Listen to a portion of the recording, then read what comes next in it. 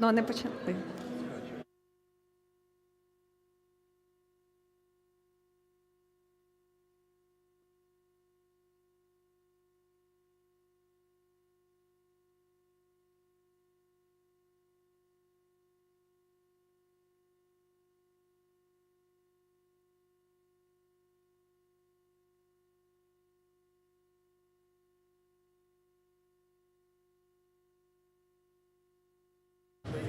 Друзі, члени Альянсу українських Members of Alliance, Ukrainian Alliance of Civil Society, please approach us. We have to begin.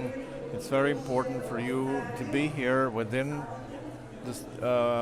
the close vicinity of the stage.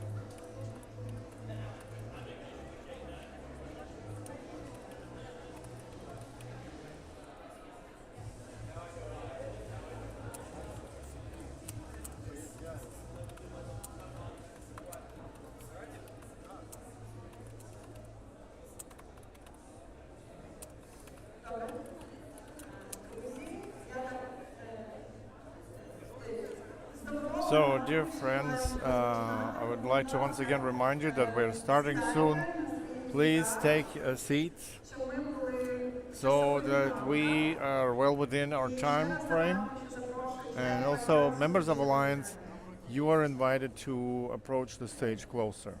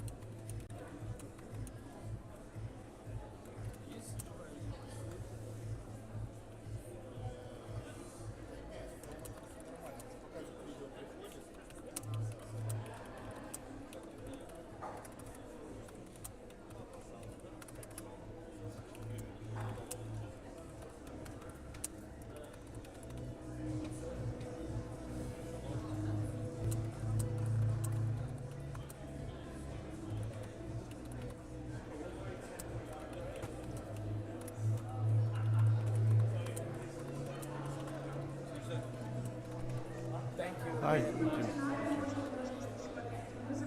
So we will begin and make room and let's calm down. Let's begin our communication, our event.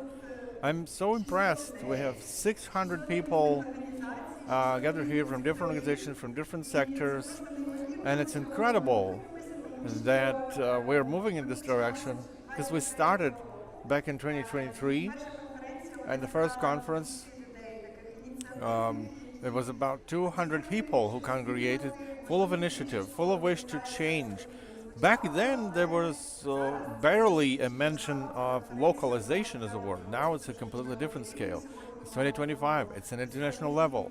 So we have people from different countries, different contexts, and you'll be able to hear it. I'm Milay Ronova. I'm head of the Alliance of Ukrainian Organizations of Civil Society, and all of us in the Alliance are so happy to have you here.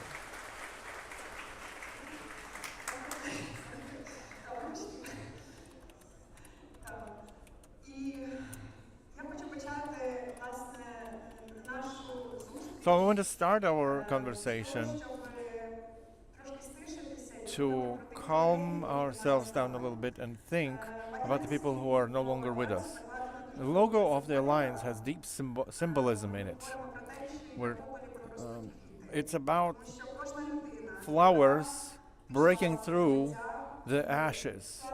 Each each person who invested energy and their life and limb to defend our country, to defend our humanity in each way they could.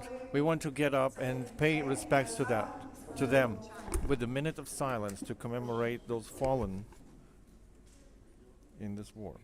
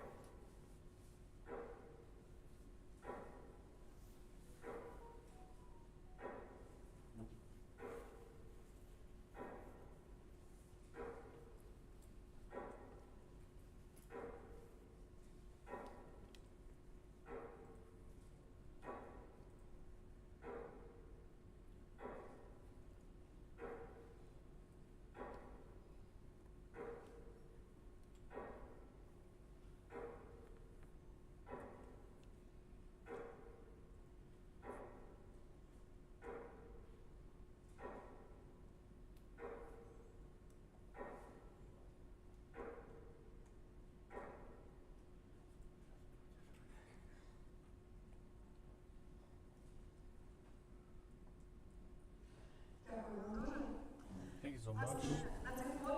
So in these pictures, you've seen the eyes of those people, those organizations, those members of the alliance, and people who sent their pictures to commemorate, to pay respects to their employees. Not so many pictures, but many more employees of humanitarian organizations have died. Only by statistics published by the UN at the start of this year, was more than 40 people that died in Ukraine and 80 were traumatized or wounded in this war. And it's important to remember, it's important to understand that the contribution of those people will remain in decades and centuries. We do not lose memory of those people. The Alliance of Ukrainian Organizations arose in 2023, and it was as a call for unity. And this conference basically was last year, before the last year, and this year it bears the same message. In order to change something, we need to unite our efforts. That's the only way to actually move forward. We can criticize, of course, each other. Criticisms and voicing our concerns, it's part of the work. It is the strive for the better. But that also is a commitment to hear, to listen to each other, to actively try and find compromises where we can as part of the mediation. Alliance has started, for those who don't know, maybe let's make a short overview of the 16 founder organizations that you can see on the right here. And this time around, we have new members of Alliance joining, and we will mention them later. And it's very important that we are supported by our international partners, because, as I said, only together our work becomes possible. Now, a little bit on why we're here, what do we want to achieve, and what do we want to do. The idea behind the alliance was as a community that is invested in positive change. It's a think tank. It's a center that aggregates and uses expertise to develop new constructive ideas. It's also a platform for dialogue where we're trying to get all the necessary stakeholders to get them united around these ideas. And it's also an advocacy space which tries to communicate important topics within the sector from inside Ukraine and also globally. So that's why it's very important that out of those achievements that we have now, Ukraine is represented on a global level. This year, for instance, out of the latest achievements I will mention, Ukraine had and the alliance had become the national reference group for a big agreement. The big agreement is something that pushes the localization forward. Localization where local players, in response, they lead in defining the way how the assistance should be provided. Because only local players, people who live there, they know how the best to help people. So being part of that community, that's where the assistance begins. So Alliance now represents Ukraine on a global level in order to move those changes forward. Also, the strategy that was designed by the Alliance and all of you, because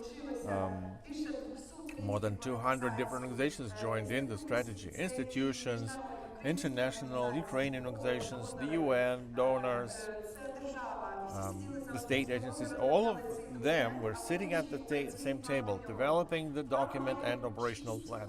The operational plan has 6 main elements, and when it has 6 pages, but when the international partners look at it and they say, wow, it's a lot. How do we do all that in 1 year? So we're saying, there's no other way. We live still in the war, and we have to move this effort forward. So we have to do it now. So when we set this kind of bar to ourselves, this bar is kept high for others as well to join in and match our tempo. Some people find that's not their thing, but those who are with us, they actually contribute a lot to progress. And these 6 agencies, they built this ecosystem that represents the civil society as a professional sector that had been founded during the war, a professional sector that provides assistance to the people. And it's very important that our sector is visible, and not only visible and heard, but accepted in those spaces where decisions are made. So it's very important that each sector has many tasks, many commitments. There are work groups that are committed. Then not only members of the Alliance join in, it's open for everyone. So it's very important. It's important that there are so many of you. Being a member of Alliance, it means being able to work. It's not only about a logo that you're a member of Alliance, but it's actually an active contribution that each participant does. Sometimes it's very taxing. Sometimes it makes you stretch and reach higher than you ever had, achieving more than you ever had. So the organizations that have gathered together, they did so not only to help each other, but to help the whole sector. But each of you can become part of these changes, and that's very valuable for us. Also, let me tell you that it's very valuable for us that we started working within the state now. So first we were working on international advocacy. Now we started working more and more with our authorities, and it's valuable for us that we can all serve Ukraine and Ukrainian cause. Not only crisis or humanitarian response is only necessary in the war. No. War is not the only crisis. Everything we're doing has to also serve in peacetime. And in order for it to work, we have to keep it in a system and keep it as an ecosystem, dynamic, thriving, and living. But ecosystem is not created as an isolated thing. You don't do it alone. So that's why I want to help, first of all, the Secretariat of the Alliance, who created all of that. Give a round of applause, please. The whole team.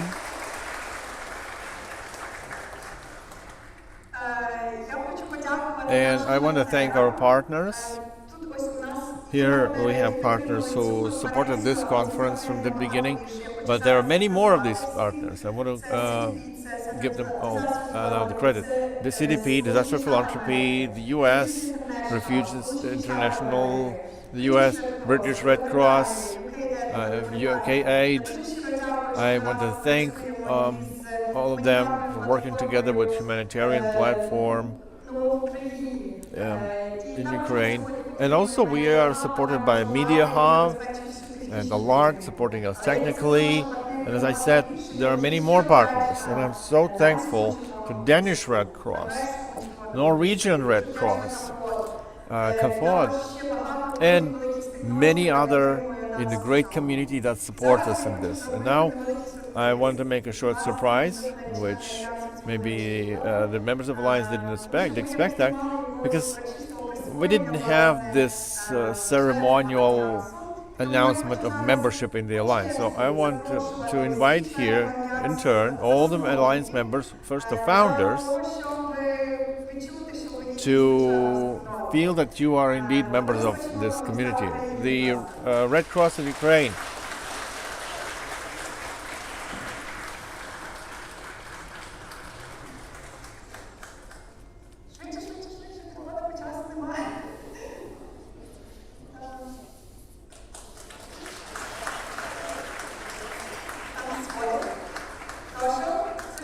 So, please approach here.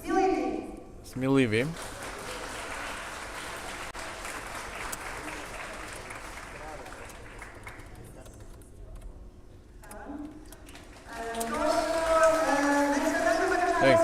National Network of Local Philanthropy.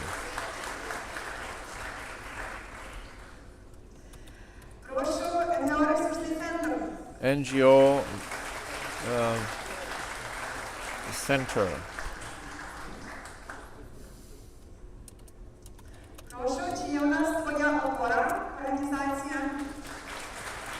Твоя опора.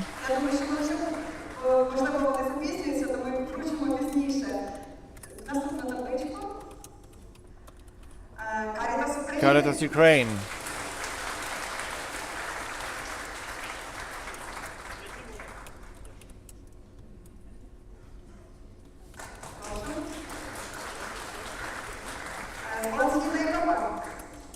Східна Європа, Eastern European Fund.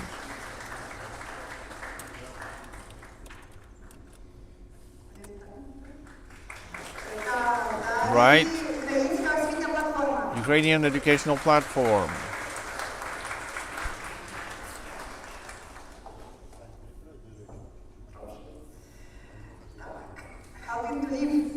Helping to leave.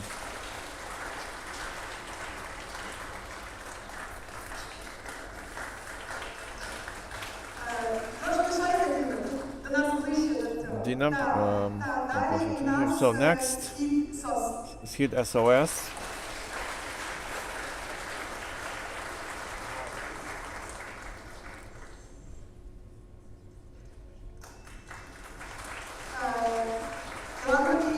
Philanthropy in Ukraine.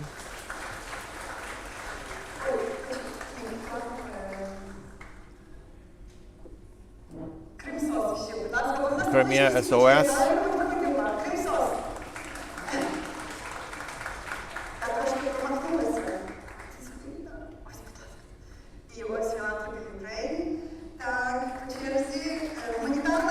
Humanitarian Mission Proliska, are you here today with us? So let's keep the table there. Право на захист, R2P.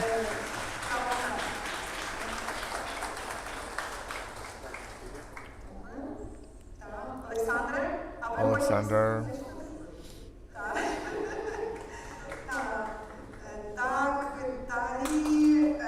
Next, Divchata.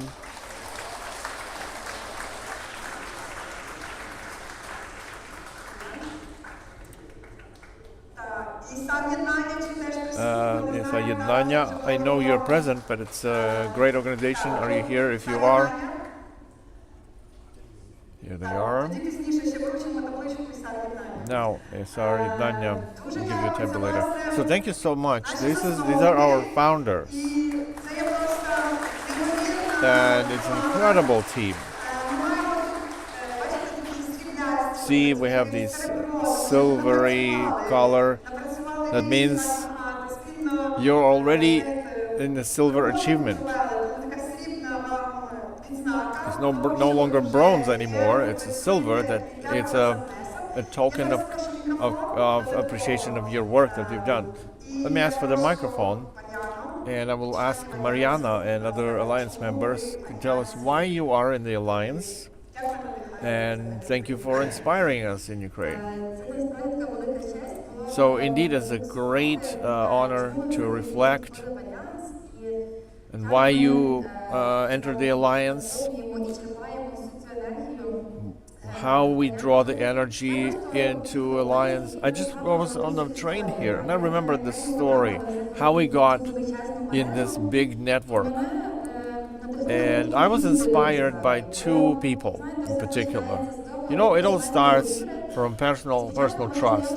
And first, my recognition of alliance was about Tatiana Stavnicha, who invited us to join in, and I realized how is this a global vision, a world vision. And second, when we met with Mila, and it was also a big level of personal trust, because I realized that that's the vertical that we're talking about. From below, from the local, and then we thinking about it as part of Ukraine. And all that Mila mentioned in the global things that Alliance did to this third conference, it's from the personal trust then grows into institutional trust, to Alliance as an institution. And I think that even the state has not reached in these years the level that Alliance has reached, because it's not about separate personalities, it's about a huge organizational structure that is building the proper disbursement of resources. It's not only about money, it's about knowledge, about people, about local context, which helps a lot. It's about understanding where we're positioning ourselves on the global level, on the world level, and even more important, how the civil society sector now positions itself before the state and the businesses, because that's the institution that has gave us, the civil society organizations, the voice. We've been existing for 25 years now, and the question of supporting us through sub-grants, for us, it was the right thing to do. We've always done that. We were teaching other organizations and other partners, but now we understand that we were existing in our own bubbles. Now we're uniting these smaller bubbles into bigger bubbles. And that's the institutional structure that unites all of that. And now it redistributes these knowledge and resources between different internal clusters. So there's a lot of gratitude about the voice of unity in the vertical structure, those who are here. І тут побачила дуже багато знайомих. And I've seen a lot of familiar people on the list or online. So thank you so much for this live communication. Right, thank you. And now we need to create new circles. And we value so much that we can congratulate and greet new members of the Alliance who joined in. It took a while. I know that later we will have questions, how can we join the Alliance? We're going to be telling you all about it during the conference, but now I'd like to give space to new members and new people, new faces who will be approaching here to the stage, and then we'll hear from them. So let me invite Zdorovya. So, yes. Прошу. Окей. Життєлюб. Життєлюб, CSO.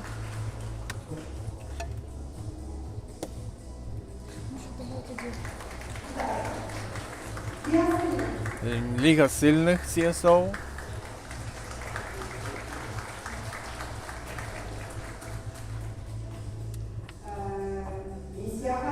Mission Kharkiv.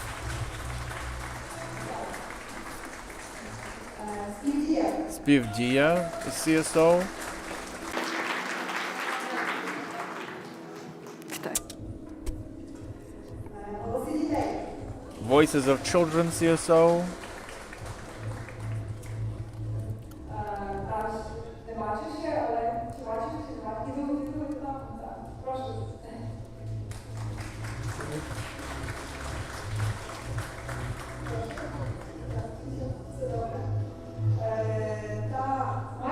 And we also Rokada here.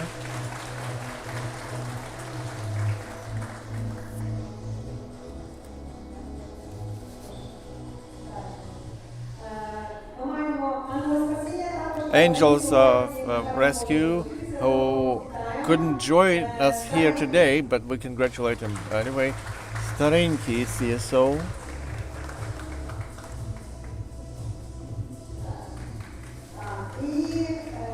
And the 10th of April CSO.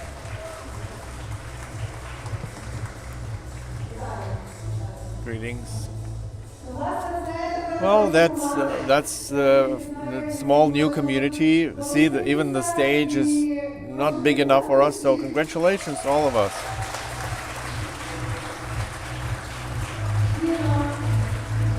Dina, Marina, thank you so much.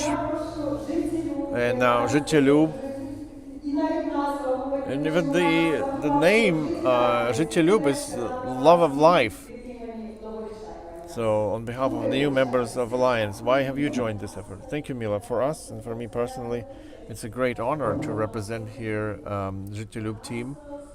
For us, joining this alliance has a lot of importance because you can do a lot on your own, but together, in synergy, in joint action, you can achieve much more and much faster. And Życielub, it was always about quick decision making and quick implementation of those decisions. So I love the values that the alliance stands on, and I'm so happy that we have the opportunity to join in today to this community. And I love that I see a lot of familiar faces. So being together under this alliance is very important, very meaningful for us, and we will be happy to join in and share our knowledge, our expertise. We have always learned and to talk about difficult things, maybe unpopular things, being honest, doing projects together, and it is our super strength. We are ready to share with other members of the alliance. And we've also always, and Życielub as a foundation, it's about love of life. That's what we brought to the alliance. That's the energy that we brought with us. And so we will continue together with the alliance members to drive that forward. We are so proud to stand with you on the stage because it's a sort of imprint of Ukrainian society, and I'm confident together we'll be able to do a lot more for Ukrainian humanity. You see, the new alliance members have received these transparent tokens. It's the beginning, token of transparency. Thank you so much for your work so far, and get in the mood for further work with deadlines, with important missions, and people who you really trust and delegate. So it's about commitment, it's about responsibility. So that's what we're doing together. Thank you so much. Give a round of applause. And now we will proceed to the first panel discussion. Thank you so much.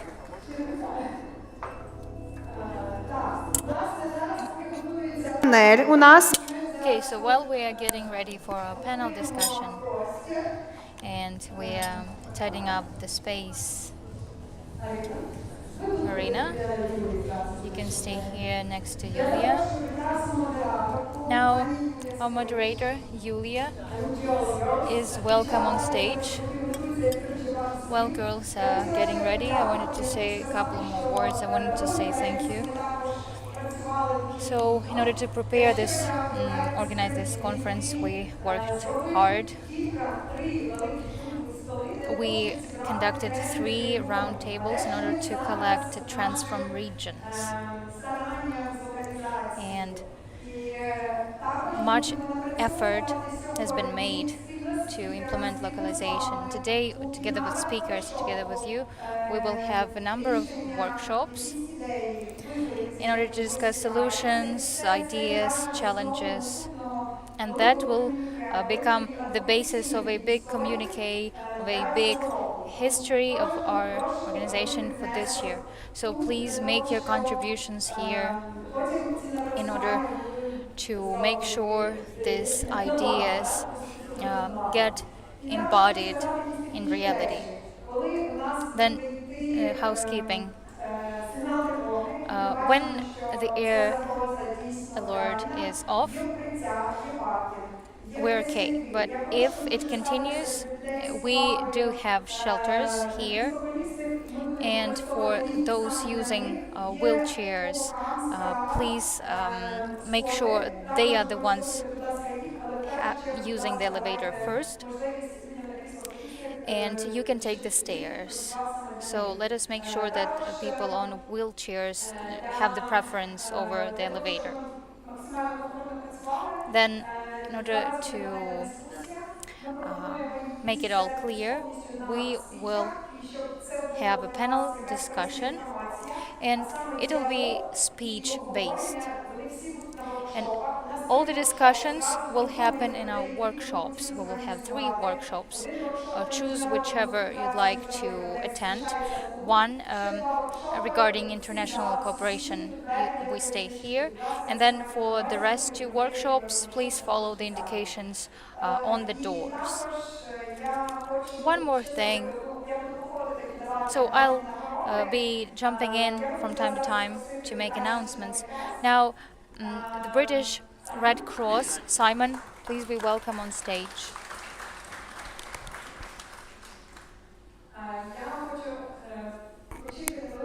So I'd like to award you a little prize, sort of an award as an ambassador of this organization. The first person that helps us with advocacy, that takes us by hand and walks us through different challenges. So thank you for being an ambassador of this organization for us. Thank you. And one more thing, just to for Simon to say a couple of words.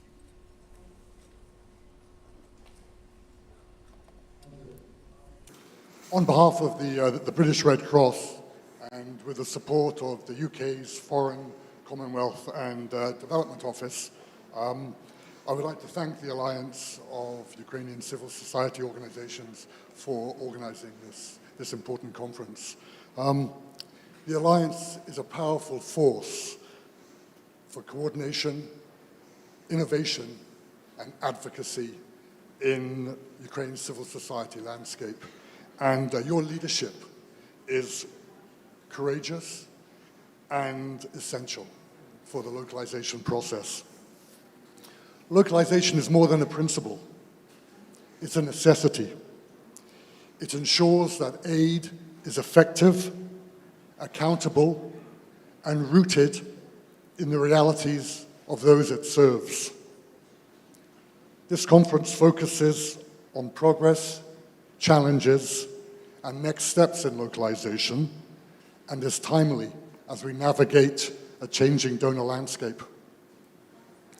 The conversations taking place today on transition strategies, financing models, and international lessons are critical to shaping a more effective and locally driven humanitarian response in Ukraine.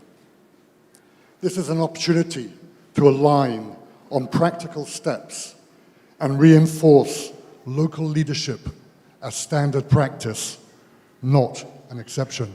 So thank you, Mila. Thank you so much. Thank you. Thank you. Thank you. Thank you. Юля, тепер простір твій. Over to you, Yulia. So please stay here.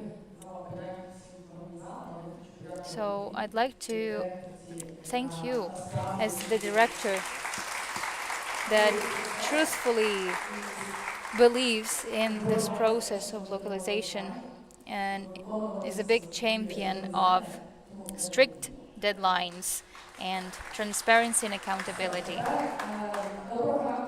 Now, good morning again. I'm Yulia Strish, director and founder of the NGO Divchata Girls. I will be the moderator of the first panel discussion, and I will be switching between languages, going back and forth. This panel, my humble opinion, is the best one.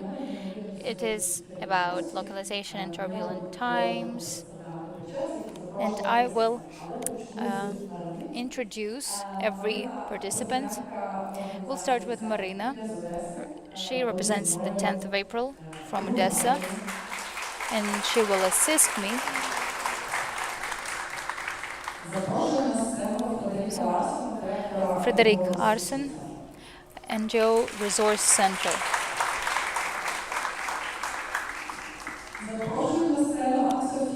Anne-Sophie, Deputy Head of OCHA,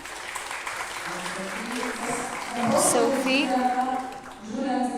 and then Julian Zashevsky, DRC, NGO Platform, Olha Altunina,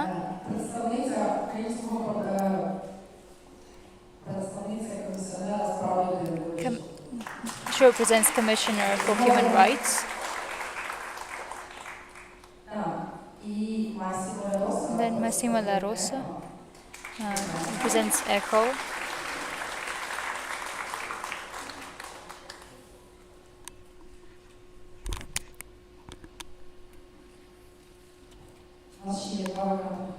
we have 2 more vacant spots here.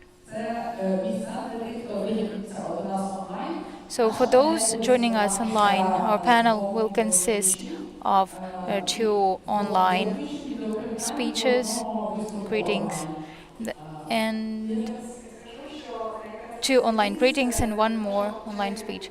After Denise, we could switch Jamil on. Okay. So in fact, the people that are here with me today have very different experience. And it's great that we have this diversity of ideas and backgrounds. So we have a representative of a Ukrainian organization, and then a representative of the UN organization, a donor organization, and then a humanitarian NGO platform in Ukraine. So these are all the stakeholders that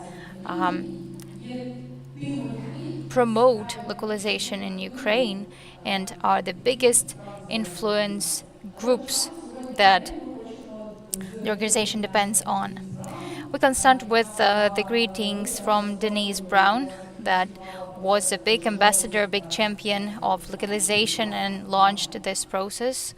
Please look at the screen now.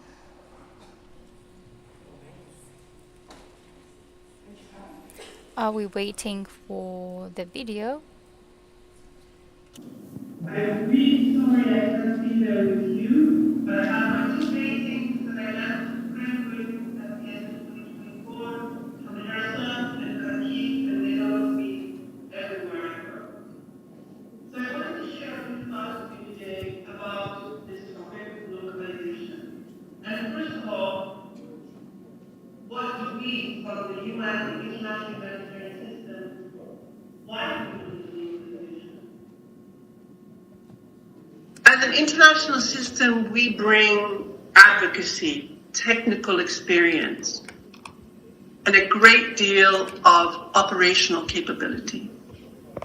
What we don't bring is what you have: a deep knowledge and understanding of the communities who need support, and And local actors are there before the international system gets there and stay after the international system leaves. This is your identity. And most importantly, the local actors, no matter where we are in the world, the local actors are the ones who live and work in those communities. Yes, the international actors go, but we are not there permanently the way you are. I strongly believe that we should work in partnership. What each one of us is bringing to a common table, with a common objective of supporting those people in need. For the 2 years that I was humanitarian coordinator in Ukraine, I learned a lot from the national organizations and the local organizations. And we found a way to come together to do our work jointly. And there's so much more that needs to be done. But this is smart. Да, вибачте за технічні несправності. Можливо, ми дамо тоді включення трошки пізніше. So, apologies for the technical inconsistencies. We can show you this welcome speech a bit later. So, our partner said that she was one of the first, one of the pioneers of localization in Ukraine, and thanked local organizations for their commitment and presence. So, Jamila represents a big deal. Big deal is what laid the foundation for discussions about transferring the leadership to the local organizations. Apologies, Fred, you were supposed to be the first one to give your welcome speech. If you're ready, you can go ahead. Thank you very much. Can you hear me? Yes. We can hear you. Well, thank you very much for inviting me, and it's really an honor to be with all of you virtually at your third annual Ukrainian Aid Leadership Conference. It was wonderful to see you again recently, Mila, and reiterate, our real support and also admiration for the leadership you have shown with the NRGs. These are turbulent times indeed, and localization is right in the middle of all our discussions. But let me just say, right from the beginning, I am hopeful. I'm hopeful that the shift is taking place slowly but surely. And I think that localization is getting much more prominent and at the heart of how we work. So let me focus on a couple of trends that we see. Some of you may know that I led the consultations for the World Humanitarian Summit. And at the time, we were consulting regionally, region by region, and also very special groups of people. And it was about listening to all of you, listening to a wide range of actors, especially local, national actors, and affected people. The consultations itself led to the word localization. It wasn't the grand bargain that came up with it. It was people in the room who talked about the importance of local leadership. It was at these consultations that one of the participants said, it's not about you or me, but it's about us. But by being as local as possible and as international as necessary. That was way back in 2014 when we started the consultations. Now, 8 years after the World Humanitarian Summit, we all agree that localization is a priority. We see many committed colleagues who really want it to work, but there is a certain dynamic and ambition to get localization right. And if you ask me, in 2016, would I have expected this to happen, even within 8 years? It would be very difficult for me to say yes, that it would happen in the way that I see it unfolding. My only regret is it should happen at a faster rate. Now, in the grand bargain itself, donors and aid organizations committed to advancing localization, and we are seeing some progress. We see a significant increase in localization policies and strategies being published by donors and aid organizations alike. So clearly, a lot of actors are reconsidering the way they work. We see that over time, pooled funds have increased the percentage of funds going to local and national actors.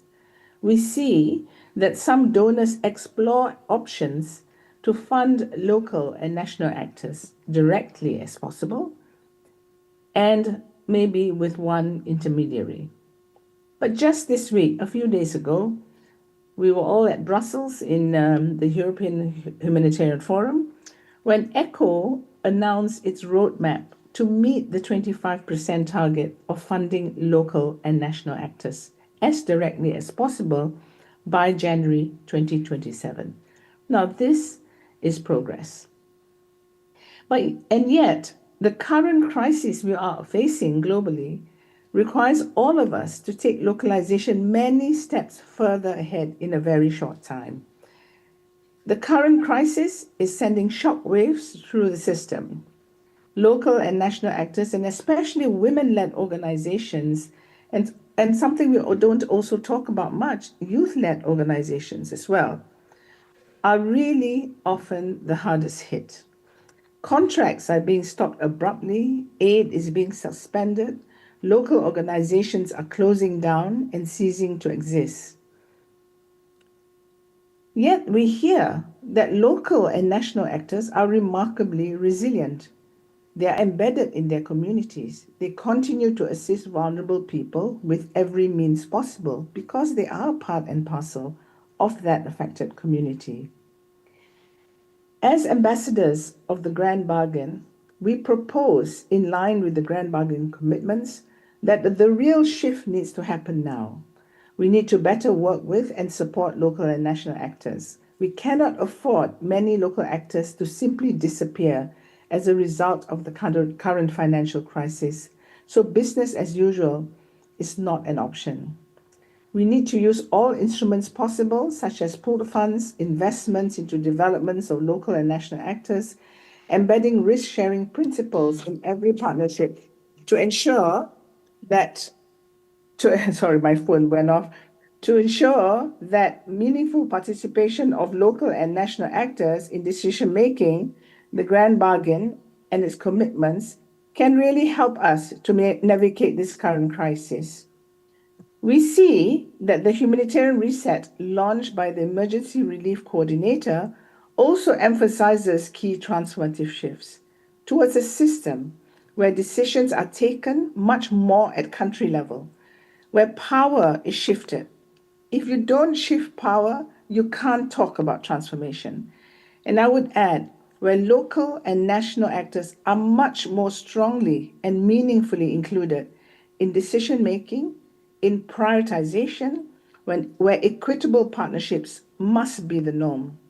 So in a nutshell, I believe we all know what we need to do to enable local and national actors and communities themselves to be in the driver's seat of humanitarian response. There are no new policies and guidelines needed. We just all now need to get it done. My understanding that in Ukraine, you have so many dedicated and brave local and national actors doing incredible work to assist your own people. It is important that we can learn from your experiences, that you can share what worked for you, where you encountered challenges, how did you overcome them. On the other hand, I would also invite you to look at what is already out there on localization, to be open and also learn from others. And you have a national Grand Bargain reference group in Ukraine, led by the dedicated Alliance of Ukrainian Civil Society Organization.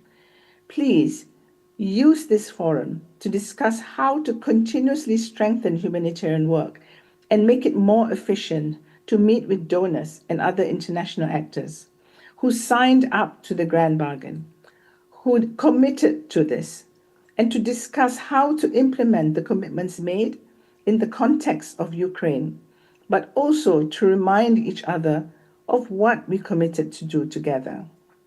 It's too early to tell how the emerging humanitarian system will look like tomorrow, but I'm optimistic that the localization trend will persevere and increase. And we will see that progress, but a lot still needs to be done quickly. I'd like to remind all of us, every crisis is an opportunity. We need to start thinking how we seize those opportunities and make it work. I thank you again for inviting me to this panel. I wish you fruitful discussions, courage, and confidence for your important work.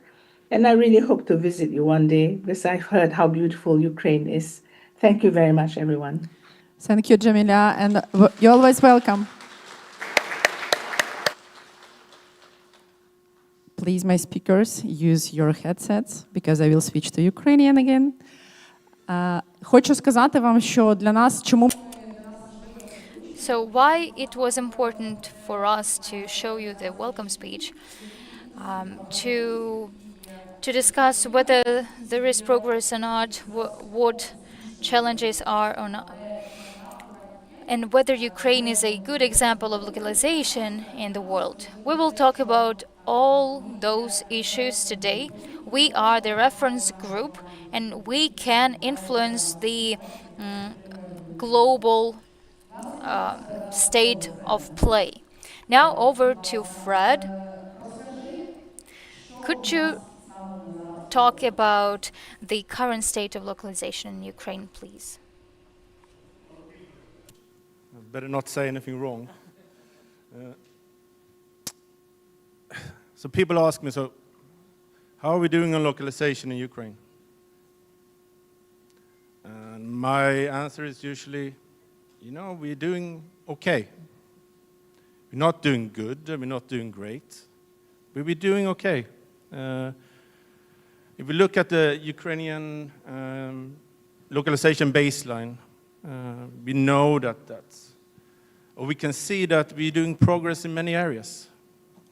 Small progress, or tiny progress, and slow progress. But still, progress is progress. But we have problems on perhaps the most important issue, and that's Ukrainian leadership. But if we're doing progress within funding, we're doing progress within policy influence, we're doing progress on partnership, and we're doing progress on coordination, logically, what we should see is a progress on Ukrainian leadership. If we only talk about localization, and I see now in some documents,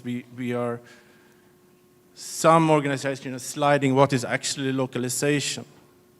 Localization is about a locally led response. And without progress in leadership, what we have is a process. And a process which is not leading anywhere. I mean, thank you donors, and thank you for, many INGOs have done a fantastic job, especially on partnership.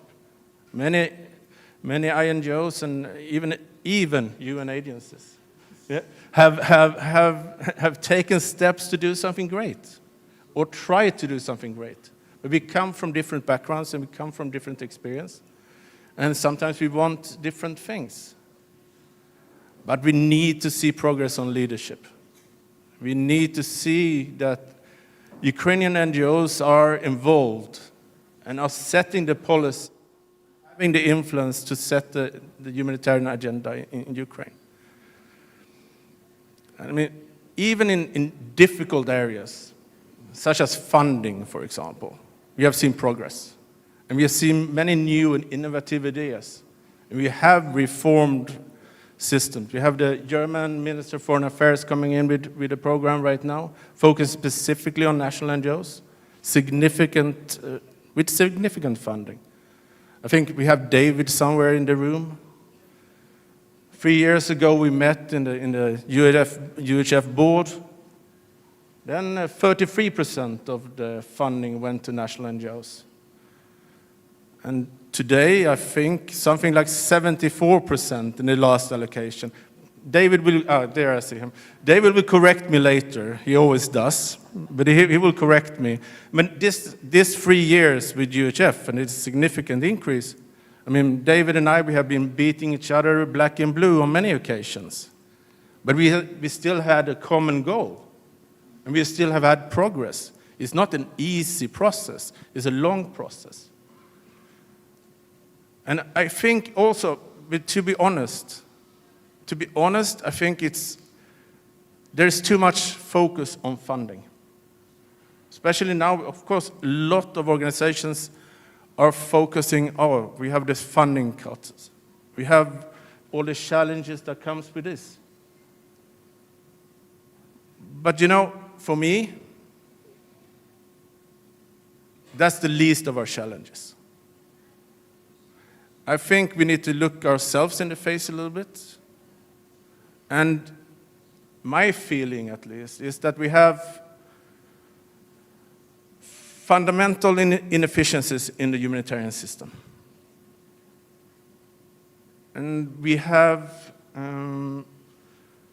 focus a lot on bureaucracy. We focus a lot on technocracy. We focus a lot on process. And I think what we need to do we need to see why we are doing what we are doing. It cannot be because of the process. It must be to help those we are here to help and to have an actual impact. And sometimes we need to cut in bureaucracy. We need to cut in process.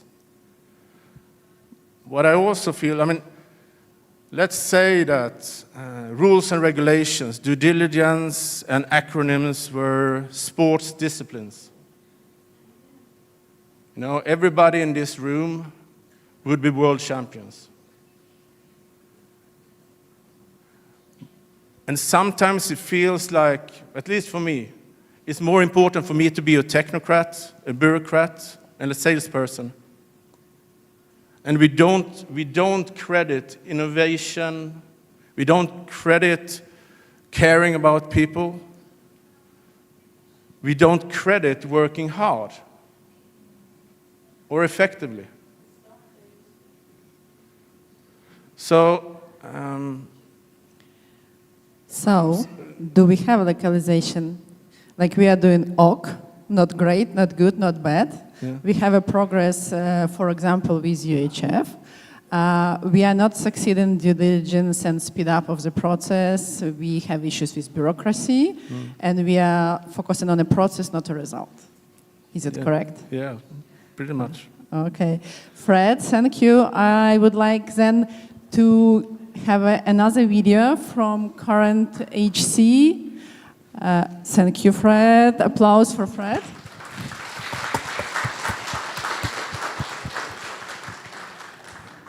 Зараз у нас буде включення від Now we will have the video message from humanitarian coordinator Matthias Schmal. Why now? Because Fred gave us an introduction, how it looks from the standpoint of people who are analyzing how localization is happening, but Matthias is a person who has a lot of impact on how it's going to happen. And maybe you don't know, but he was very stringent in terms of localization, but very clear. In the aforementioned Ukrainian Humanitarian Fund, in the allocation, there were no opportunity for UN agencies to submit. And it's a great shift that happened specifically through Matthias's decisions. So a video address from Matthias. Success story that over 400 national and local Ukrainian organizations are involved in the humanitarian response operation here in Ukraine. I have seen for myself in numerous places the excellent work they do in delivering vital assistance, humanitarian assistance to vulnerable people along the front line, to people evacuating from the front line, so IDPs, and the first response after military strikes, often within an hour. So remarkable progress in those terms. I've also witnessed, in fact, earlier this week in Sumy, excellent initiatives to coordinate among the local actors. I've mentioned Sumy. I know this is also going on in Kherson. So it's the delivery, but I think another success of the localization is the working together as a community.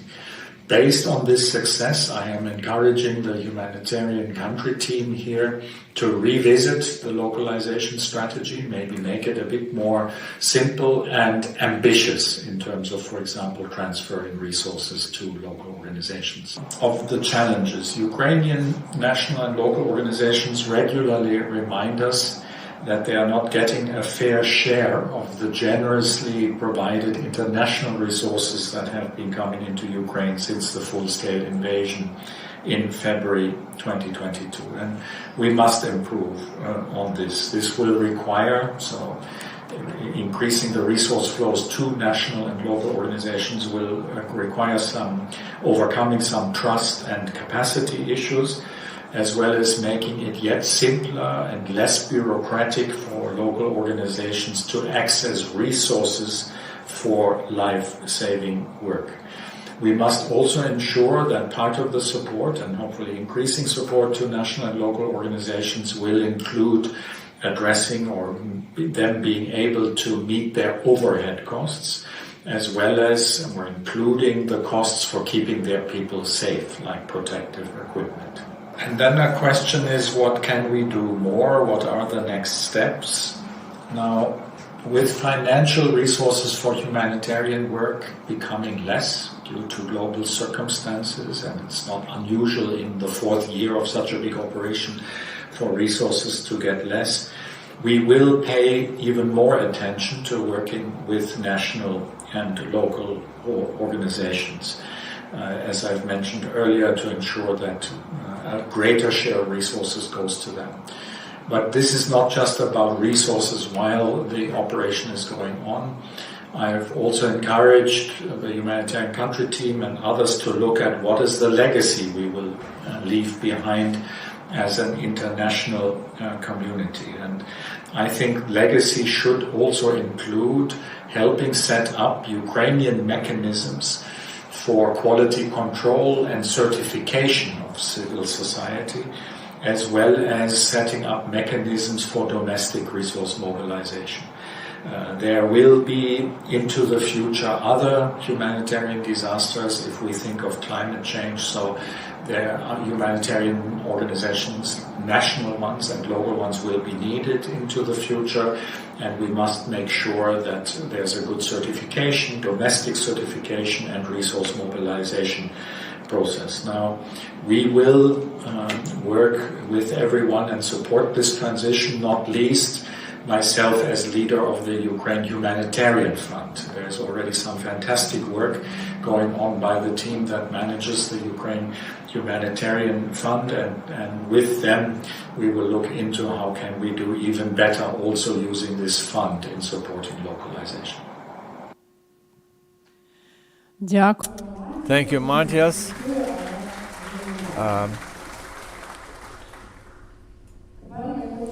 Now I'd like to pass the floor to Anne-Sophia, who is working with Matthias every day, and she also worked with Deletes Ukraine.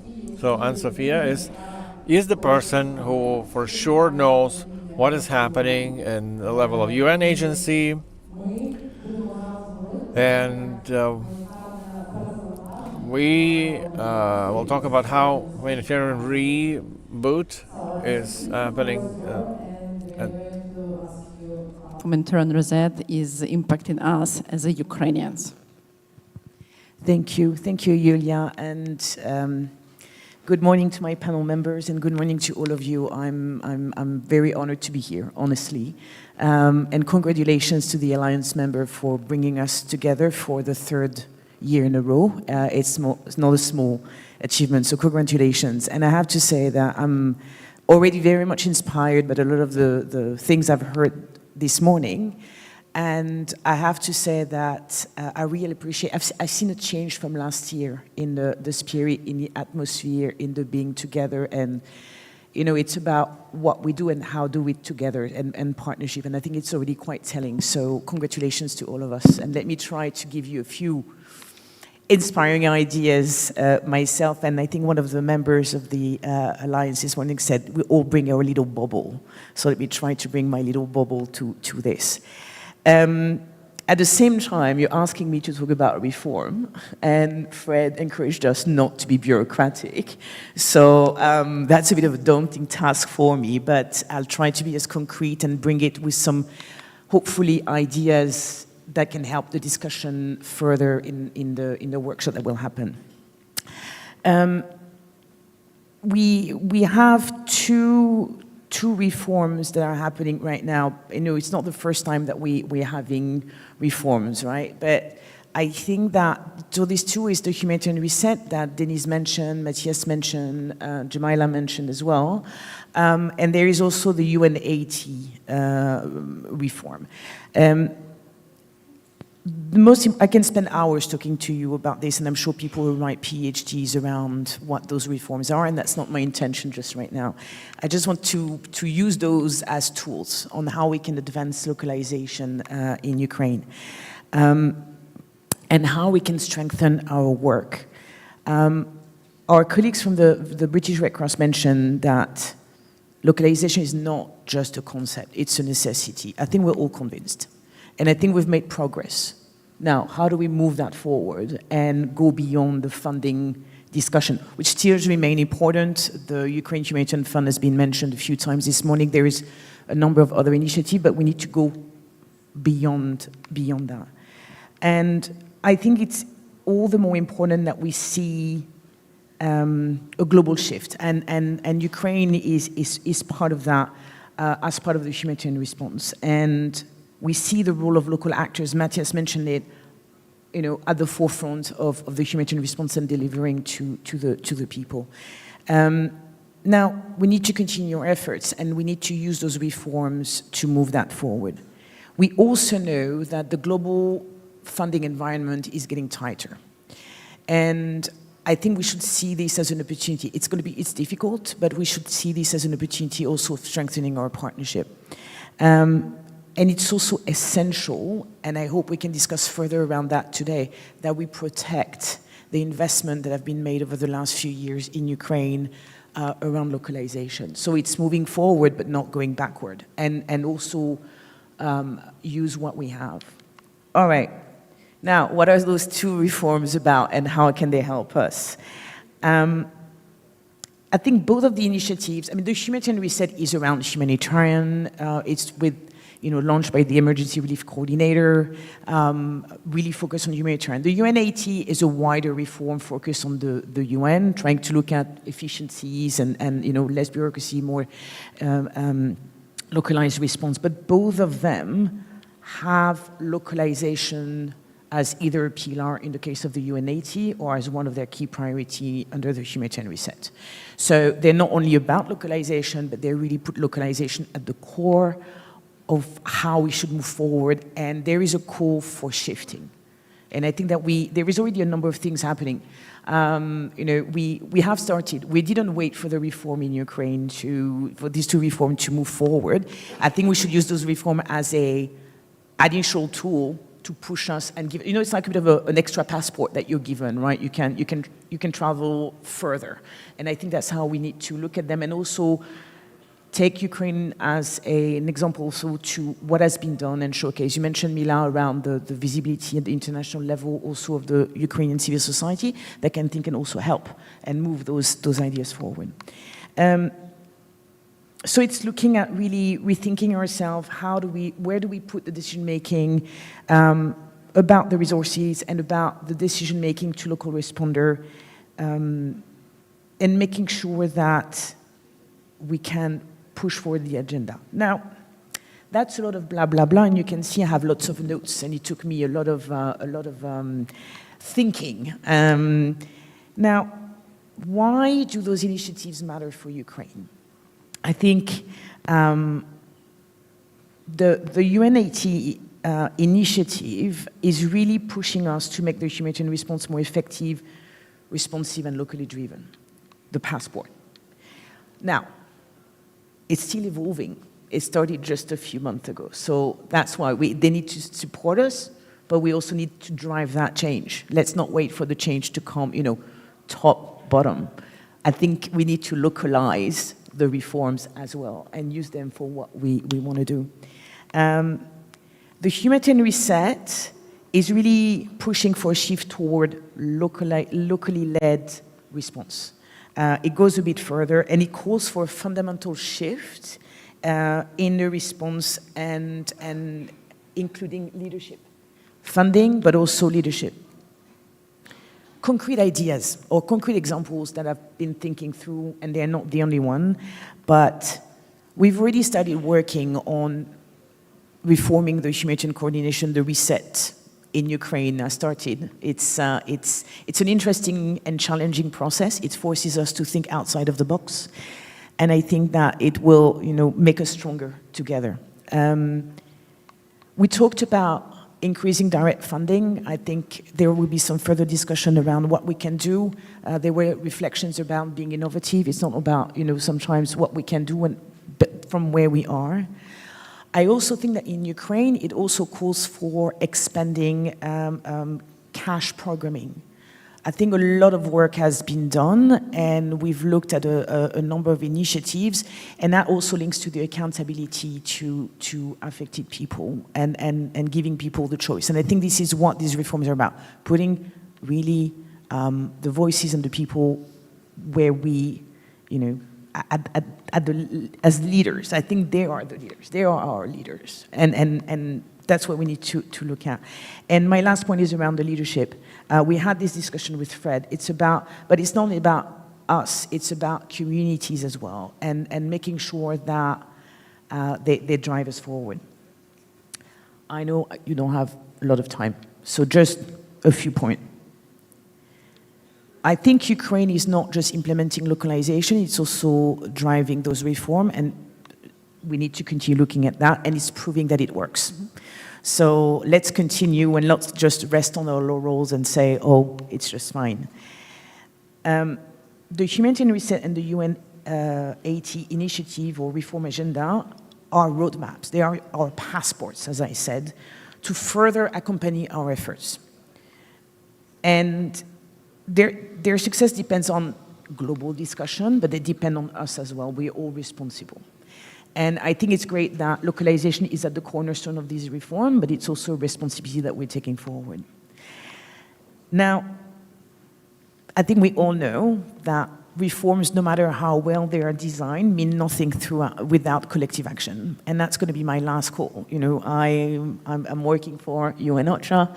I will have a role in pushing that forward, but we are all together. And I think working on this collectively and moving this agenda forward is essential. So let us localize the reform and move forward. Thank you, Anne-Sophie.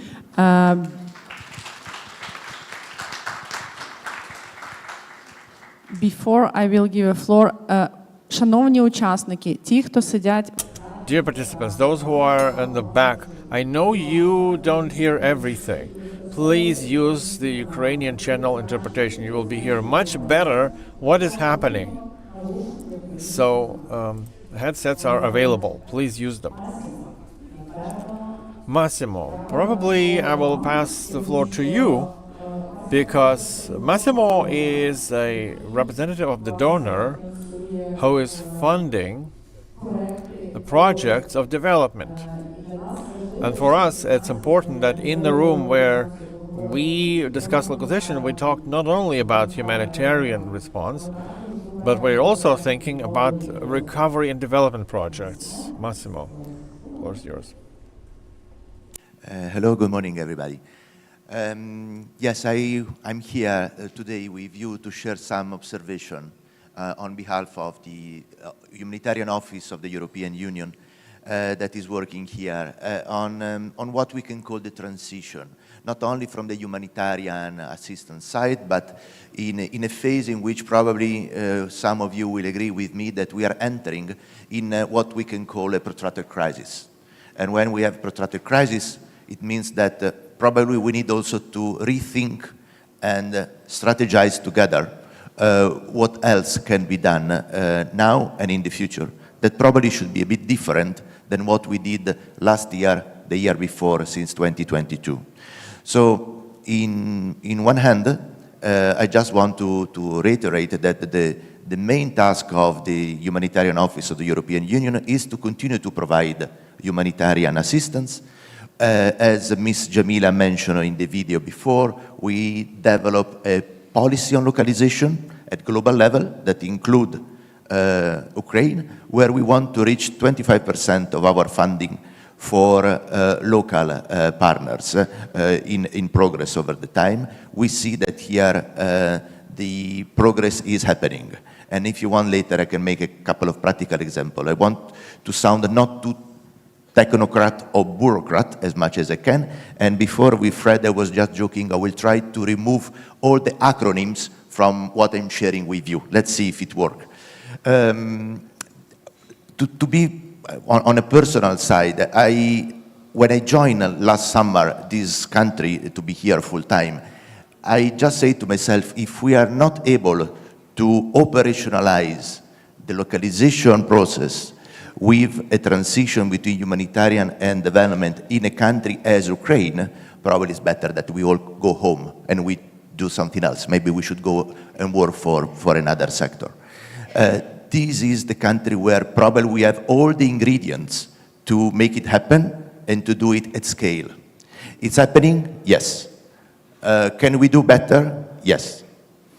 Is ECHO contributing to this process? We hope so. It's part of our priority in this country, and I'm here as a reference person from my office for both localization and Nexus. Let me use this word for a second. Nexus is not an acronym, but is a word that somehow could be translated as the transition, the complementarities to move from humanitarian assistance to long-term development aid.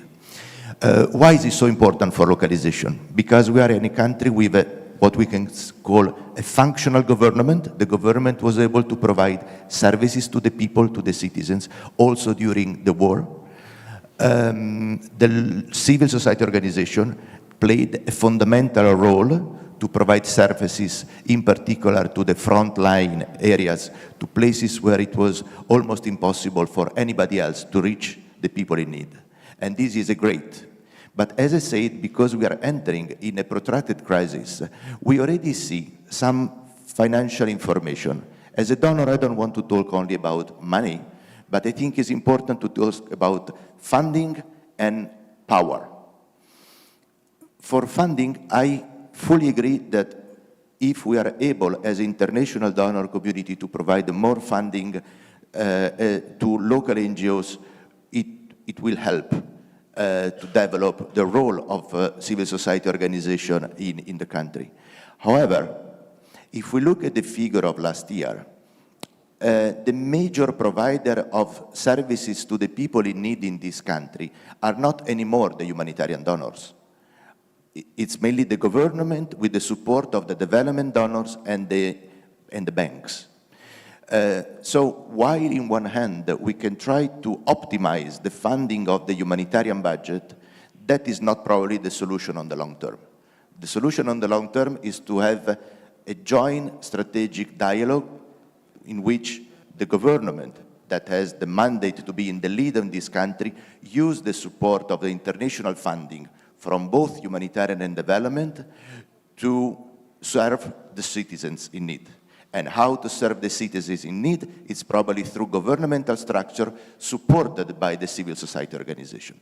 If we agree that this is the business model in which we should all be involved, it will help probably to position the civil society as part of the strategic dialogue. Last two words that I would like to say on let's say, comparative lessons learned. that we already had in the last few years from other countries. I agree with you, every country is different, every country has a specific context. But in terms of humanitarian crisis, there are many experiences that we could learn from neighborhood countries that had major humanitarian crises, especially middle-income crises that were affected by conflict and had a lot of forcibly displaced people, the refugees, the internally displaced person, as is happening in Ukraine. So I think that these are all elements that we could bring around the table when together we can strategize it. The example that I want to make, and here I close, is that, for instance, two practical issues that we made over the last 12 months as ECHO in this country. Since 2025, we are asking to all the international partners that are receiving funding from ECHO to justify and to write in every report how much money is going to the local NGOs and how much money is going also for indirect fund for overheads. This is a practice that we introduced quite recently. Before it was more optional, now it became part of our contractual dialogue with the partners. The second point is about the way how we can try to increase funding to local NGOs. So we recently expand a large contract with the German cooperation. So it's the humanitarian budget of the European Union with the development budget of the Ministry of Development and Cooperation of Germany, that together we are giving money to GIZ. GIZ is the organization here that is mainly subcontracting to local NGOs, reducing as a minimal their share, and we already signed contract with 30 small local NGOs, the one that usually cannot apply directly to international, and to help them not only to serve the people, but also to increase their standard for management, admin, finance. And we are ready to sign soon a few more contracts with these organizations. We believe that this is an innovative approach that we are trying to promote here in Ukraine. Thank you very much. Thank you, Massimo.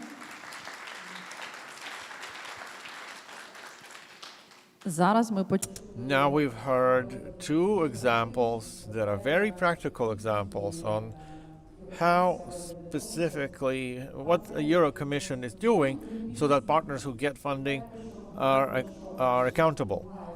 And as we say, that the localization is happening in funding, in decision-making, in involvement of Ukrainian organizations, and now, for the first time on this stage, the government was mentioned. What is the interaction between Ukrainian organizations, international donors, and the government? Because when we are rebuilding something, government is a central part. But when it's about Ukrainian organizations, this is a question that is still unanswered largely. I want to pass the floor to Marina now, because she is representative of a Ukrainian organization who will share her experience as to what localization means when you are a Ukrainian organization. Yeah, thank you. Well, first of all, I want to congratulate you all. This is for the first time that I'm talking to such a huge audience, and this topic is ultra important. It's hard to speak after such brilliant professional speakers, and a lot of things that I initially wanted to say was already said. For us, as Ukrainian non-governmental organizations, we are not an organization that was founded in the capital. We are from Odessa. And yes, we do work in 10 regions, but still our main headquarters, so to say, is in Odessa. So for us, localization started, well, back in the day in a very natural way, as for many non-governmental organizations in Ukraine. And it's really a multifaceted process. And a lot of actors are engaged in it. Is the localization successful? For us, we think rather yes. Are Ukrainian non-governmental organizations capable of being responsible and effective?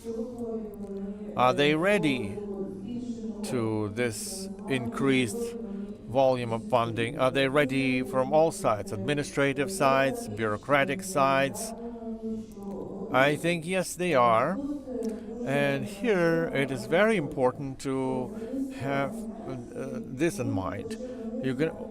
Only Ukrainian organizations have the best knowledge of how specifically help should be provided, what programs are best implemented. So, because they have first-hand contact with local population, with local authorities, that is not something that international organizations can do effectively from the get-go, although they do sometimes.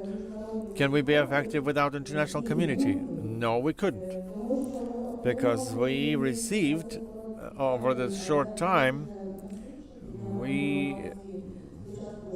from the start of large-scale war, we received a unique experience and unique support. I think our society, our civil society in particular, as personified by non-governmental organizations, they have very rapidly grown, developed, and now they are on the level of readiness. When we talk about localization in terms of money, then yeah, most of you, I think, is of the same mind. But I'm confident that the majority also understands that it's not always about money. It's sometimes much more about partnership and understanding of the situation in Ukraine. And in reality, Ukraine is the only... So the legislation and the legal framework is all Ukrainian, it's across the board, but still the regions are different, they have different contexts. These regional specifics have to be accounted for. Who can do that? Only NGOs who are directly there.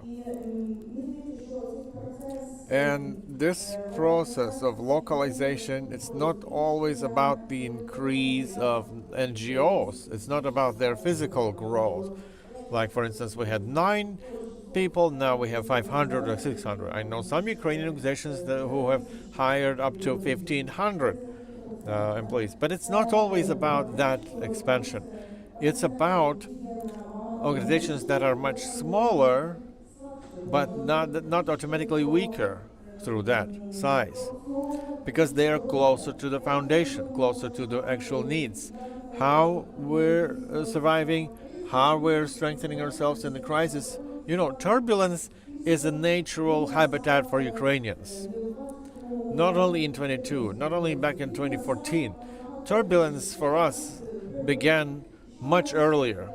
So it's a natural thing for us. Fortunately and unfortunately, what doesn't kill us makes us stronger is so much about us. But again, we don't want so many people dying. And to prevent that, we have to become stronger. We have to do much more to compensate for so many people dying. We need to get stronger. Why do we need to unite? I think a success of localization, as we see here, it's an alliance. That's a success story. The unions that we don't know about even, but will know in the future, that is the way to optimize the proper distribution of resources, is uniting. I'm not sure everyone is aware of how these mechanisms are going to be working. We as a local organization, we already have some experience of uniting with other organizations to be more effectively using these small available funds, diminishing funds often, but we're also working with organizations who only started this process. Like, for instance, in our network, there are about 200 small and medium organizations, and we see that they don't understand entirely how these mechanisms work. But they are aware that only through uniting and accumulation we can actually stay afloat and keep helping. And what is also utmost important in our cooperation with international organizations is real partnership. We don't want to be just the user of funds. It's not about us. We want to be full-fledged partners. We want to have impact. We have to have a say in the programming, because only we know locally what kind of programs people actually need. So when we strengthen our institutional capacity, we don't need to turn into national or local bureaucrats who are just hoarding stuff. We don't want to lose our flexibility and the speed of response.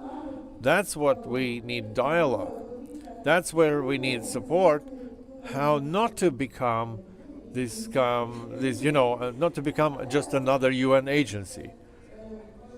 It's very important to keep this expertise, to keep this support and interaction. Localization, I think, is there, it's happening, and I'm sure that over a short period of time that will pass before possibly Ukrainian NGOs will be inviting international NGOs for learning and cooperation. Although I think there are already cases there where Ukrainian NGOs are leading. Thank you, Marina.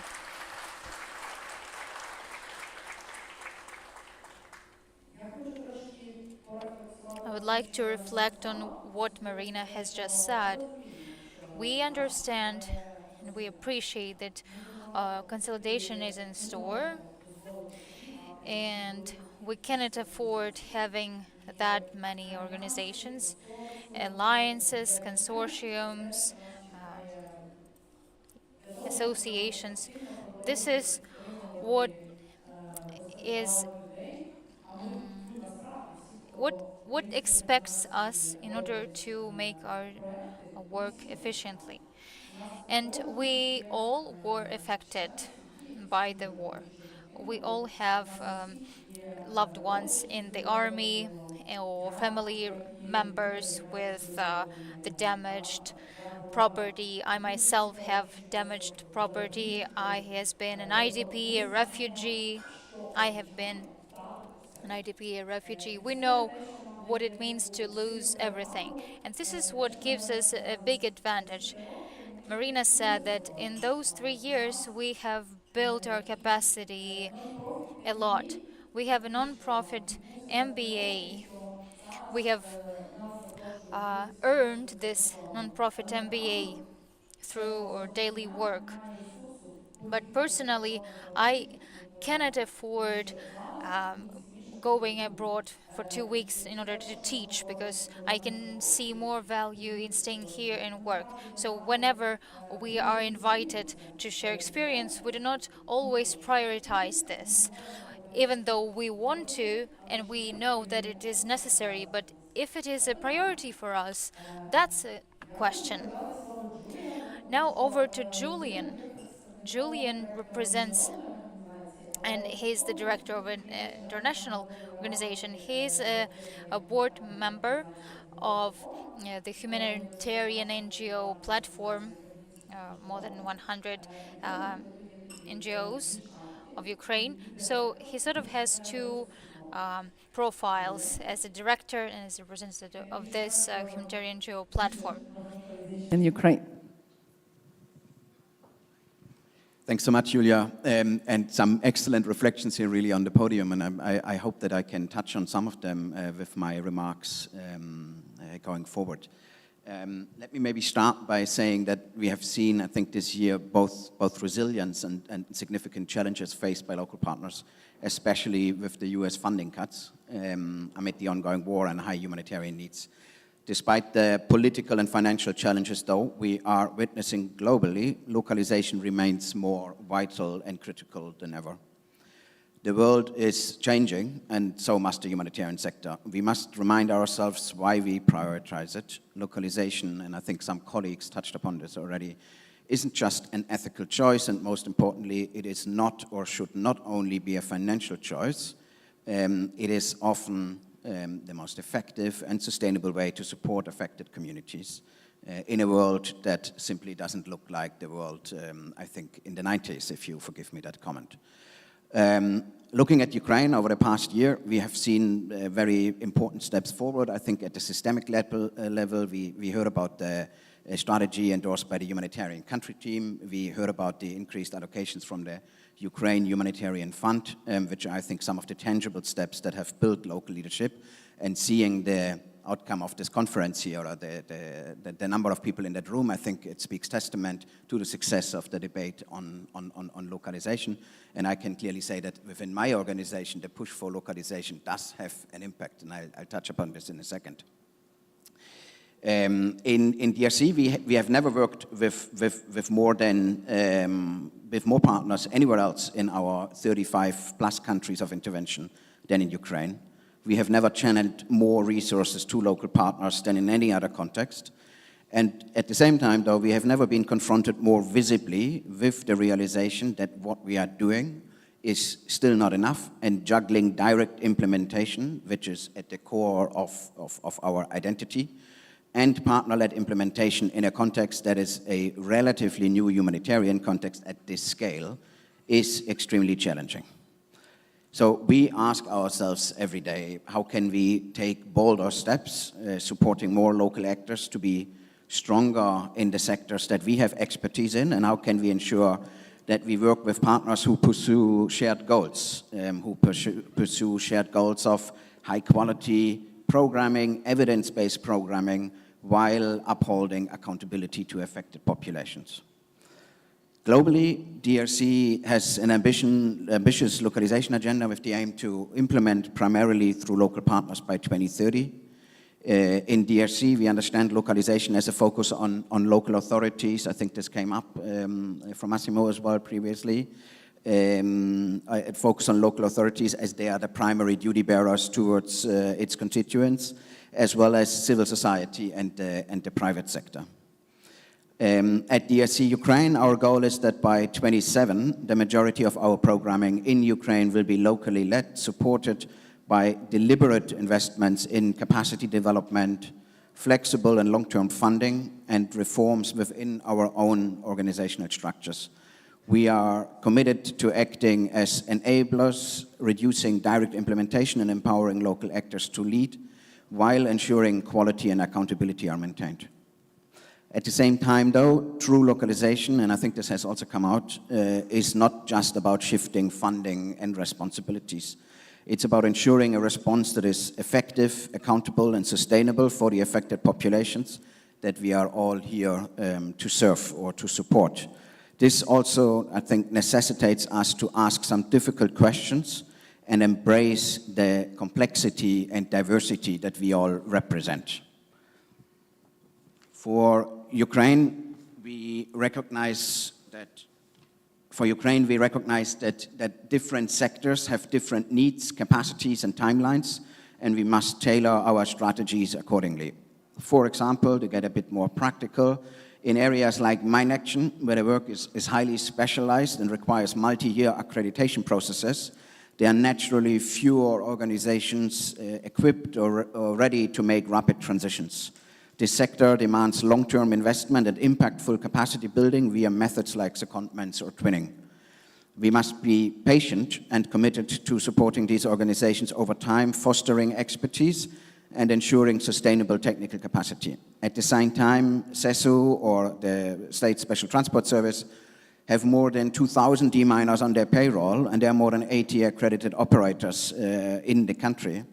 So that we have to be, as an INGO, or I think as a humanitarian mine action sector, selective over how many more civil society operators it is worth supporting in such an environment. On the other hand, in subsectors like legal aid, the landscape is quite different. Many local organizations already possess significant capacity, and there's a high demand for their knowledge of Ukrainian laws and regulations that, as you all know, are extremely complicated. The transition here from an INGO to an NGO can certainly be accelerated. Acknowledging and adapting, I think, though, our approach to localization based on the needs per sector and capacities of CSOs operating in them will mean that bolder localization approaches are happening in some cases and slower ones in others. At the same time, we must move beyond the buzzword of capacity building. Capacity building should not be seen as a mere checkbox or a one-off training session. Instead, it must be about fostering genuine, lasting change within organizations. I think this was also already raised by colleagues. To achieve this, capacity development requires a more purposefully designed approach, one that assigns technical roles to provide ongoing expert guidance and mentoring. This means committing resources to sustained engagement over time, allowing organizations to develop the skills they need to operate independently and effectively. Such an approach is undoubtedly more costly, but it is an investment that pays off in stronger, more resilient local actors capable of delivering quality support in the long term.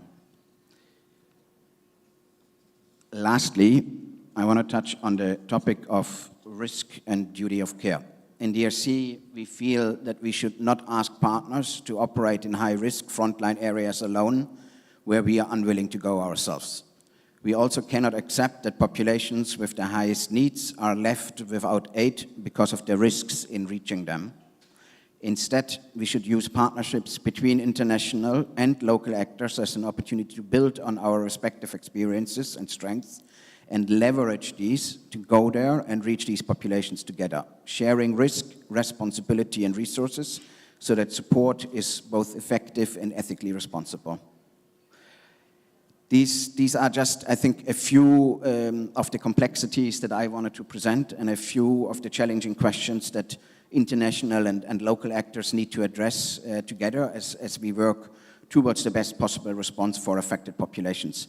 Reaching this response requires us to localize faster and better than we have so far, but it will also require a more nuanced and honest conversation that moves beyond normative and financial arguments and keeps affected population at the center of the discussion. Thank you, Julian.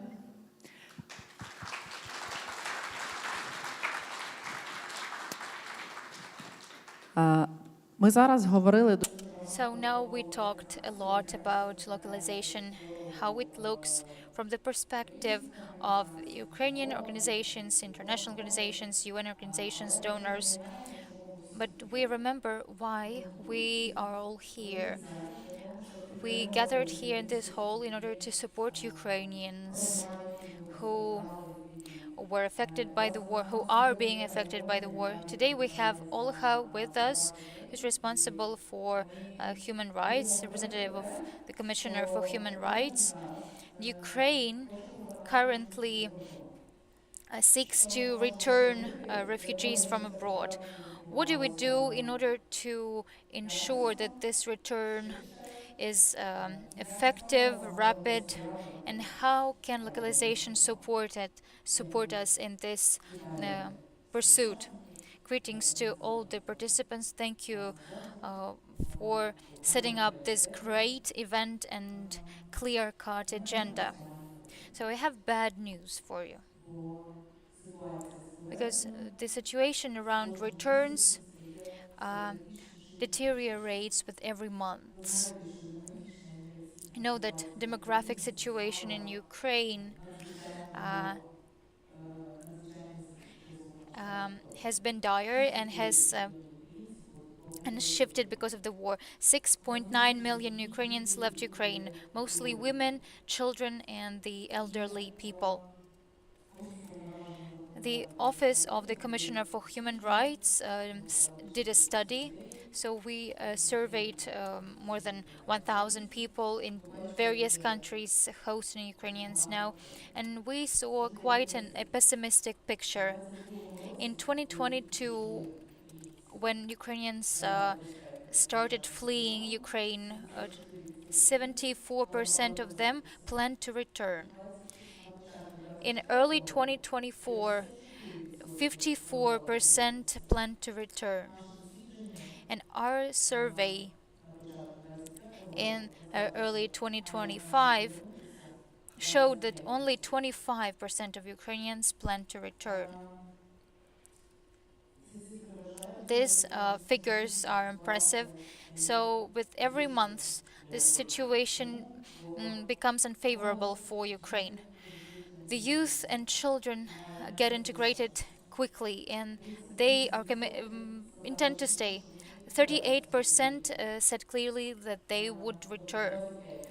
That is, 25 will not return, 38 intend to return. So we need to work with those who hesitates and looks forward to the war to end. We may face depopulation in this country, not only the outflow of Ukrainians, but also the decrease in births also influences the situation. From our surveys, we saw not only issues involving Ukrainians abroad, but also the conditions under which they are ready to return to Ukraine. What concerns them most abroad? Well, housing. Just like for IDPs in Ukraine and for refugees abroad, housing is the most pressing issue. From that 6.9 million Ukrainians, 12 million still live in in refugee centers. 39% say that they don't have a private space or a separate room. Regarding 36% received only low level job offers. 13% had to prove their degrees. 10% faced denials for national reasons, and 13% were bullied because of their nationality. 40% of children have a hard time with going to school because of the language, and seemingly in 3 years they could learn the language, but it is not the case. And based on the evaluations of the external organizations, more 400,000 more people left, and the forecasts are that these numbers of people will continue leaving. Regarding the factors that determine their choice to return, 74% respondents mentioned the full cessation of hostilities in Ukraine, so they can consider the return to Ukraine under such conditions. 14%, those who are ready to return, need temporary housing while they adapt. 8% need state support in terms of housing. Probably we're talking about those residing who used to reside in the occupied areas or whose property is damaged. As to their needs, financial support, then employment support, social housing support, retraining,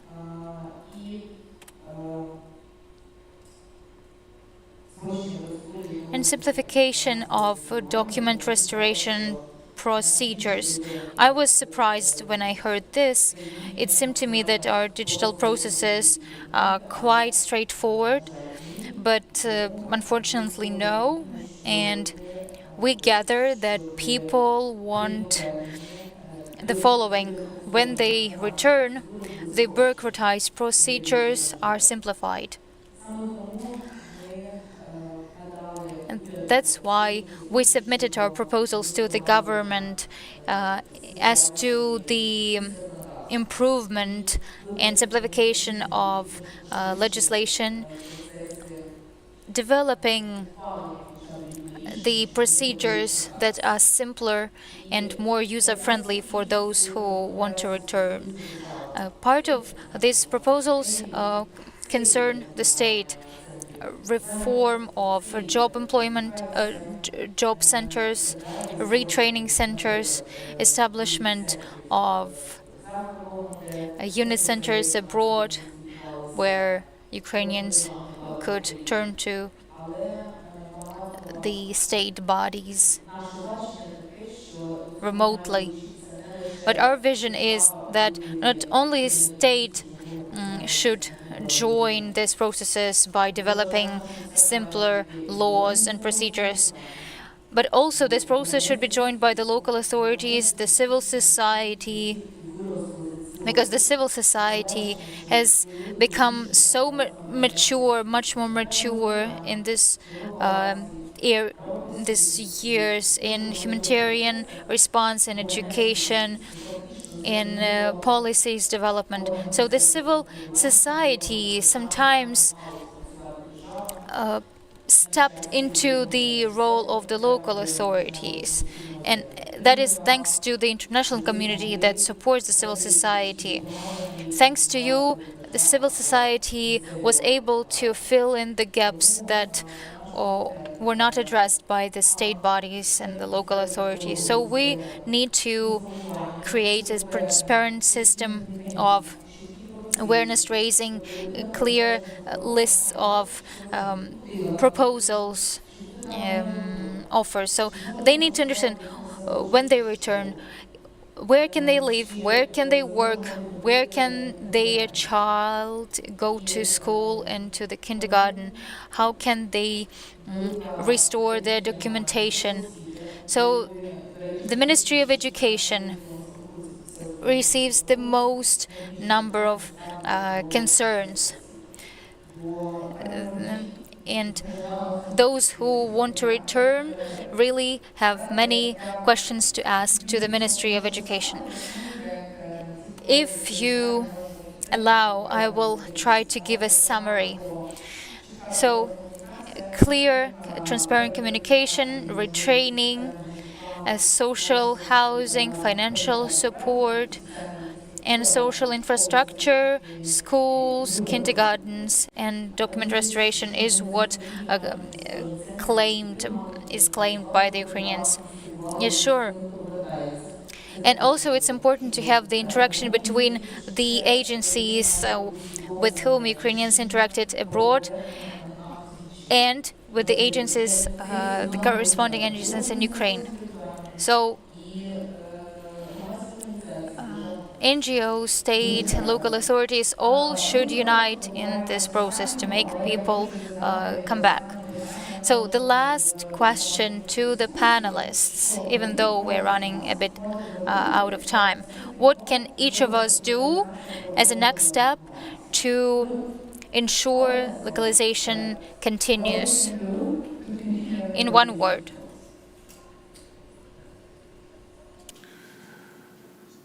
So for me right now, I think is to find a passion. Everybody should find a passion, and we should focus on the people that we're trying to assist. Let's try to do what is needed. Let's try to fill in all these complicated forms. Passion. So Fred, your word is passion. Yeah. Please, Anne-Sophie. Innovation. Innovation. Інновації. Прозорість, довіра. Transparency, unity, and trust. Візіонерство є. Equitable partnership. Рівне партнерство. Об'єднання. Об'єднання. Joining efforts. Thank you, dear guests. Thank you to the panelists. Now, Mila, over to Mila. I'd like to award an ambassador prize to the UN, Matthias Schmale. Thank you for including us to the national plan, humanitarian response plan of the UN.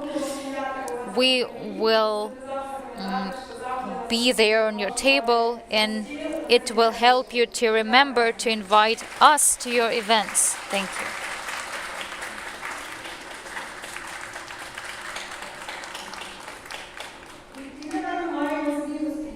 Now we will have a different set of speakers. Yulia, thank you for moderating this panel, for excellent moderation of this panel. Thank you to the speakers.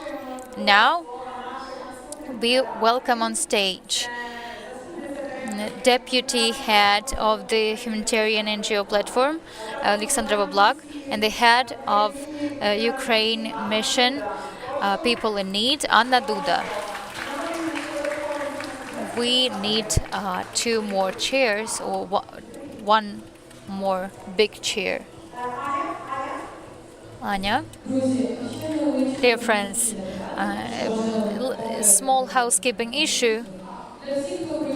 For all those who arrived by cars and who took their spots in the parking lot.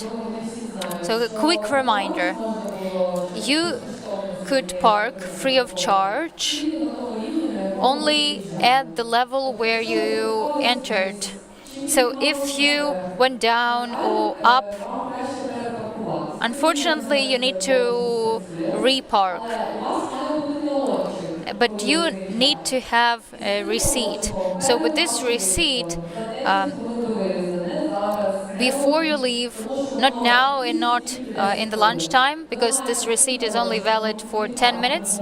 So with this receipt from the parking lot, you go to the hotel lobby Mercury, not in this building, but the opposite building. I understand the scheme is quite complicated. So you come up to the lobby and you say Red Cross. This is the password. After that, your receipt will be cancelled, and with your 300 hryvnias saved, you can go home. So we suggest that you repark, and in case you have questions, you can just come up to me.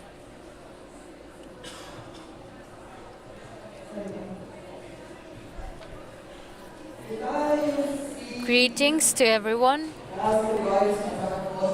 I hope. So I hope that we can have your attention again. Everyone left to repark their cars, obviously. So, all right, then those who stay are those who are willing to listen. So I hope that you can hear me. As Mila said, my name is Alexandra. I am Deputy Head of the Humanitarian NGOs platform in Ukraine. We unite more than 100 national humanitarian NGOs.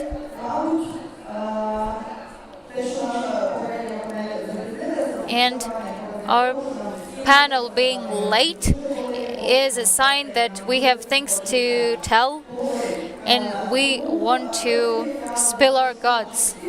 So before I invite our speakers, I will give you a message because I have a mic.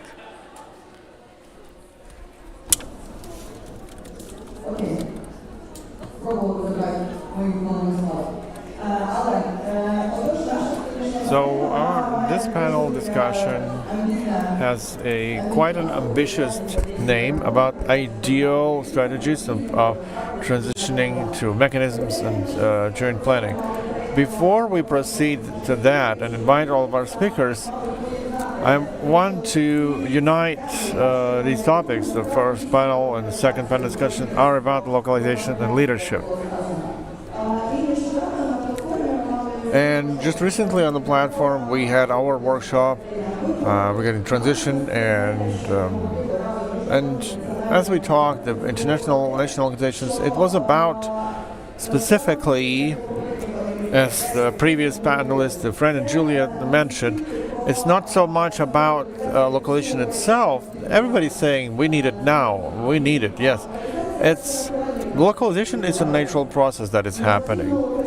We need localization. It's about recognition and acknowledgement that it's happening, so that we understand the transition is going without even big policies and big words. And when we say that the system is changing, we need to change the system. Are we ready to give our power, to give our authority, to delegate? Because each of us is part of the system. Are we ready to be part of the change? And this is where it's also very important to understand that localization is not only for international. Localization is for national. It's about our commitment, how you lead your processes. For some people, what we're discussing, it can be an exit strategy, but for some, it's transition strategy. So I will pass the floor to Anna now, and then we'll invite our speakers for this panel discussion. A really amazing panel just before our one. So I would like to thank you again to all the panelists because I also believe that indeed our panels are strongly interconnected. And we would like to build on what was already said and maybe be a bit more practical in thinking about this responsible transition and what it actually means. Because I also agree with few comments from the previous panel that it's not only about, certainly, it's not only about direct funding to national actors. It's not about expecting internationals to exit. It really goes beyond, even though these are, of course, also important measures.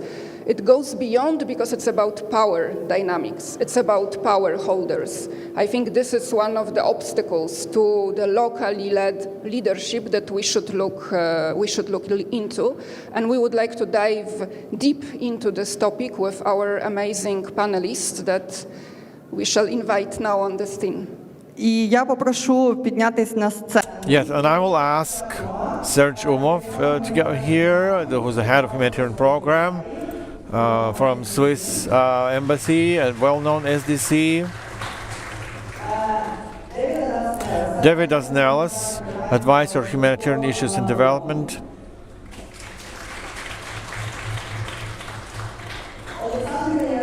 Alexander Yaryamo, State Secretary of Cabinet Ministers of Ukraine, who will be Sarah Reb, Manager on Advocacy from Oxfam in Ukraine. Yulia Matvichuk, Coordinator of Pravazahist and Schid SOS. And Alexander Halkin, who is the President of R2P.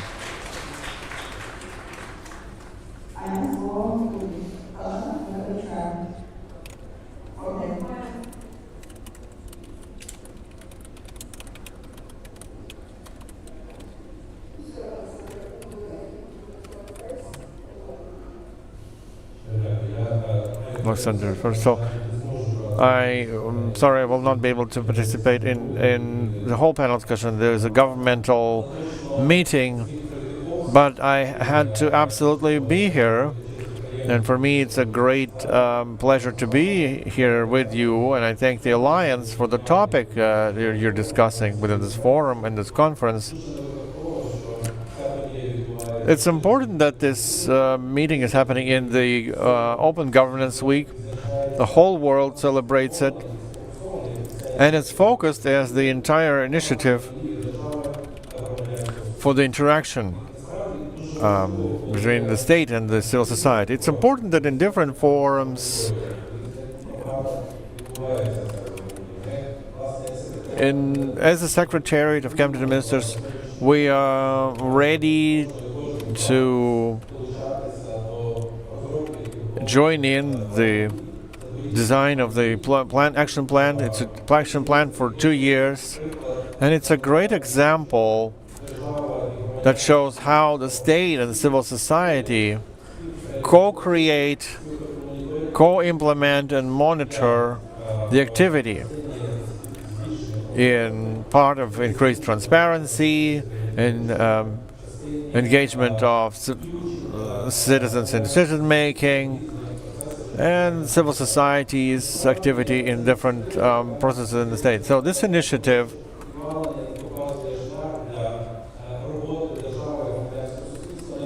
it shows how civil society and government can work in different dimensions. National, just OGP local, 6 communities in Ukraine are active participants in this initiative. And when you see in this plan, in each point of this plan, there's a responsible from the state, the ministries, or central executive branch, and from the civil society. And it's a great example It's also about what the discussion is about, where we can be more effective in cooperation in part of protecting, defending from aggressor, and the civil society has showed itself as a force to be reckoned with, that is in critical moments for Ukraine, has strengthened the institutional, our fight against the aggressor. And what is happening now, what you're doing now on each step is extremely important, and it's very important and very noticeable. And a huge role in the recovery, in the resilience, will be involvement of the civil society. So I thank you so much. I encourage cooperating on different levels. We have different formats.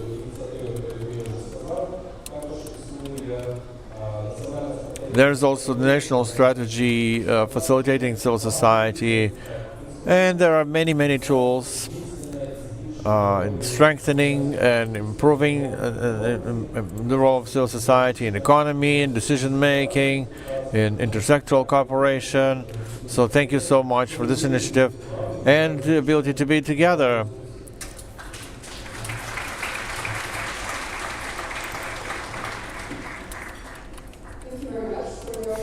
Words, and I really regret that you cannot join us at the panel. I just wanted to very quickly address, although I probably may not be heard already as Mr. Alexander is leaving, I just hope that we really will continue this dialogue, and the upcoming Ukraine Recovery Conference could be a great space also for this discussion, if only civil society secures its space there. But coming to our lovely panelists, Serge, I would like to start with you. You represent the donor that is perceived as a champion in supporting locally led action. At the same time, you also bring your broad international experience. You saw this type of transitioning also in other contexts. And I believe that also SDC, the donor you represent, had to go through a challenging process internally to really reflect and operationalize this commitment to locally led action. Could you tell us a bit more about this experience, but also how you see how this transition can be strengthened and successful? Thank you very much. Well, first of all, thank you so much for inviting me to this event, the CSO Alliance and all the other partners involved. It's very exciting. There's a huge room, a lot of people, and it shows as well. It will be linked to a few words I will say. It shows the vibrancy, the number of people involved in these matters. Now, quickly, I just wanted to, I don't like acronyms, so SDC stands for the Swiss Agency for Development and Cooperation. So I work at the Swiss Embassy in Kyiv. So I'm a representative of a bilateral partner. I will not use the term donor. I don't like it. We are not donors, we are partners. So it's an important aspect for me. Also, I only have a few minutes, so my story of my life, I'm afraid I'm not going to have much opportunity to share that here. On the other hand, yes, I can share a few thoughts on how Switzerland, as a bilateral agency, as a bilateral donor, no, not donor, bilateral partner, gets involved. I won't talk too much globally, but specifically in Ukraine. Before that, I also wanted to say that most people got involved in one way or another when you work on matters of humanitarian assistance, development, through a kind of a voluntary drive to support others. And this is so true for Ukraine. And I'm pretty sure that most people in this room over 3 years ago had somehow also other occupation. And there's a lot of people that got involved because of what happened in February 2022. And that shows as well the drive that we have to be in solidarity with the others and with our communities and how we get involved. I think that's also very important, and this is something that for me as a person is important, and for Switzerland as a bilateral partner is important. There are difficult times on various aspects. The first difficult time, of course, in Ukraine is because we have to deal on a daily basis with terrible things happening to civilian population as well, and how do we respond to that? There are also difficult times because, especially this year, there's been a lot of talks about reduction of funding, and that has created a lot of stress with a lot of people. Some people lost their jobs, some people that were feeling more or less secure were not anymore. But usually those moments of stress also bring opportunities. I know it's not always easy to think about that, but the opportunity here, and I think it's important to underline that with reduction of funding, it gives even more a drive to try to encourage, support civil society in their action. And this is something that we are also trying to do.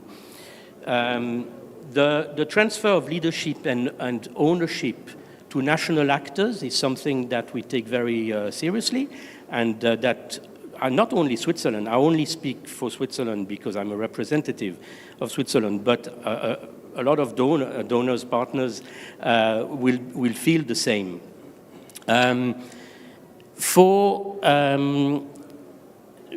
As a bilateral actor, we don't look at the transition from humanitarian activities to other activities the same way as probably our colleague from international NGOs or from the United Nations. But we all have the same aim, and the aim is to work more efficiently and serve the vulnerable population, the communities better.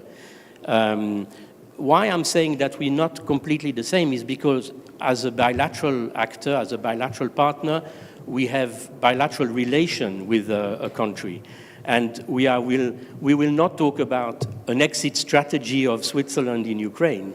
The partnership between Switzerland and Ukraine is something that existed already many years ago, decades ago, and will carry on at different levels.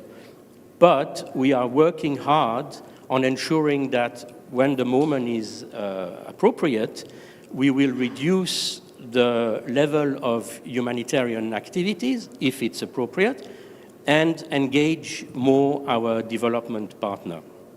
That's also important. It's something that doesn't happen in one day. It's a process. So we need to work on it on a daily basis, and we need to ensure that we put all the different elements in place so that it happens. For Switzerland, this happened at various levels.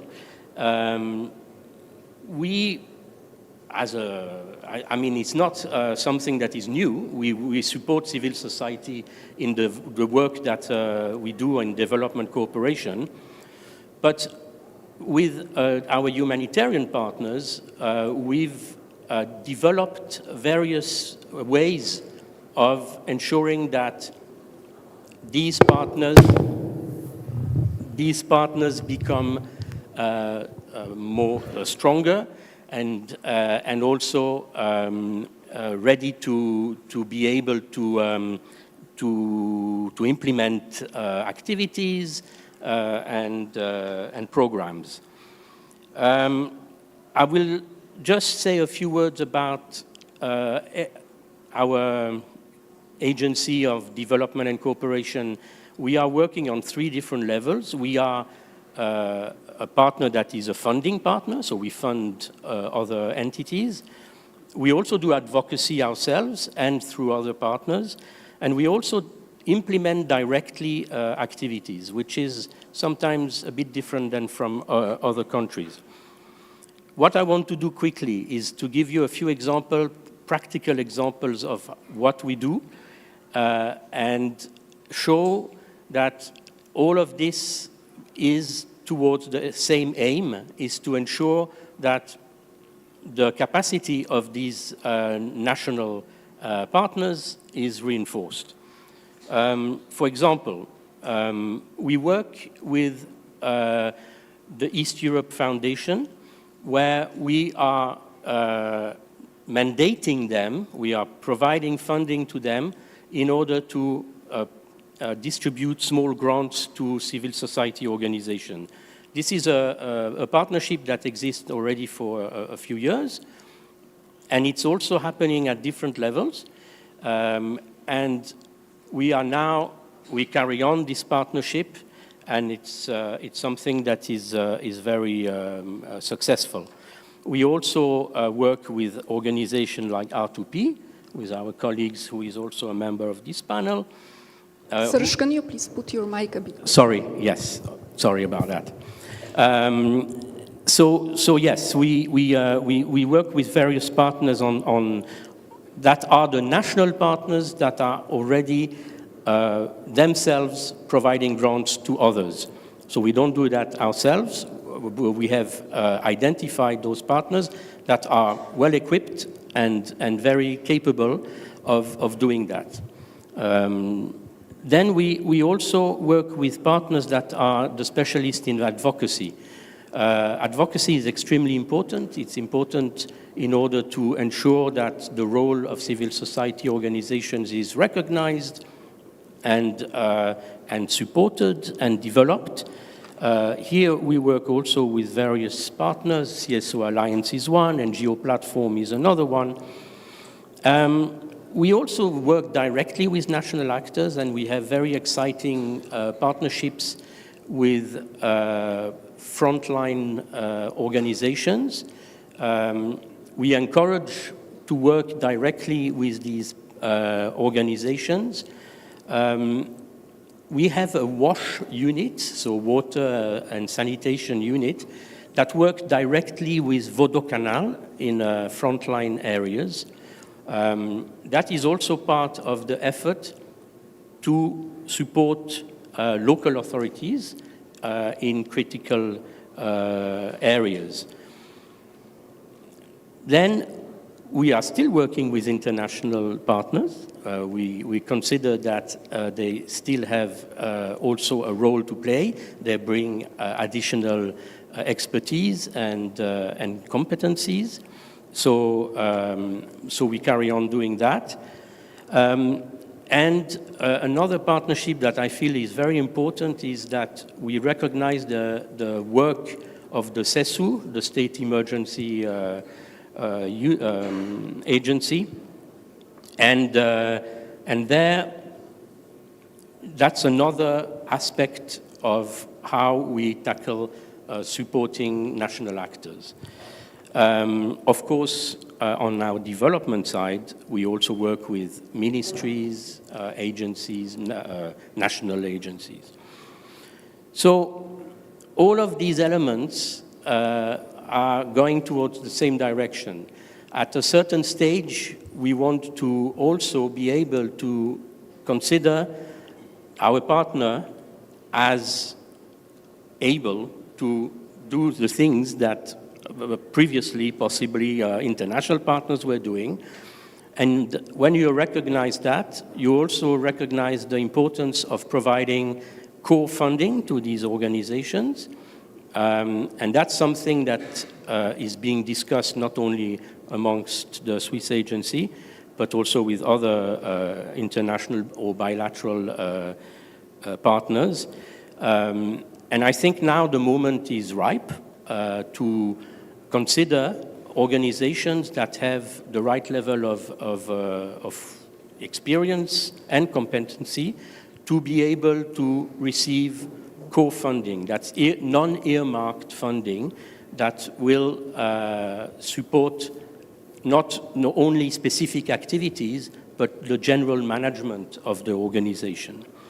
That's a debate that is taking place, but we would very much like to push this within our own agency and encourage other partners to do the same. So basically, that's very quickly a few points, and maybe we can develop further on other points, but I hope I managed to give you a few ideas of how to deal with the transition, to bring local organizations further, and yeah, that's it. Thank you. Thank you. Thank you so much for sharing those great examples. Yes. And it's indeed a unique and very diverse approach. And what is important for me, what I hear from those examples you shared, that this whole diversity of approaches puts indeed the best way to approach needs in the center, which actually should lead us in this responsible transition, however we define it at the end. David, you also bring a very broad experience, and here you are the advisor to the HC of Humanitarian Coordinator, Residence Coordinator Office, exactly on this thing that is happening in the middle on transition. So it would be very interesting to hear your perspective on where we are with this transition here in Ukraine, how to make it as effective and responsible as possible, and how to maybe, bring this international experience you have to avoid maybe mistakes that were made elsewhere. Well, thank you, Anna. And this is not an easy one. And I mean, we've been working a lot together as well, and we've had a lot of conversations. And just for the audience also to understand a little bit, when yesterday we met together, as panelists to discuss the transition, and again, Serge said it quite nicely, the transition can mean different things to different actors and different people, right? But honestly, myself, at the personal level, I'm quite obsessed with the transition. I mean, genuinely obsessed, because it's a difficult one. I mean, and I'm not sure we've gotten it right yet. And again, in past contexts, things that worked, couldn't work here in Ukraine. So because of yesterday's conversations, and also because of the conversation today here in previous panel already, and what Serge said as well, about this meaning of a transition, I thought, perhaps I could step back a little bit and, say what the transition means to me. I mean, it might not be the views of the entire UN system. Again, it means different things to different people. And after this conversation we had yesterday, I took the liberty to structure my thinking a little bit. So I have a few notes. I just referenced to it. I'm not going to read them. And I'm not doing this because there are 600 people in the room and it might be stressful, but it's more, for me to share the message, properly. And I think, overall we should see the transition as a strategic and gradual process. I mean, this is not about dramatically handing over or disengaging, but more about carefully and deliberately rebalancing roles and responsibilities in evolving contextual kind of conditions and how people react to that. So building on what Serge said, my conceptual thinking about the transition and how it should be addressed is very much about putting people in the center, like 100%.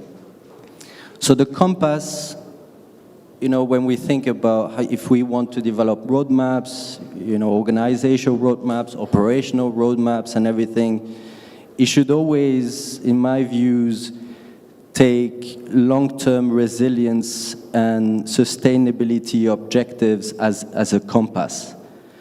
So, in the ideal scenario, I mean, transition processes shouldn't disrupt aid delivery or, the ability of people to access quality and efficient services and so on, but it should instead improve, the quality of services overall, whoever provides those services, and eventually contribute to sustainability. So I think there are two questions, that are really important, keeping this in mind for ed workers or ed organizations. One is, are we or can we deliver a higher quality response aligned with needs or what people need? And the second one that's a bit more structural, a bit more macro, I would say, is that are people actually receiving the support they require to access opportunities to live with dignity and eventually become self-reliant? I mean, at the end of the day, I think this is, what all of us want, working on certain vulnerable groups or areas. So, given this, I probably have to take a bit more than 5 minutes. I'm sorry. I hope that's okay. I mean, now I realize all I want to say here. I think there are two types of transitions, or at least two layers, again, the way I see it. And that links pretty nicely to the localization agenda and the localization conversation overall. So there's one, that is what I think an operational and programmatic transition that aims at improving the quality of aid delivery. So where local actors are basically at the core, of the response, this whole question, if not local, why not, given the progress that's been made already, so shifting the burden of proof as opposed to justifying constantly why local actors, should be more prominent in a response. I think we are at the stage where, we can actually ask ourselves, and this is also, I mean, if you're on social media, I mean, we see Tom Fletcher constantly on social media, saying, as local as possible and international as necessary. So I think now, the argument is there and known by everyone. So that's one. The second one, I think it's a more contextual or socio-economic transition that I would call. Maybe it's not really the right term. You see, I don't get it right myself. So, and that asks the questions: can people affected by a crisis, and here in the context of Ukraine, live a dignified life and access quality public services and become self-reliant? And this is the more nexus angle type of. So I'm a nexus advisor purposefully on the screen. I'm humanitarian and development advisor because we don't want to, I think, give people a heart attack on what the nexus means and get into that conversation. But really in that transition, the question is, how do we boost and provide sustainable services that have the potential to absorb the humanitarian caseload? So if I may, can I go on? That's all right? I get into those two different transitions into details, and then we can continue. I'll try to be a bit quicker.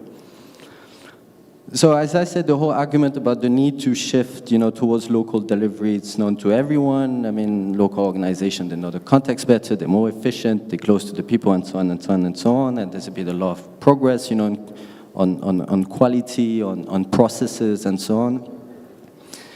But, to me, and I heard it already a few times this morning, I think this is a transition about quality again, and not quantity. And I'm saying this because many localization examples that, it's like if you go via different contexts and so on, you see that a lot focus mainly on funding targets, which, I mean, I think it is important, but real localization, goes way deeper than the funding target. And I think, because I saw when you sent to us, about the type of question you would ask, about the roadmaps, the metrics, and so on. So I don't think a funding metric alone is sufficient to assess progress on localization. So lots of effort on pool funds, access to financing, direct financing. We hear from Serge as well, and how the SDC contributes to that, beyond the other efforts, obviously. And I think this is very important. But real localization means, and that's valid in the transition process, but it's about rebalancing actual decision-making power, as the context evolves and so on. So we should, within the drafting of a roadmap or collaboration or, the brainstorming, kind of assess, what are the core leadership models that exist, in terms of coordination and planning. We should also evaluate and have really honest conversation about the inclusion of civil society or organization in government-led, coordination and planning processes, etc. And, for donors, and maybe Serge would disagree, but I see that Switzerland is making it's really a champion. It's really about creating meaningful partnerships, right? And not just delegating tasks through, what can become compliance-heavy subcontracts. Sometimes we've seen this in other contexts where, you have very, quick and solid national NGOs that eventually they turn into mini INGOs, where, they also they have to respond to all this, compliance areas. So you ask, what's the roadmap to fully get there in the context of Ukraine? I think, roadmaps in general, they're better when they design close to local realities. I mean, that's for sure. And I think today is a really good opportunity for people to come together and make a proposition, how it should look like. This is just the first transition. Can I go to the second transition? If you can really Or maybe summarize it later. in one sentence. Or maybe two. Okay. Well, the second one, maybe, and I'll do it very quickly. It's, what's the role of NGOs, who are close to frontline areas where government has actually a responsibility to provide services to people that are the most vulnerable. And sometimes you see, in some contexts, because, we have, in the development sphere, we sometimes mix localization with decentralization, basically. And even if you shift authority to local administrations here, they're overstretched. In some cases it works and so on. So you see NGOs taking over the role of government, and local government in some areas. Services have really improved, and they're available most of the time. A good practice is actually for NGOs to refer, to get access, to support people gain access to the services that are already available, and for development actors to support, or give a boost to local administrations to respond to that. Okay. Thank you so much. Sorry. That was a very, very comprehensive picture, and indeed I can confirm by the speech that you are obsessed with transitioning at Nexus, but I think it gives a lot of actually food for thoughts for the upcoming workshop and maybe structures how the thinking can go. Sarah, I would like to move to you. You represent Oxfam, and you came to Ukraine already with the vision of transition. You have started it at the very beginning, or had it as a plan. Can you tell us a bit more how it happened, how it is going, where you are, and maybe what are the successes but also challenges with that? Yes, thank you very much. Yes, I think that I echo the panel here when I say that transition looks different for all of us. And for Oxfam, we started responding in Ukraine in 2022 with a very clear time-bound humanitarian mandate that focused on partner-led ways of working. And what we mean by that is building equitable partnerships, or trying to at least with the Ukrainian organizations we work with, ensuring that program design has been led by our partners in co-creation with Oxfam, and then building in flexibility to the way that we work so that we can adapt to the changing needs and priorities of communities. So for us now, transition is an exit strategy that shifts power to Ukrainian leadership. And it's not the only way to think about an ethical transition. Humanitarian actors in the room will all be considering their own transition at the moment. We know that the humanitarian system and the funding landscape is changing, and we're going to have to adapt to it. But while it might look different for all of us, we are all here today because we have a shared goal of Ukrainian leadership. And I think that we can maybe share some lessons from the approaches we've taken so far that might help with that. The first one being that it's very easy to put localization in a strategy. Implementing it is a different beast. So just because we have it in our strategy, it doesn't make it a reality. And this has been a learning curve for Oxfam of figuring out how we implement such an approach. So in August this year, we will end funding for humanitarian programs with our partners. But recognizing that Ukrainian aid leadership is about not just humanitarian program funding, but also about organizational resilience of the Ukrainian civil society that are here. So in August this year, each of our partners developed an organizational strengthening plan, and we will be supporting them with that plan until August next year through financial and non-financial support.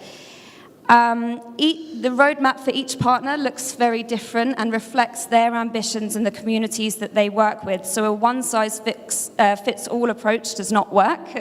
And I think that 3 years into responding to the humanitarian crisis, a lot of these organizations are taking this as an opportunity to think about their own transition. So developing organizational strategies, thinking about investing in fundraising models and communications and visibility, as well as taking the time to take care of their staff who have been working extremely hard over the last 3.5 years. And for us, we are now thinking about what power we hold and how we share that power with our partners. So, for example, we are a large international organization. We understand donor priorities in a way that we know when which funders are interested in particular programs. That's knowledge that we hold and it's power that we hold. So we're thinking about ways that we can share that with our partners. Equally, we get invited to decision-making spaces because of the size of an organization we are. And the important thing now is not for us to be in those spaces, but for our partners to be in those spaces. But the kind of some more lessons learned from us is that being intentional means doing things differently. It requires being intentional and asking ourselves questions constantly. So we have had to look at our internal systems and think, are they fit for purpose?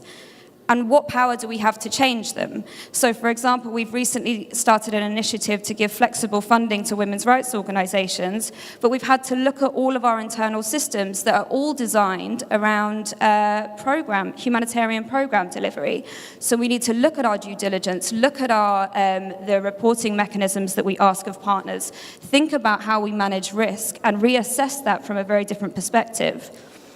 We also need to look internally at our team and think about whether our team is ready, has the right structure to be able to provide the support to partners that we would like. So last year we went through an internal change process, and now every single member of the Ukraine Oxfam team has something in their job description about supporting partners' institutional strengthening.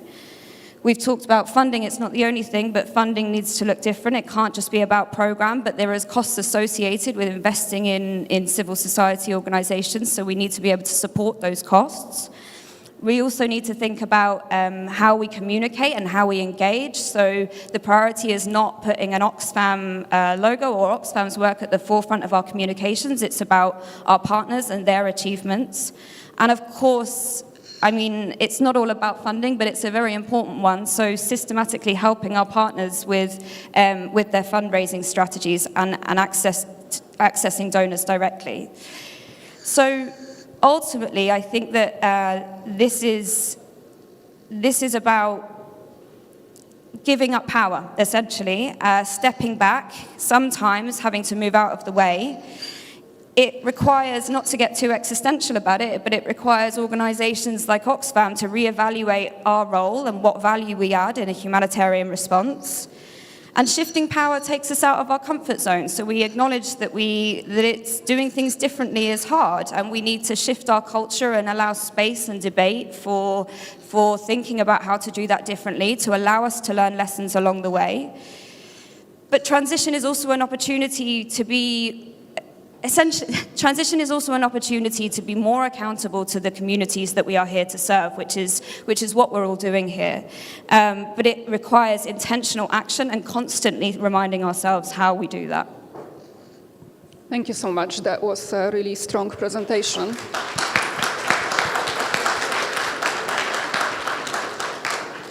And thank you for highlighting that indeed this is about maybe resigning from certain power, from certain recognition for the sake of better response. I wish that humbleness was common to all the system we are part of. Julia, you are a very powerful civil society actor. You represent a very strong organization that works, I think, since the beginning of the war, since 2014, organizing evacuations from the front lines. You have your space, your recognition within the system. How you see the transition, where we are with it? Do you see that being part of the system, you at the same time really have the space and influence on it as you should have with your experience? Дякую за ваше питання і Thank you for your question, and thank you to everyone present here. Thank you to the organizers for the opportunity to speak at this event. When I was getting ready for my speech, I thought about what would serve the basis of my speech. In any sphere, it is responsibility, it occurred to me. And we are liable, we are responsible for communities. Because every program design, every funding strategy is designed by people. And so at some point, international NGOs and local NGOs covered the gaps of the state. And it's important that NGOs and donors are not just essentially donors, but partners, and local actors are not receivers of the assistance, but active entities. So what kind of projects, what kind of programs will we take on? What kind of funding will we have? These are not questions to ask ourselves now.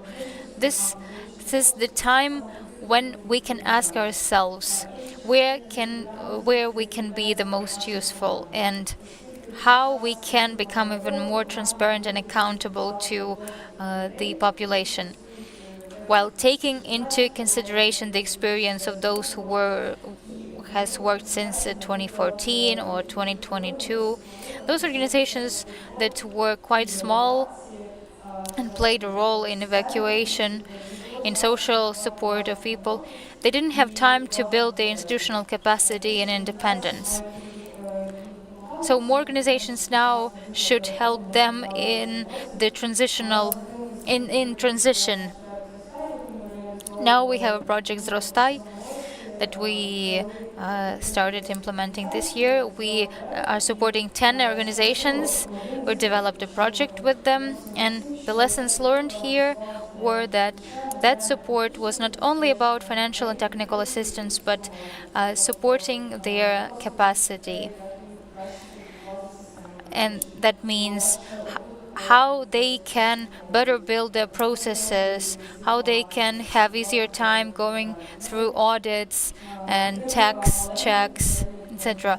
So supporting small and medium organizations is crucial in transition.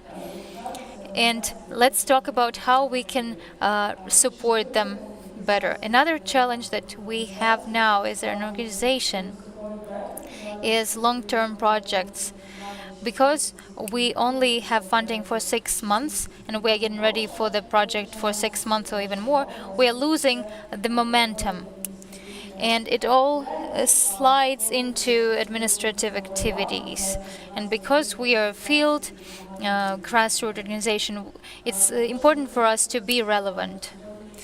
Another point that I wanted to make is that transition and involvement of specialists is important because over the last 3 years it has been quite hard to compete for personnel with international organizations. And here we need to talk about human resources, in particular seeking for Ukrainian personnel and how we can attract international personnel to the Ukrainian context. It may be through the state bodies, through the national organizations, because their expertise is important. Expertise in transition and contingency funding, contingency planning, and transitioning to the stable activities. Some projects we implemented not with the state, but while the state was away. So we need to think about the roadmap, how we will transfer the functions back to the state, and where the contingency planning is still necessary. Again, everything is handled by the people, and state officials may not be in possession of the vocabulary that we use and the values that we abide by. And we can see the repercussions of this now, and I'm not sure whether the state is ready to retake the functions that they have lost. Thank you so much. All those very practical examples, and I again reiterate that I really regret that Mr. Alexander, representing the government, unfortunately is not taking part in the panel, because that would be the great space to discuss those issues that you raised at the end. Sasha, you also represent very powerful national organization, and you yourself also work alongside international actors within coordination mechanisms like clusters, like HCT. You understand how the power dynamics within this system from the inside.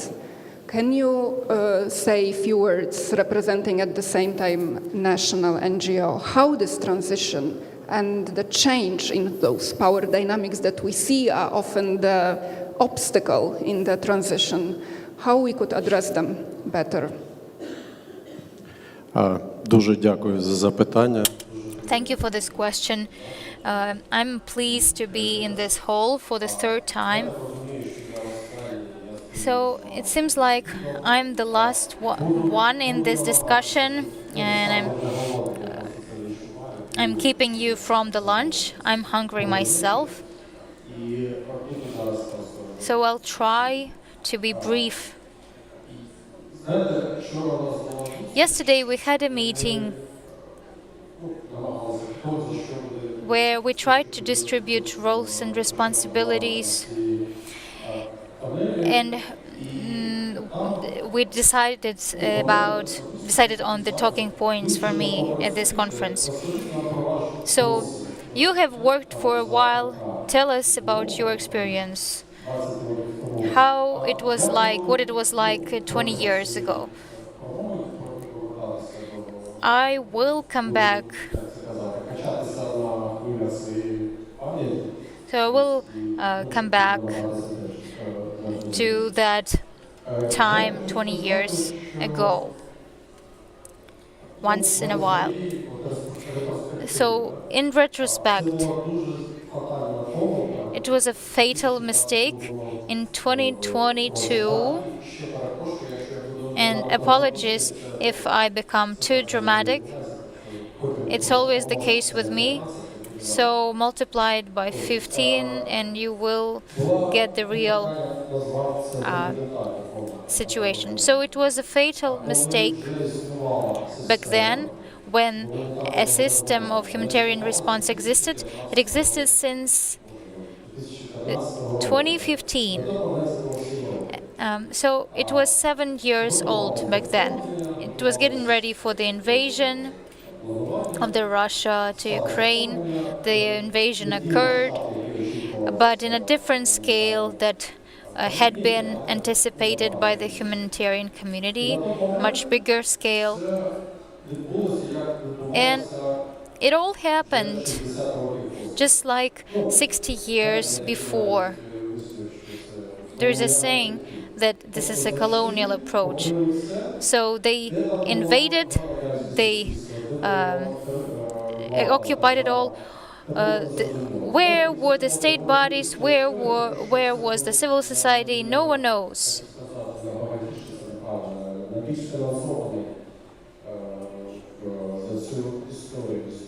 So it was one of the most funded humanitarian responses in the history of the UN, the Ukraine crisis, that got the biggest amount of money. There is one point. From 2022 to 2025, nothing changed. UHF was there. It was something that was discussed a lot.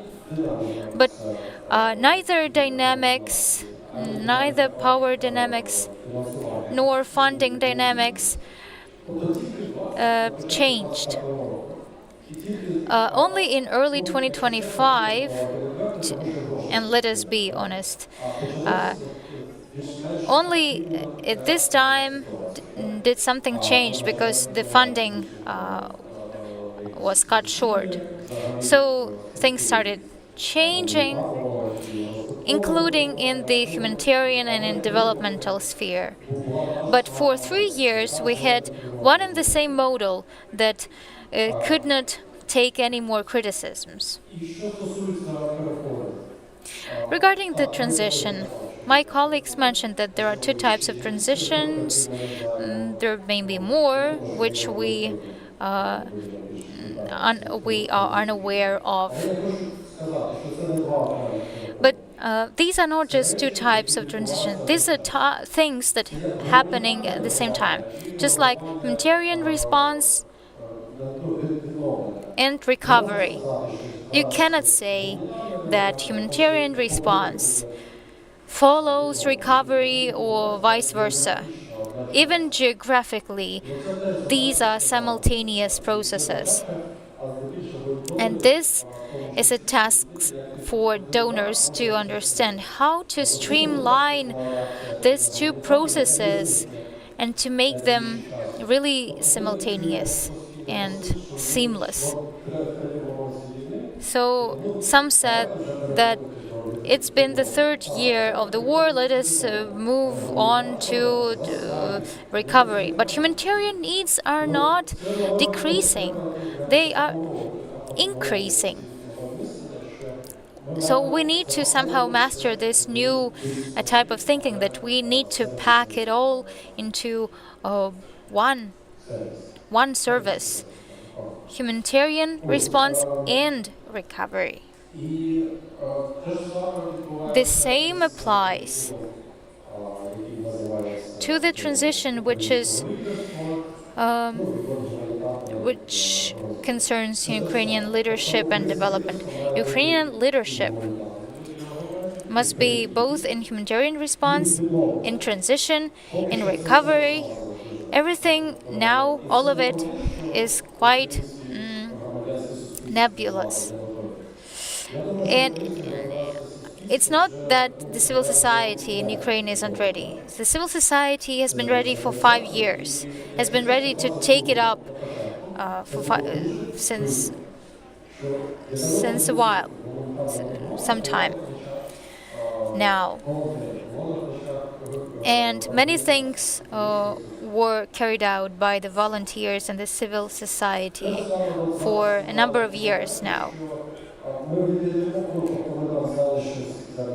Okay, yes, we filled the gaps that the state made, and now we want the state to assume these functions back. This is another mistake, in my opinion. So now we have the Ministry of Social Policy, and we have now Tatiana from Caritas. In the ministry, they have. So Caritas has projects funded by the Ministry of Social Policy. This is the track we need to follow together with the state, just like in many countries. That is, the state can see that the NGOs and CSOs or commercial organizations can do these activities much better than communal enterprises. It may be more expensive, but the quality prevails. This is an advantage of the civil society. In the UK, 60% of everything done is done by the civil society, and 80% in Germany. So we need to work in this track and work together with the state. So they asked me to give you our example. So right to protection, and I will support Julia in this point, for 1 year and a half, 18 months, we have been sharing our experience to organizations. And it's not only about institutionalization, that's a too long word for me. So we not only help them to develop, but it's about sharing knowledge. So in 18 months, we have stocked a big bulk of experience, and now we can share it. We have 47 organizations enrolled in our programs to whom we help.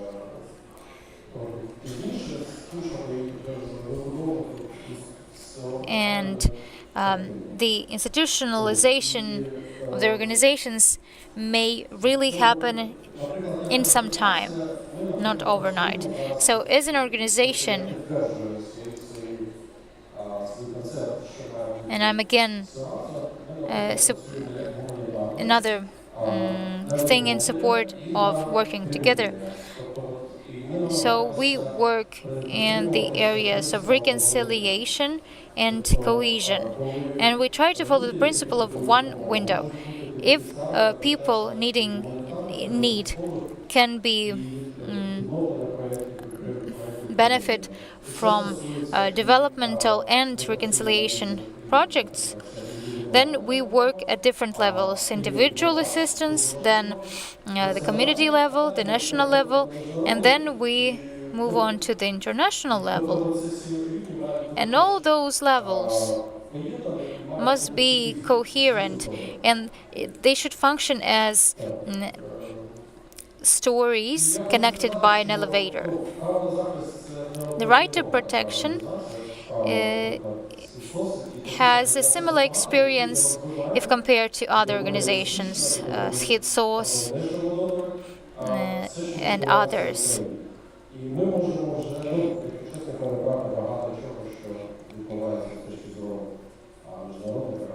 And we can now really share experience with the international organizations. We are quite ready.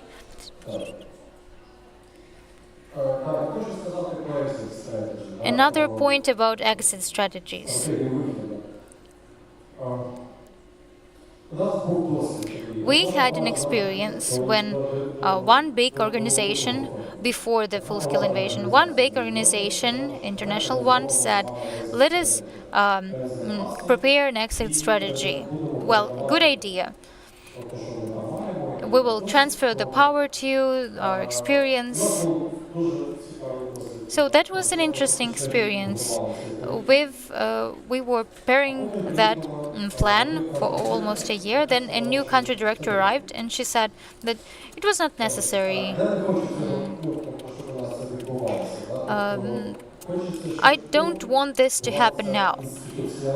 I want institutional memory to be there in both international and UN organizations. So our activities must be coherent. And I am proud that the civil society of Ukraine is able to take leadership in localization here in this country. We are ready. We are already doing this. The organizations are already here, ready to take a leadership. So let us not drag our feet. And we need to change the situation fast. We don't have 3 more years to come. Thank you.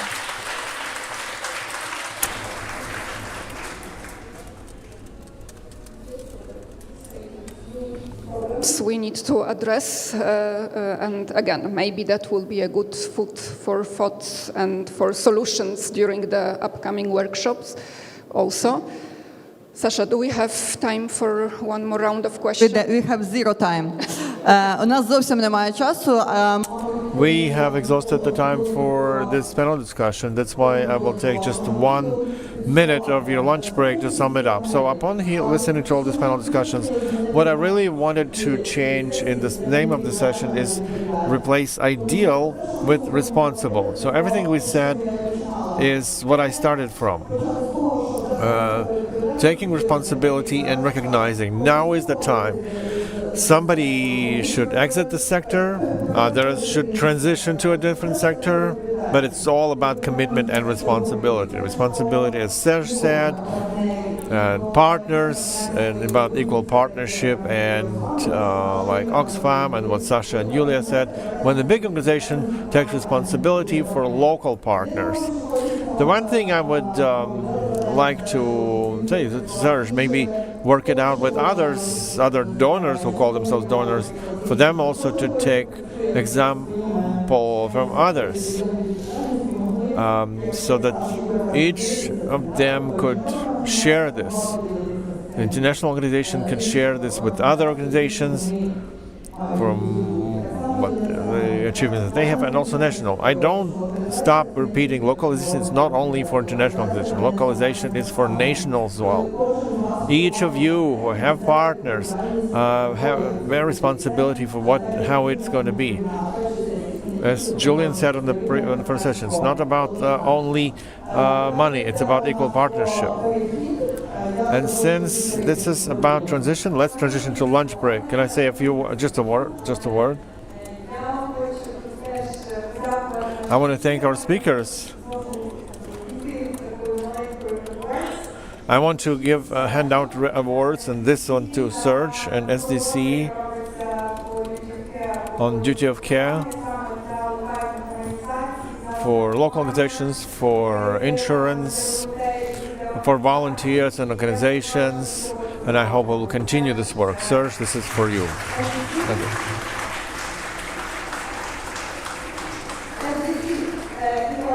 Mr. SDC and Oleg, I want to thank you specifically for the work that's also being conducted.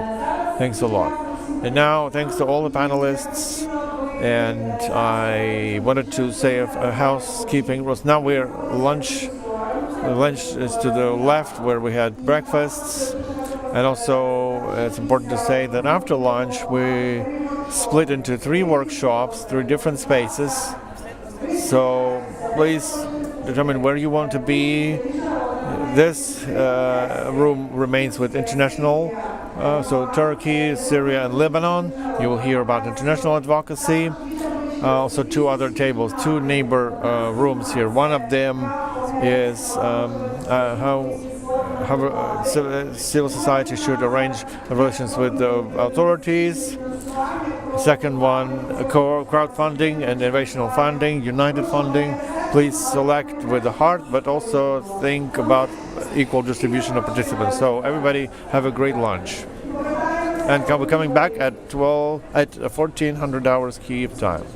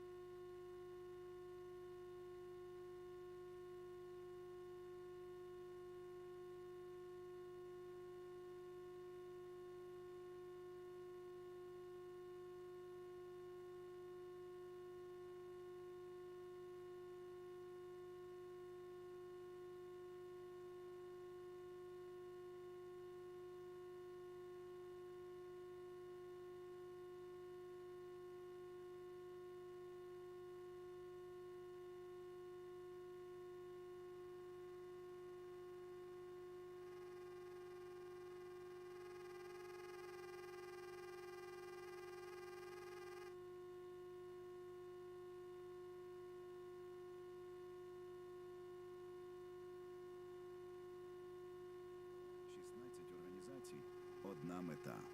Альянс українських організацій громадянського суспільства об'єднує гуманітарні ініціативи, які працюють над впровадженням локалізації в Україні та просуванням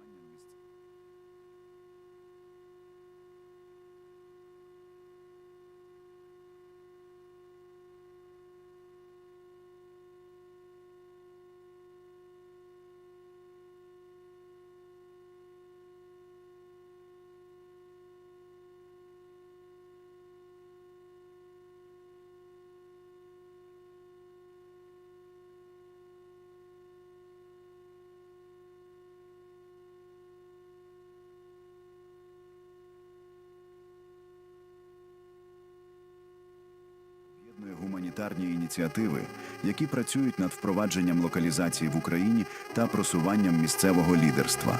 Але для потужного голосу потрібен впізнаваний образ.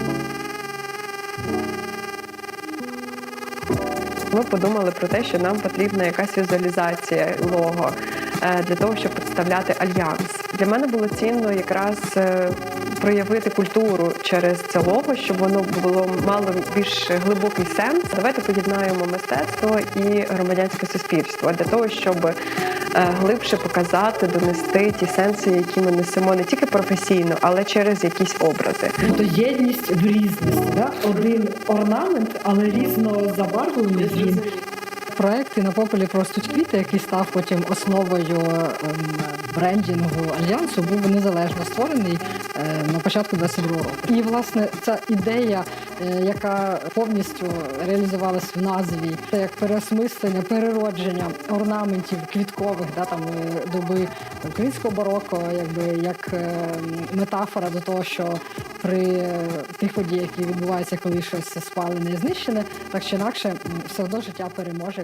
Наша співпраця лежить на спільних цінностях, в першу чергу. Тому що проект «На попелі ростуть квіти», він про об'єднання і про відродження.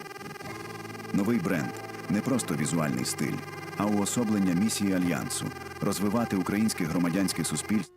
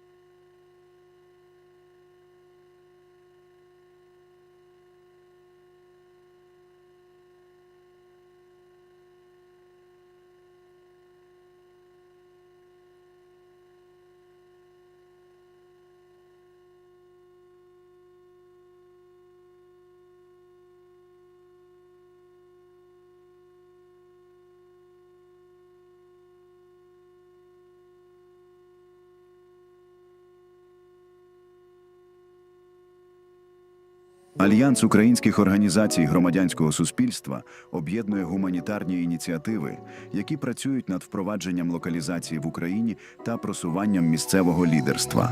Але для потужного голосу потрібен впізнаваний образ. Ми подумали про те, що нам потрібна якась візуалізація лого для того, щоб представляти альянс. Для мене було цінно якраз проявити культуру через це лого, щоб воно мало більш глибокий сенс. Давайте поєднаємо мистецтво і громадянське суспільство для того, щоб глибше показати, донести ті сенси, які ми несемо не тільки професійно, але через якісь образи. Тобто єдність в різності, да? Один орнамент, але різно забарвлений. Проект «І на попелі ростуть квіти», який став потім основою брендінгу Альянсу, був незалежно створений на початку 22 року. І, власне, ця ідея, яка повністю реалізувалась в назві, це як переосмислення, переродження орнаментів квіткових, да, там, доби українського бароко, якби, як метафора до того, що при тих подіях, які відбуваються, коли щось спалене і знищене, так чи інакше, все одно життя переможе. Наша співпраця лежить на спільних цінностях, в першу чергу. Тому що проект «І на попелі ростуть квіти», він про об'єднання і про відродження. Новий бренд – не просто візуальний стиль, а уособлення місії Альянсу – розвивати українське громадянське суспільство та підтримувати локальні рішення, місцеве лідерство. Цей символ зібрав навколо себе людей, які вірять у силу єднання. Кожен з учасників бачить у ньому особливий сенс. Для мене логотип Альянсу – це символ єдності. Це взаємопідтримка, яка створює силу. Він має в собі квітку, яка виростає з назви Альянсу, тобто ніби з його суті. У ньому є щось таке рідне, традиційне, але одночасно сучасне. Як і сам Альянс, він виріс з місцевого досвіду, але діє на рівні світу. Альянс – це про єдність тих, хто підтримує Україну на шляху до відновлення. Це синергія десятків і сотень гілочок різних організацій і людей. Це про взаємодію і поінформованість, бо коли ми збираємося, неможливо стає можливим і незрозуміло стає зрозумілим. Це перш за все синергія, тому що все, що ми робимо разом з іншими членами, посилює українське громадянське суспільство. Це спільний рух до великих цілей і глобальної мети, які можливі тільки разом в кооперації. Вплив. Той вплив, який покращує нашу роботу, поєднує нас, посилює голос громадянського суспільства. Консолідація. Консолідація зусиль громадського сектору для побудови спільного бачення сектору, що може бути партнером і лідером в Україні. Це про довіру. Вона є основою нашого партнерства та співпраці. Саме завдяки довірі ми створюємо реальні зміни. Це платформа, де голоси місцевих організацій стають гучнішими. Досвід трансформується в реальні зміни, а інновації допомагають долати гуманітарні виклики. Тільки завдяки спільній співпраці можна не лише рятувати людей повністю зруйнованих сел, але й надавати їм шанс на повноцінне життя. 16 українських організацій об'єднали зусилля, щоб зробити допомогу ефективнішою. Але наша мета не лише гуманітарна підтримка. Ми дивимося в майбутнє, працюючи над відновленням країни. Важливо мати спільне бачення, куди рухається Україна і як ми можемо допомогти людям. Разом ми сильніші. І на попелі проростуть квіти.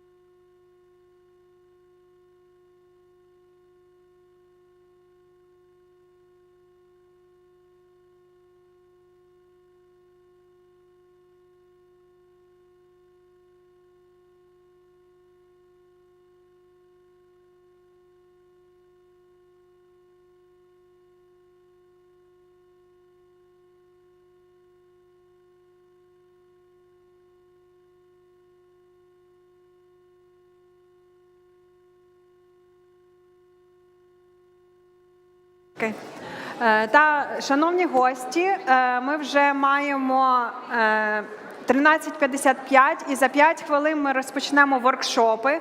Я прошу збиратися у головній залі тих, хто хоче послухати про міжнародні контексти – Турція, Сирія, Ливан. У залі номер, та що ближче до входу, будуть працювати ОГС, як будувати стосунки з владою. І в кімнаті, яка ближче до сцени, будуть працювати команди, які презентують об'єднані фонди. Ще раз, зала номер 1, та що ближче до дверей, це співпраця з організацій громадянського суспільства і органів влади. Зал номер 2 – інноваційне фінансування.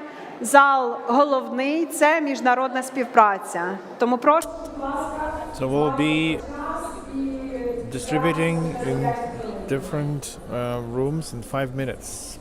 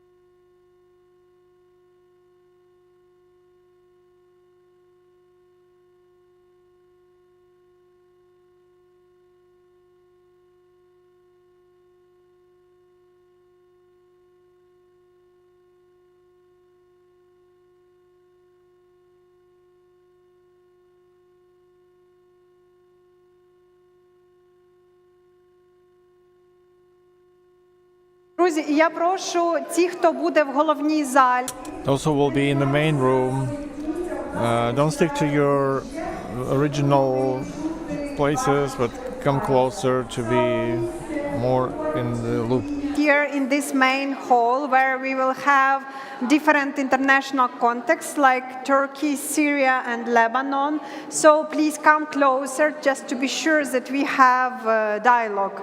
And і люди, які хочуть на воркшопи, інноваційне фінансування, цей воркшоп відбувається в кімнаті, яка ближче до сцени, якщо дивитися на сцену. So right here.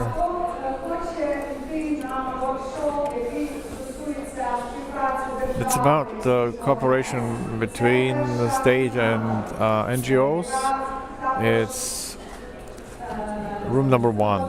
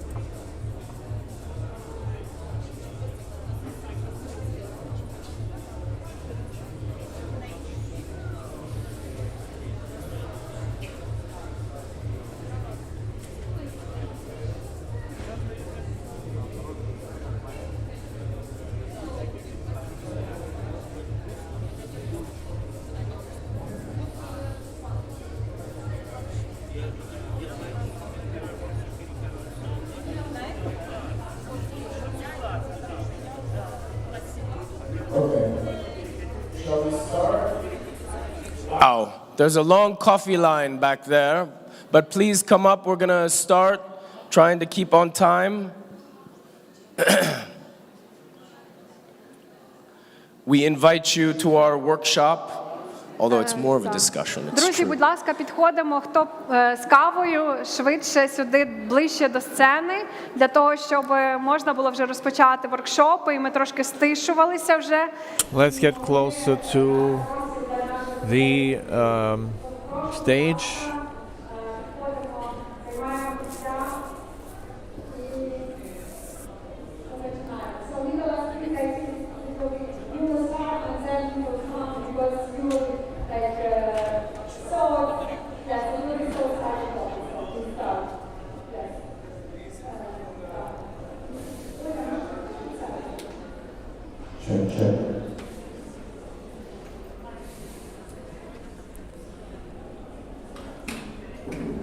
Hello, we can take our seats, please. We're going to start workshop number 3. Global lessons on localization for Ukraine, the experiences of Turkey, Lebanon, and Syria. And I think with our speakers, it will be beyond those countries as well.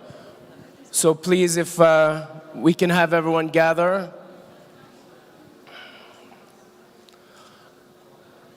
I believe we have our speakers online. I know we have a large moderator and discussant group here with Nadia and Ruslana.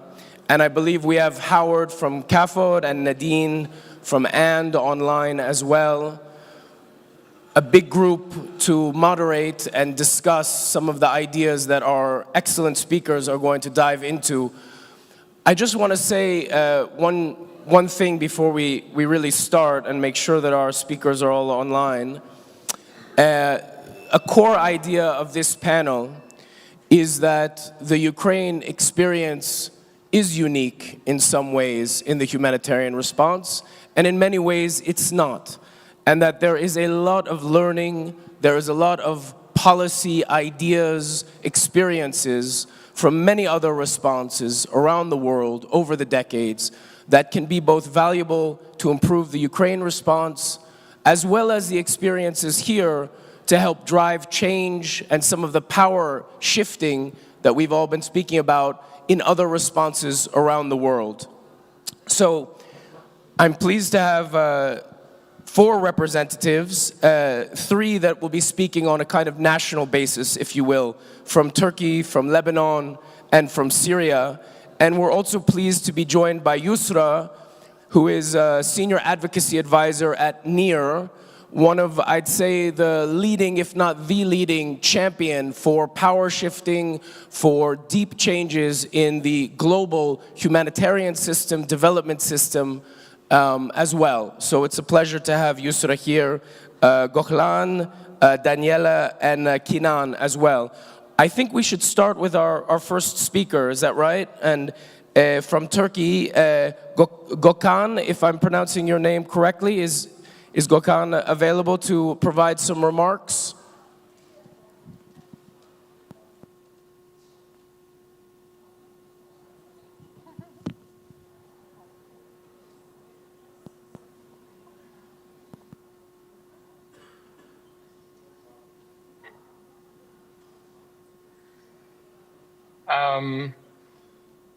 Can you hear me?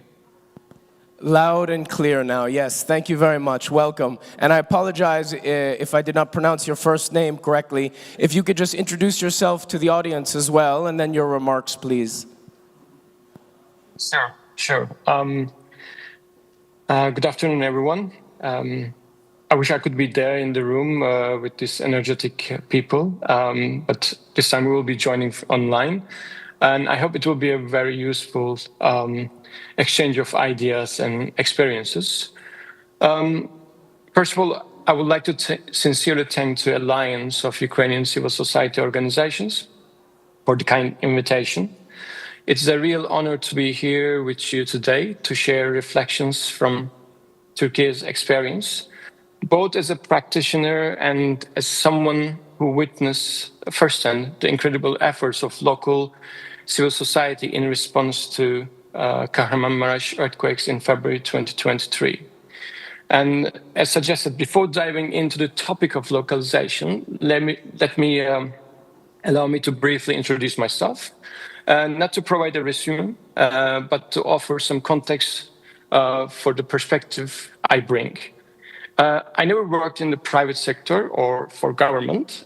From the moment I finished university, I knew I wanted to work with people. And driven by what I now realize was a very naive but sincere desire to help the people. And since 2000, I work with refugees, asylum seekers, and communities affected both by natural and man-made disasters. Nearly all of this work has been through local NGOs in Turkey. I've been involved in establishment of 3 local organizations as a founding member, and I'm currently preparing to launch a new initiative focused specifically on advancing localization.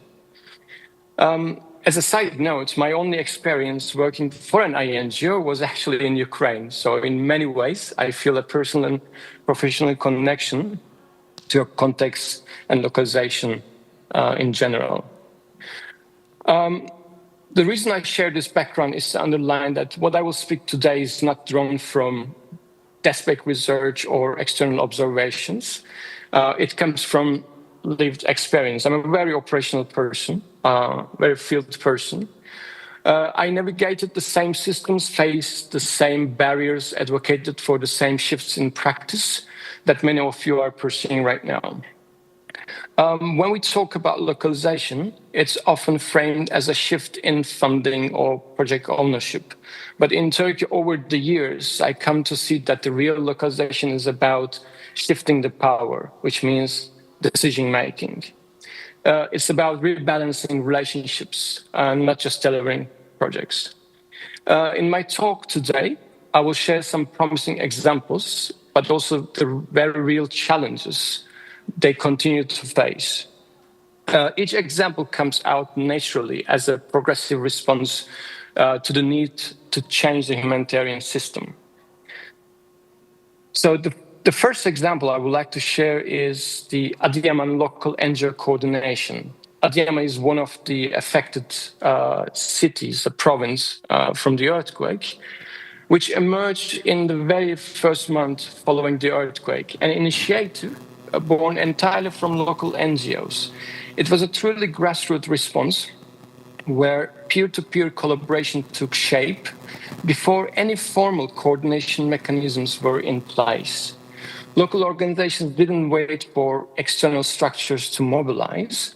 They immediately began mapping needs, supporting each other, collaborating and implementing projects together in a complementary manner, and jointly advocating within the UN system or national level system. But more than just coordinating services, they shape the local narrative. This is where localization truly begins, not in the national level, but in provincial levels. What made this kind of local-led coordination distinct from more centralized systems or the traditional systems we've seen? First of all, language accessibility. We have seen in the coordination meetings in Turkey were often held in English, which most local NGOs couldn't comfortably follow. This created a sense of exclusion and limited meaningful participation, even there was a translation offered. Humanitarian jargon was another limitation. Most of the UN and ING organizations frequently use specialized language and acronyms unfamiliar to community-based organizations, making it hard for grasp key concepts and discussions. But most importantly, maybe just to give an example from a field, a testimony, one local NGO representative shared how disheartening it felt to present their work, small in numbers, but rich in community impact, next to the large-scale figures shared by international actors. She said it made her feel insignificant, even though their connection to the affected people was unmatched. So this example is that the coordination brought not just services, but dignity, ownership, and visibility to local response. One other most important initiative I would like to share is the Turkey Local Humanitarian Forum. It was created by local NGOs for local NGOs out of necessity. We came together to gain visibility in humanitarian coordination, to push back on being treated merely just sub-grantees, and to advocate for change, especially on issues like donor compliances, lack of overhead support, and rigid project-based funding. The forum gave us a platform to advocate directly to UN agencies and INGOs and to connect with private sectors, something often overlooked. It helped us to gain legitimacy and open pathways for collaboration while learning from each other, feeling the support of each other at the same time. Still, even this platform, this forum, built by and for local actors, faces sustainability challenges today. The forum has just one full-time staff member. That tells us something about how fragile even our strongest local platforms can be when local financial support is missing. Let me also mention another initiative established right after the earthquake. It's called SAHA. It's actually a civil society action network, which we call the Network for Unusual Actors. This is a bit different from the previous platforms or coordination models we mentioned. SAHA gave a space both for physical and relational for people to come together after the disaster, from grassroots community-based organizations to expert volunteers, from artists to soup kitchen coordinators, from psychologists and psychiatrists. The model was offering a safe space to every individual and stakeholder to establish meaningful relationships, collaborations, and network to increase the impact of their work. Through this model hub and the circles model, SAHA enabled field-led coordination, parallel but distinct from the traditional coordination and the UN cluster system. It wasn't just about meeting, it was about becoming a community and supporting each other and working in solidarity. For example, neighborhood-based soup kitchens evolve into solidarity economies by sharing their limited resources. Psychosocial workers turn into systems of mutual care. Again, another example I would like to give is a change of national NGOs, their roles, how they can shift. As a national NGO, Support to Life launched a microgrant program for community-based organizations. These were not large grants, often just a few $1,000, but the impact was tremendous. They enabled neighborhood centers, child-friendly spaces, and informal wash solutions at a speed and a scale no large agency could match. The lessons learned here is if we fund trust and initiatives rather than perfectionism and reporting templates and these due diligences and so on, the impact follows. The grants were given without any due diligence, compliance, or attached regulations, while the initiatives implemented activities or covered their needs with these small grants.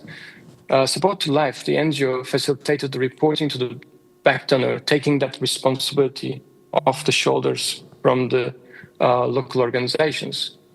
This is a good example how national level organizations can adapt their role to give more space to community-based organizations and share their risks. Hopefully I will be able to elaborate more in the questions, but if there are more examples I can give based on that. I would like to give another example from a funding opportunity or funding way. We also saw a promising funding model, an organization, a foundation established in 2016 called Support Foundation for Civil Society, which is a bit different from the humanitarian aid system, which work with diaspora-based, another foundation based in the UK. So the funding gathered in UK from a Turkish people or settled people in UK, these fundings were transferred to the community-based organizations only. So together they delivered flexible, unearmarked funding directed to small CBOs, even those organizations may never been funded before. This gives an opportunity for local CBOs and NGOs to gain legitimacy in the eyes of INGOs and UN agencies, enable them to get funding or support for their future projects. This foundation not only provided project funds, but they provide funding for also core operation costs as well. They supported organizational strengthening. They trusted local actors to lead.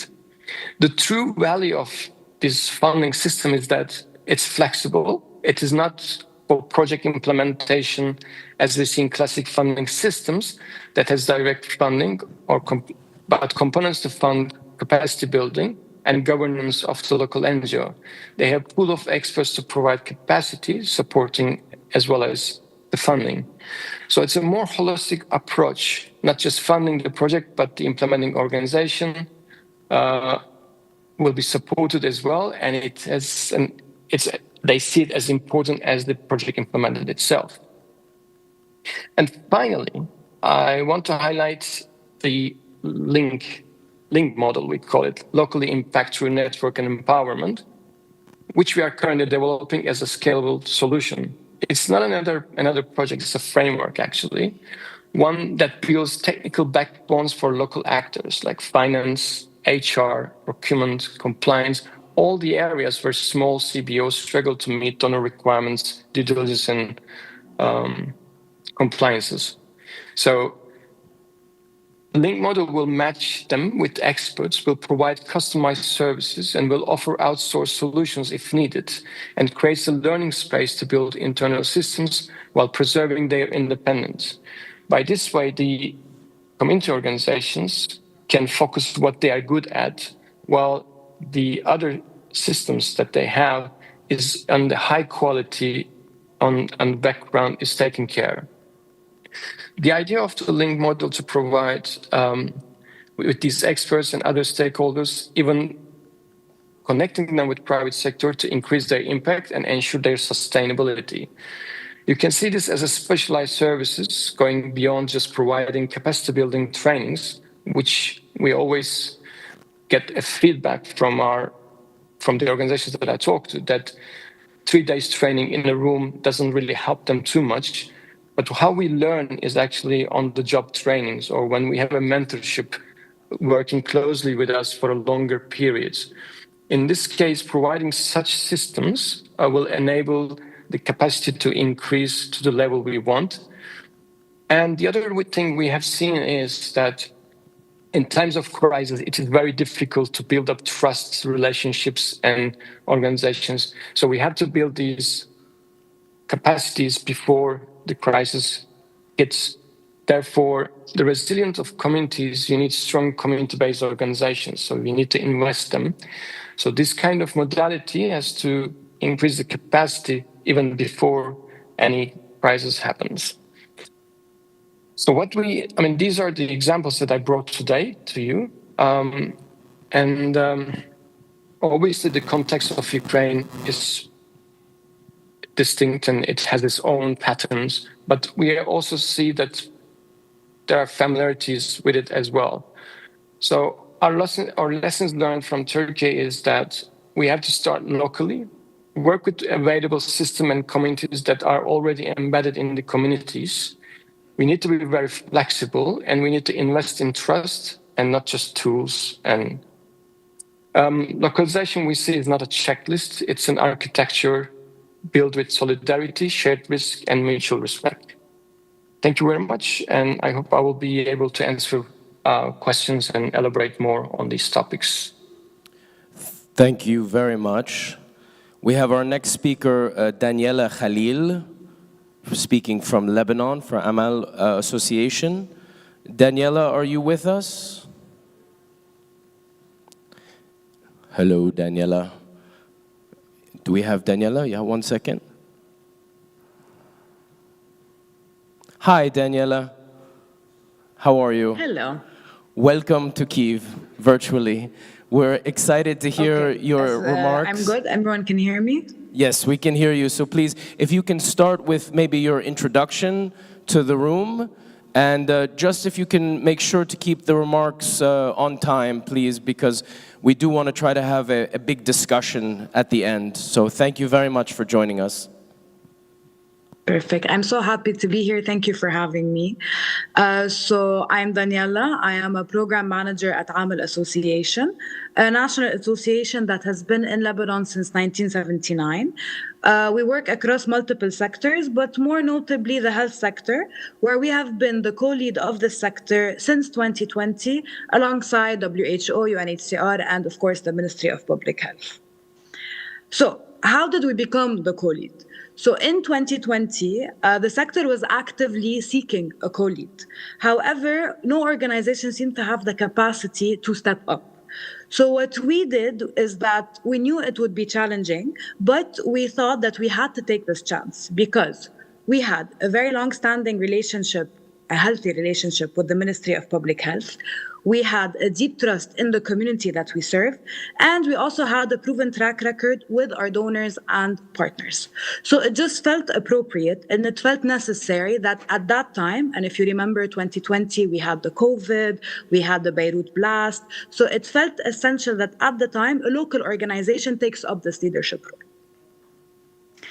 Now, even when we did take the co-lead, we had to prove ourselves in the room because even though the actors around us, mostly international NGOs and UN agencies, were well-intentioned, they were not accustomed to working alongside local organizations as true equal.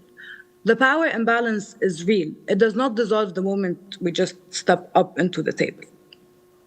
So in that sense, I think the biggest key lesson learned that we had was that, first of all, we should not wait until somebody offers us a seat to the table, but we should be ready to claim it. And then once we do, it is our responsibility in a way to demonstrate that we are capable and we belong at that table. And that doesn't mean mimicking what other organizations do, but realistically speaking, it means being authentic and treating everyone at the table as counterparts.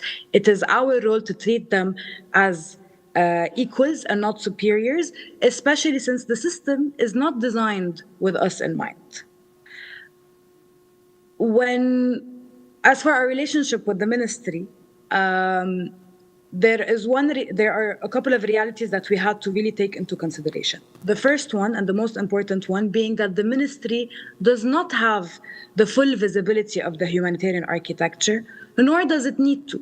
It is our responsibility and our role, in a sense, not to replace the national institutions, but to complement them and reinforce the capacities when needed.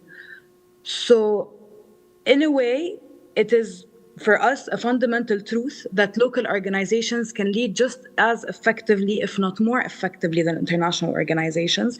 We are rooted in our communities, we speak the language, we understand the nuances, and we are there before, during, and after every crisis. So the community trust is not just something that we can replicate. Understanding the context and how to deal with the people in the country is not something that we learn overnight. And in a way, us being local actors and being used to working within the public sector is a huge step forward and a huge added value to our relationship, whether it's with the ministry, the people on the ground, the people we work with, or other actors. But if we look at local leadership, we have to be honest with ourselves. First of all, and most importantly, local leadership is not about technical capacities alone. We might have the technical capacities, but it's also about local and available resources. We were fortunate at Amel to be able to dedicate staff so that we can do this coordination role. But we know for a fact that there are many capable NGOs that simply do not have the financial means to do so, even if they do have the knowledge and the relationships. This is a gap that the donors must address. If we want localization to move from theory to reality, we need targeted, direct, and sustained funding for local organizations to take on leadership roles. When we look at the context of Lebanon, Syria, Turkey, Ukraine, we see a huge opportunity for a community of practice. Within our contexts, we see many similar parallels. Whether it's rebuilding the health system or responding to displacement or strengthening social cohesion. And this is something that we can learn from each other, we can share resources, and what is actually most important is that we can unite our advocacy, especially when it comes to international donors. And speaking of international donors, there is still a lack of clarity and consensus on what localization truly means in practice. And unfortunately, sometimes the burden falls on us as local actors to define it. We have to present tangible strategies and practical frameworks on what localization is and how to do it. But at the same time, the donors must also do the work. They must be open to reshaping their expectations and adapting their systems to engage the local NGO system. Because that's what localization really is, isn't it? It's not about imposing impossible standards. It's about recognition, it's about respect, and that believing that the internal systems of national organizations, especially when we have demonstrated that we are compliant and committed, are respected. So I think in a nutshell, or in summary, I think that Ukraine has a unique opportunity now, not just to localize the response, but to actually define what humanitarian leadership looks like. And I think within our experience, it can really serve as a lessons learned, but also as a catalyst for community-driven activities and strategies. That's it from my end. Thank you very much for your remarks. We will now go to our third speaker, Lubaba Al-Ahdad, who is Executive Director of Syrian Women Association and a member organization of the Syria Localization Lab. Is Lubaba on our video?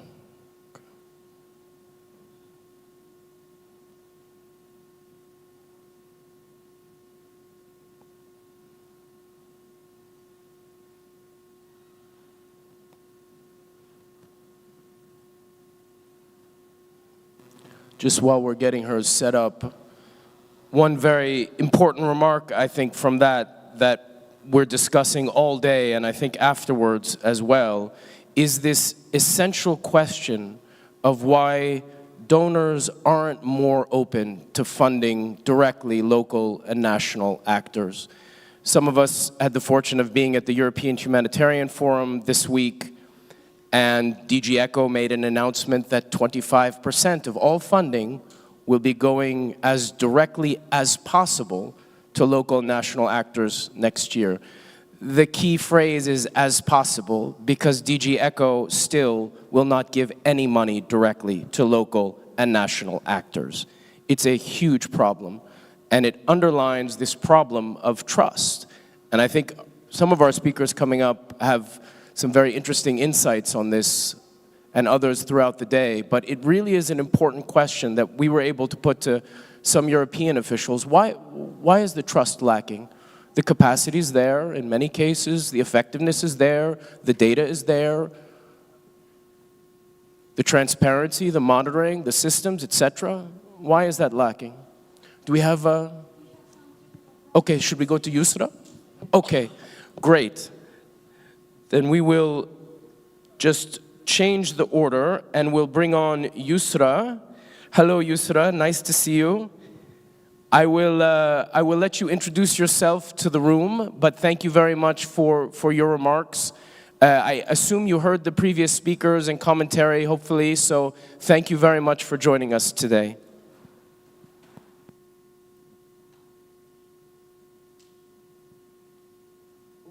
Your microphone is off.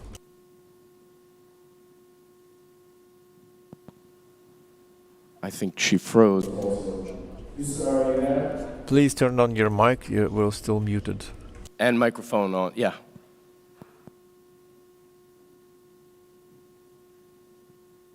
Not yet. The mic is off.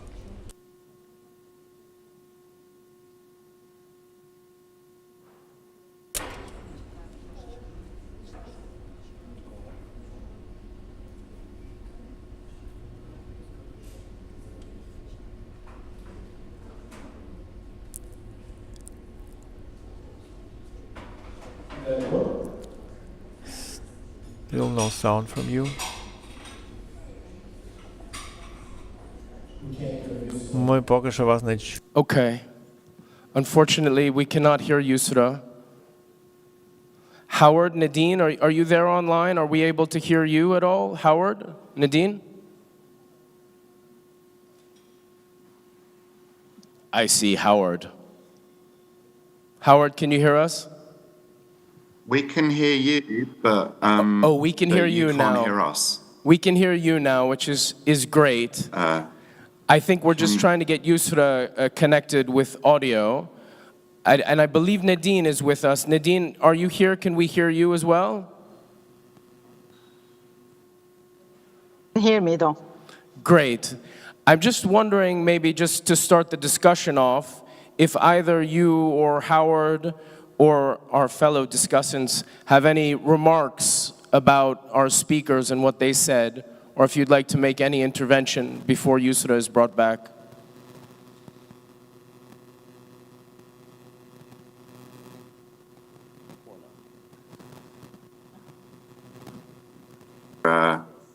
There we go.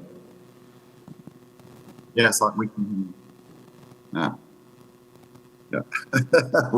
We can see you, and just to say, Howard at CAFOD was one of the initiators of the first annual conference about 3 years ago. So Howard, it's unfortunate that you're not here to join us. But thank you if you have any intervention to make. I think there's a technical issue. Can the studio host or studio main fix it? Studio host, studio main. I'll try and call Nick, let's see. No, we can hear you, Howard. Howard, we can hear you. So do you or Nadine want to maybe make some remarks and do introductions?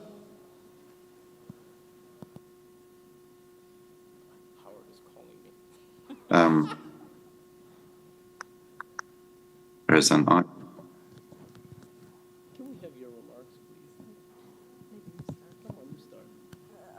We can hear you, but you can't hear us. Do you want me to have? Just tell Howard we're going to have you make some remarks. Hello, studio host, studio main. Houston. Can we just mute Howard for a minute, and we'll have our guests here make some remarks? Can you hear us now? Are we connected? We can hear you. Please speak. If you have anything to say about the previous speakers or to remark, please say it. Do you hear us? We can hear you. We can hear you now. Can we just have to make some remarks because this is rather funny. All right. You have a microphone, right? Okay.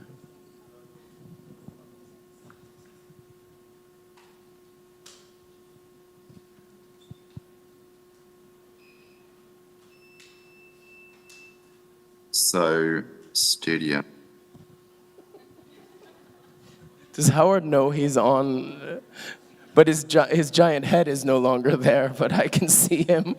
He's just a disembodied voice. Let's have some remarks. It's okay. It's okay. Yeah, please. We could have more forward, yeah?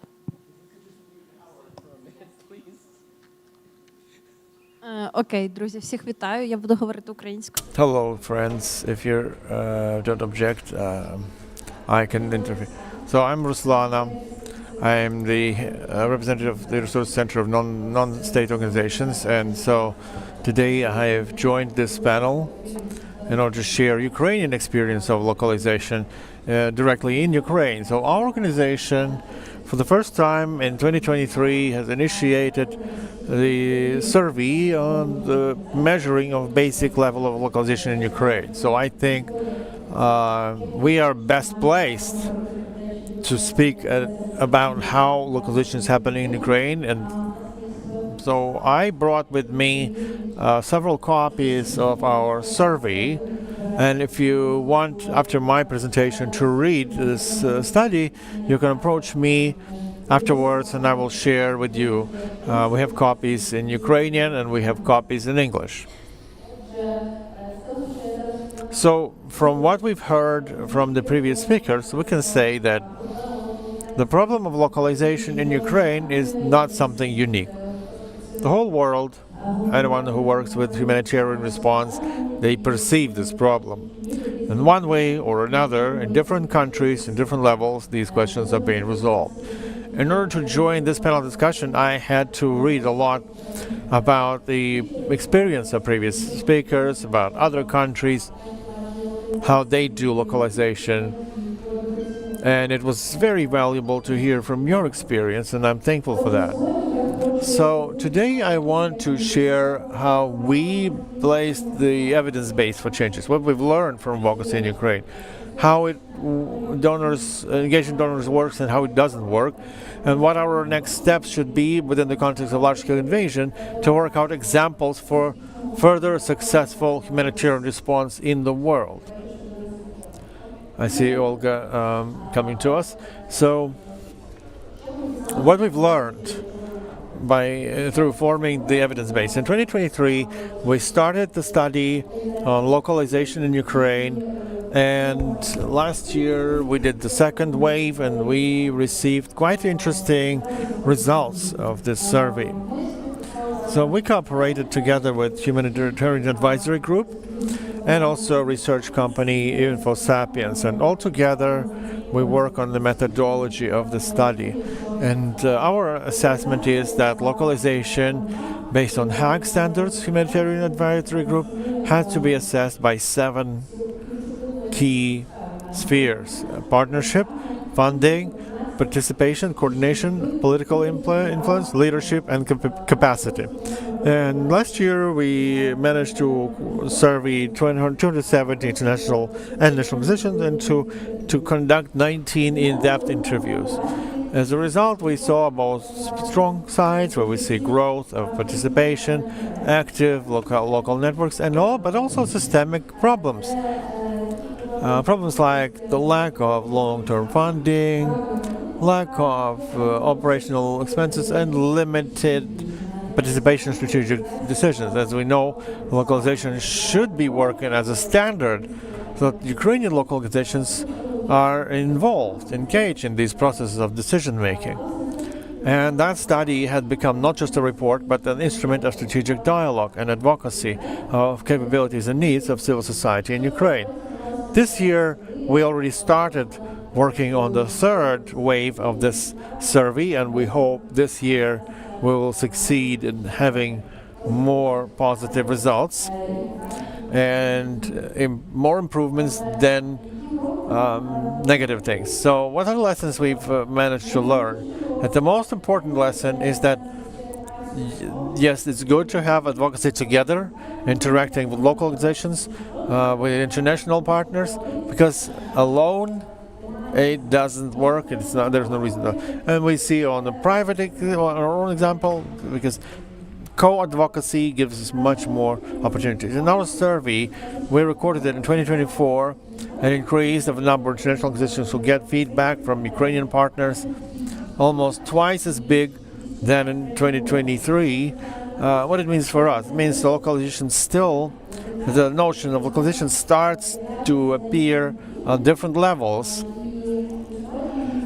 And international organizations take into consideration the ideas, and they're trying to hear local organizations. But we also see still that a lot of partners remain unequal. And Ukrainian organizations do perform projects, but they have no impact on their form. And very often when local organizations remain implementing partners only, sometimes they don't have time or strength and money to actually do their own projects, because often these organizations are left without salaries, etc. They have no way to know that they have a right to advocate, to ask for something, to be heard, because often, you don't know what you don't know, so you cannot ask about something that you don't know. Almost half of the surveyed NGOs don't have operational costs covered. We still see that in 2024 and 2025, the situation has improved a little bit, because without the operational cost, organizations cannot exist. Short-term projects, they don't help localization in any way. And from decision-making to participation in project design. What we see now, what is working, what is not working in working with donors. We see that both positive and negative things are happening. In 2023-24, Humanitarian Fund for Ukraine, so they've seen their partnership policy changed because local actors are important. They have changed their approach to localizations, and therefore they increased a number of organizations that get direct funding from Humanitarian Fund. But the system remains closed. And over 50% of small NGOs have never met institutional donors. Maybe it's something not so important, but in fact, direct contact, direct interaction with donors is very important for localizations. And the level of trust, the wish and their capacity to be voiced to international organizations is important. That's how a monopoly is created, where direct funding is only available to those organizations who already had direct contacts with international donors, which is unfair.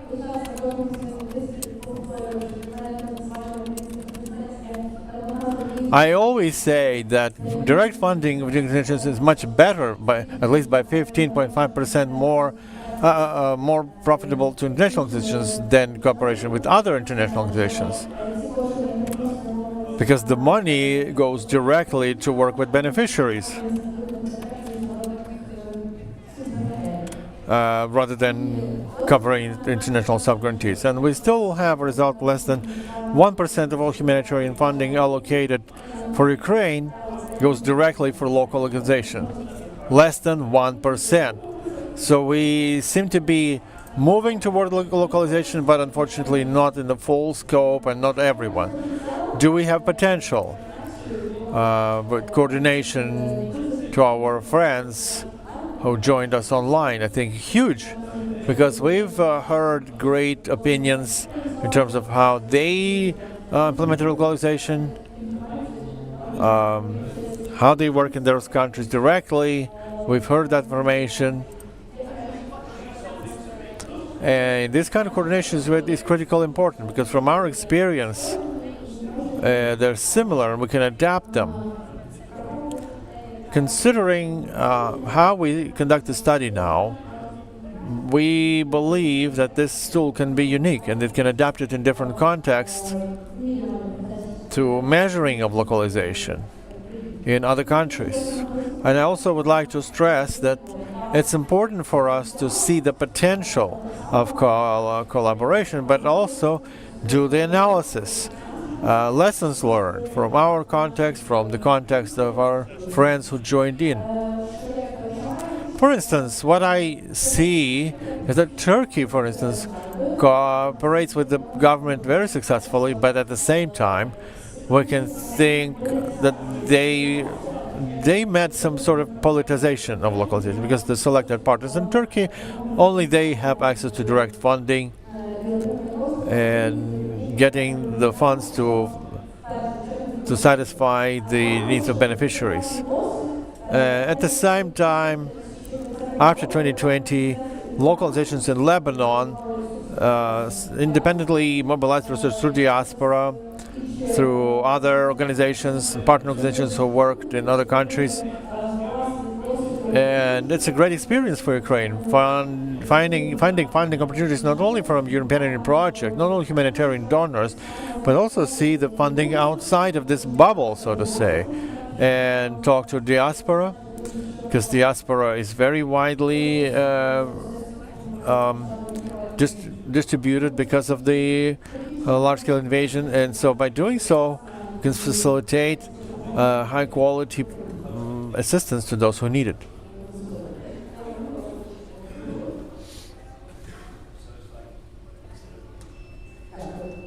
Thank you. My difficult job to keep us all on time and let some time for real discussion and workshopping. Ms. Lubaba Al-Ahdad, hello and welcome. Representing the Executive Director of Syrian Women's Association and a member organization of the Syria Localization Lab. Very interested to hear her remarks. Syrian NGOs and leaders have been at the forefront of localization struggles for quite some time, and I'm really interested to also hear if maybe with the supposed listing of some sanctions, if suddenly donor trust is going to open up and that we will have a new power shift in Syria amongst NGOs from donors. Let's see. Thank you very much for joining us, and please your remarks, and introduce the association if you would like to, please. Good evening, everyone. Can you hear me now? Yes. Okay. I'm Lubaba Al-Ahdab, the CEO of Syrian Women Association. We are a women-led organization working in Syria cross-border since 2015. I'm here as a representative of the Syria Localization Lab. It's an honor to be here today with you to share some reflections on localization and accountability drawn from the complex and challenging context of local civil society in Syria. Today, I will share with you 3 cases from the Syrian context about localization and accountability. As we have experienced as partners with the international humanitarian system, including UN agencies and international actors over 14 years. The first case regarding access, the humanitarian access. I will mention 2 experiences in access. The success of the cross-border aid delivery mechanism, where humanitarian coordination operations have been conducted from Gaziantep in Turkey across the border into Syria. This desire, the cross-border mechanism, was consistent with the desires of all stakeholders, including INGOs, donors, and local Syrian organizations. Therefore, it was a success, and everyone worked together to ensure its success. The second time, in delivering aid to besieged areas, like in Al-Ghouta in Damascus countryside, Al-War in Homs, for example, Syrian organizations succeed in convincing donors to ease project implementation requirements, such as financial documentation and recruitment and procurement processes. Donors eased their restrictions and the project implementation became more flexible and effective. The second case in which we achieved a partial success concerns the protection against attacks on civilian facilities and individuals, such as hospitals, schools, ambulances, and popular markets during rush hour, as well as humanitarian workers, doctors, and nurses.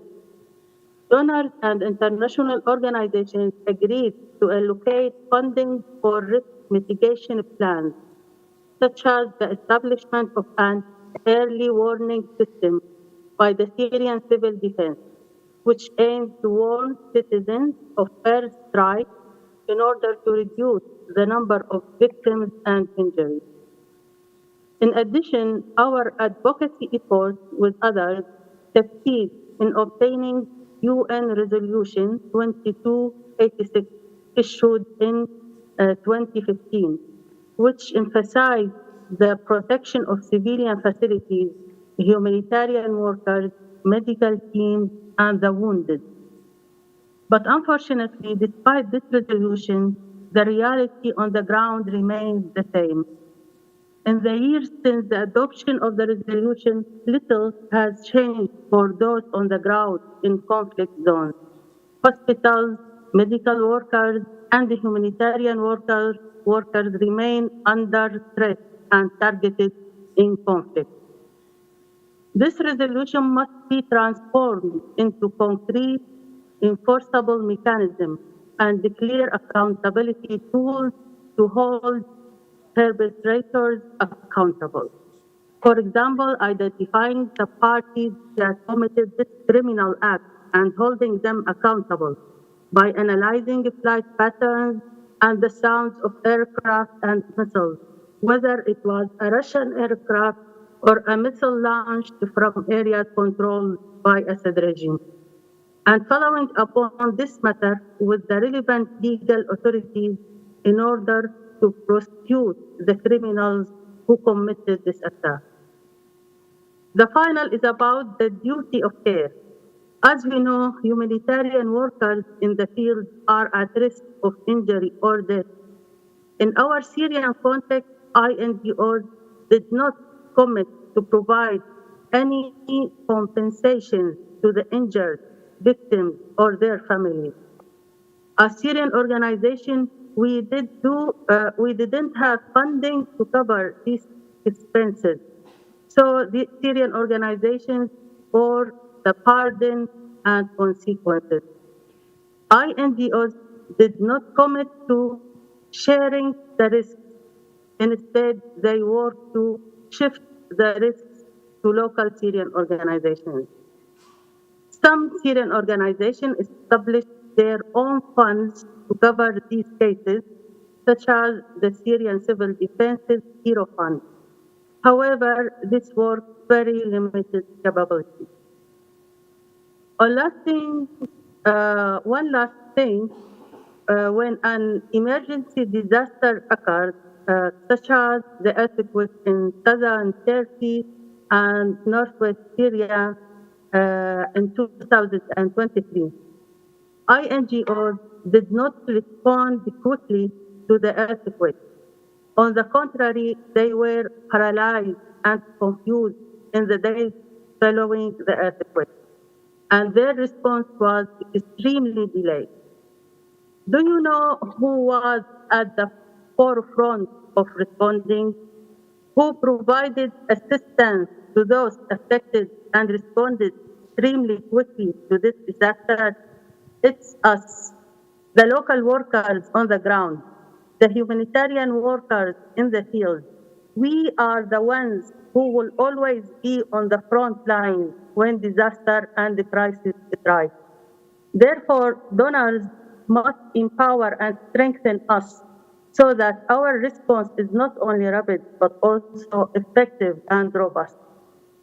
In conclusion, I strongly advise our colleagues in Ukraine to focus on establishing and developing highly efficient and effective local coordination mechanisms, supported by adequate financial and human resources. Always remember that you are the ones who will save the victims and the wounded when everyone else leaves you or is too late to reach you. Thank you for your listening. Thank you very much. Do we have Yusra online, or is she not able to come through? No? Okay. Okay. Howard, Nadine, I think if you want to make some quick remarks here, we can have some time for Howard and then for Nadine, and then we can get into a discussion. And Nadia, if you want to say some things. Howard, are you there? Can you hear me? Not only can we hear you, we have your... Oh. Yeah? No. Go ahead. No, I can't hear you, Nick. But, okay. 3 quick points. Thank you. One on advocacy in Ukraine and linking that up to advocacy and donor capitals on localization, and a scope for more collaboration and more joined up approach between the country level and in donor capitals to have influence on international agencies. Secondly, on joining up the dots between the country level advocacy in Ukraine, but also in these other contexts like Syria, Turkey, Lebanon, and the global grand bargain process, and an opportunity that's starting up now on that. And then thirdly, on solidarity between civil society in Ukraine, civil society in other countries where there is war and where there have been attacks on humanitarian workers, including particularly local civil society at the front line of the conflict, and sort of solidarity across borders on that, and working with faith leaders or others on that. So just to take each one in turn, on the linking up the dots between the country level and donor capitals. So CAFOD is a UK-based INGO, and we co-chair the UK INGO working group on humanitarian issues in the INGO network in the UK, which is called BOND. And in every donor country, you have some kind of you have an INGO forum for NGOs that do humanitarian and development work. And many of them, like BOND in the UK, has a Ukraine working group or a sort of sub-working group. So it could be interesting to map out where are those Ukraine working groups and or humanitarian working groups in donor capitals. And from your Ukraine CSO Alliance operational strategy and the priority recommendations that you've brought to INGOs at the country level in Ukraine, and in there's the NGO platform that's this mix of INGOs and national NGOs in Ukraine. If that was tabled in the donor capitals, and so if both the INGOs were sort of pushed to articulate how they're supporting your priorities and your priority recommendations to INGOs, and also and directly connecting in the Ukraine CSO Alliance into the dialogue with the Foreign Office here in the UK between the BOND Ukraine Working Group and FCDO, but also in every other donor capital. It used to be that meetings between donors and INGOs happened in person, and that was kind of an excuse or a genuine reason why local NGOs, it wasn't so easy for them to connect in. Whereas now most dialogue between INGOs and their foreign offices at capital level is also happening online in Zoom and Teams. So to structure that kind of connecting in. Then on the second thing about joining up the dots with the global grand bargain process, I'm sure Nadine and Yusra will share more on that. But just to say, as CAFOD, we're involved in a new grand bargain sort of subgroup looking at holding intermediary agencies accountable. So INGOs, UN agencies, or national NGOs like Gorkan was sharing from Turkey, whereas Support to Life, national NGOs are doing the sub-granting and the partnership work with wider networks of local CSOs. There are other networks in other countries like Myanmar that are also doing that. So in this grand bargain subgroup, probably the kickoff meeting, the invite for that will go out soon. It will probably be in early June. And I know the Ukraine CSO Alliance are interested to be a part of that, and along with other networks in other contexts. And that will be a space for dialogue with donors, with intermediary agencies to try and work out what are the priority metrics or effective practical ways to track how intermediary agencies are supporting and reinforcing national local actors. And we really want to have a sort of process where there's a continuity of engagement with where some networks like Ukraine CSO Alliance, but potentially like the Syria Localization Lab or other networks in other contexts are doing this dialogue at the country level and then helping to find the solutions with the global headquarters through the grand bargain, through this subgroup on that. So I'll end with that. On the solidarity point on attacks on local civil society, and sort of violations of IHL, there are World Humanitarian Day every August in the UK in Westminster Abbey, which is this very grand religious, church, sort of cathedral, actually abbey, connected to our parliament. Senior heads of humanitarian agencies and representatives from the FCDO, the Foreign Office, meet for an interfaith memorial service to commemorate how people have lost their life in support of humanitarian work around the world every year in mid-August.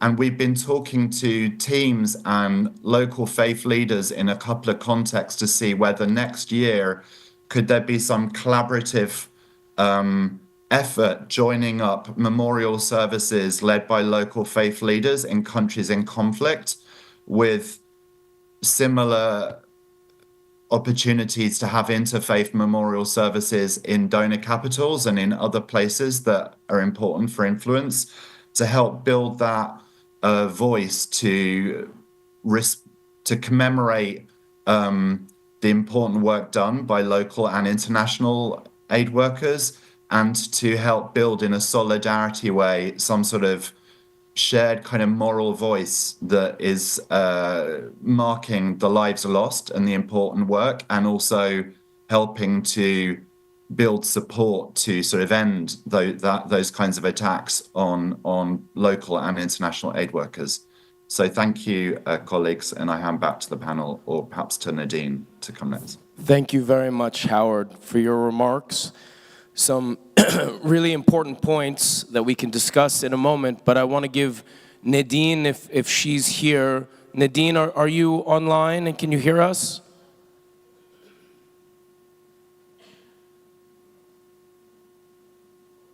Nadine?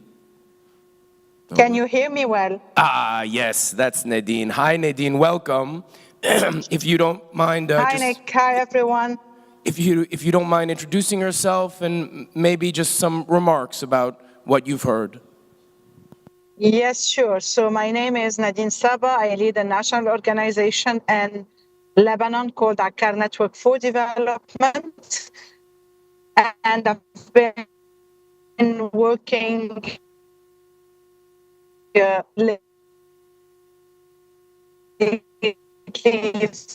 the last couple of years, along with Yusra, after listening to different panelists, is that at a moment when I started working on localization, it felt like it was more of the global South advocating for global North interaction.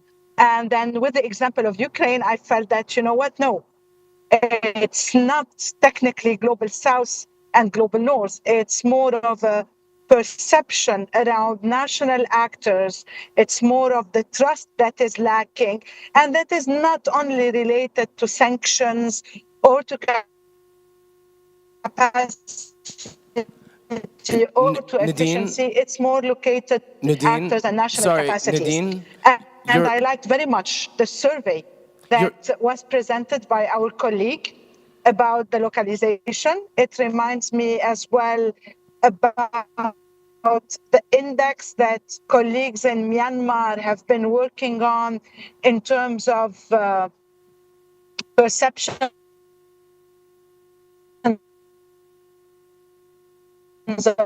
of equitable partnerships, a network of empowered aid response that has been sent.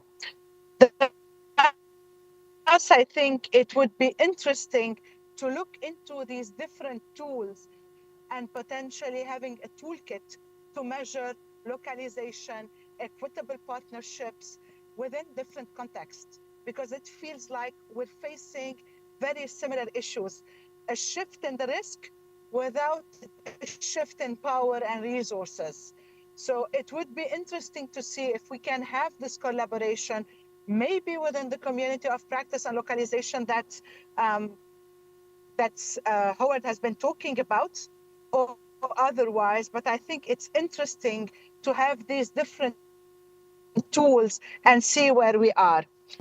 Second point I wanted to talk about is about the NRG. And I'm not sure if Yusra would also talk about that, the national reference groups, because the national reference groups is also a way to elevate the discussion that we have on the national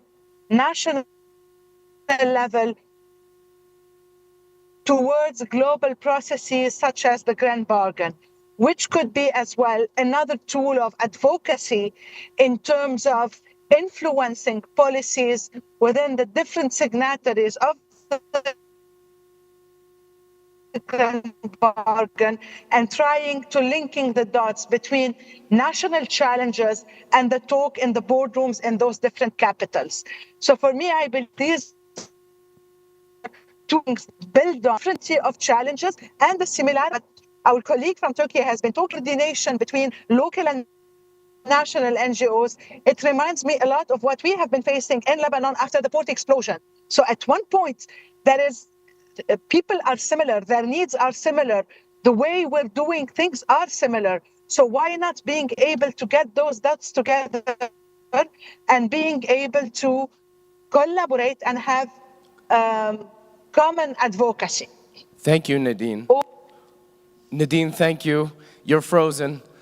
Nadine, if we do still have you, if you can hear me, if you can maybe turn off your video, that might help. I think Yusra is not with us, right? Yusra was not able to join us. Please.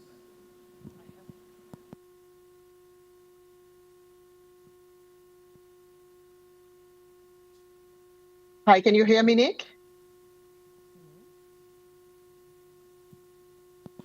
This is a very unlucky panel. We can hear you, Nadine, but and Yusra's here. Wow, this is a miracle. This is all working exactly as we planned. We coordinated this throughout the last week. Yusra, can you hear me? I can hear you. Yes. This is great. Okay. We got there eventually. Okay. Nadine's video was on, and it was a bit hard for us to hear her. If we could just have your remarks, please, and if you don't mind keeping it a bit short, we're running a bit late, and I also want to give our colleagues on the stand here some time. So please, Yusra, welcome. If you want to quickly introduce yourself as well, please. Thanks, Nick, and I'll be really short. As many of the things that Nadine said are similar to the connections that I wanted to make. So I'm Yusra Semash. I work for NEAR, the Network for Empowered Aid Response.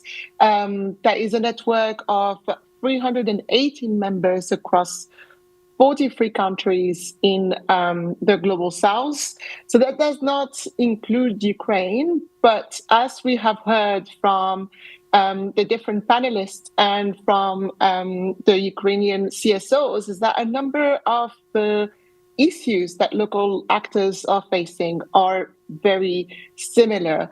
And even if there was perhaps an assumption in terms of the perception of Ukrainian CSOs or around the trust, it seems that being a local actor in Ukraine is not so different from being a local actor in Lebanon, in Syria, or in Turkey. And what I wanted to say is that, I mean, working for a network of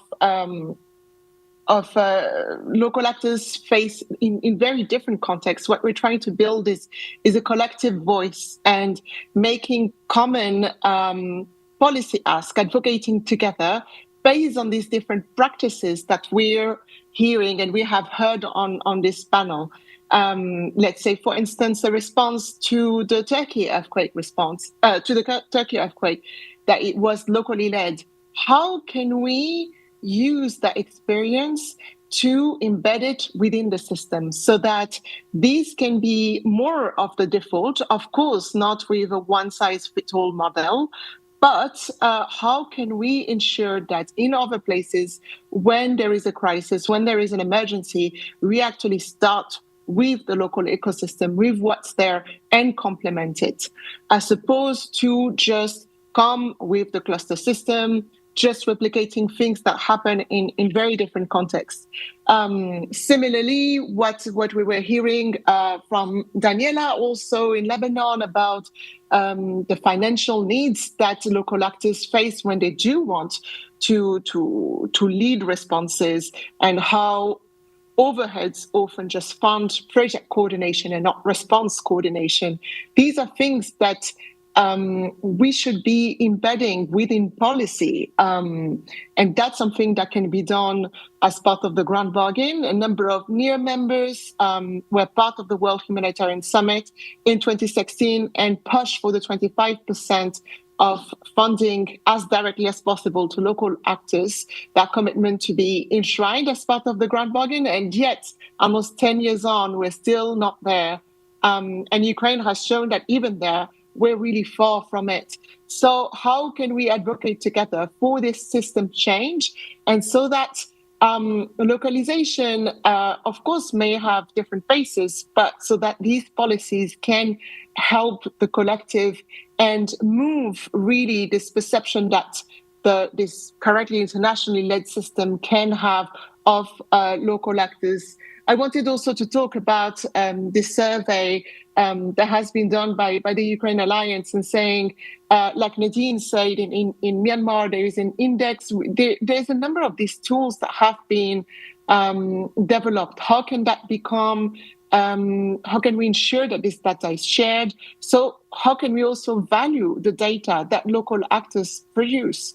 And how can we make sure that the accountability uses that data as opposed to just international actors' data to ensure greater transparency and to ensure that the accountability is closer to the community? Just to also talk about these mechanisms, Nadine talked about the national reference groups.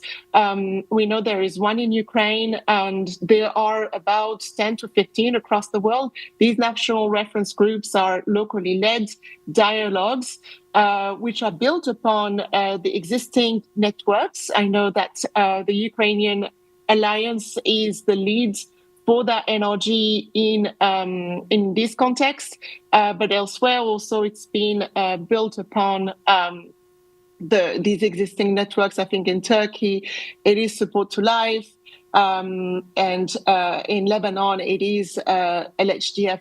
So these are dialogues where we are bringing the donors, the INGOs, the UN agencies, and we can talk together. Local actors are able to be looking at what has been the progress and talking about what are the barriers to change and how can we address it. And that's, I think, that direct dialogue is very much needed, in particular for local actors. I'll stop here so I don't delay further the conference. But thank you very much for inviting me. Thank you very much, Yusra. And now, Nadia.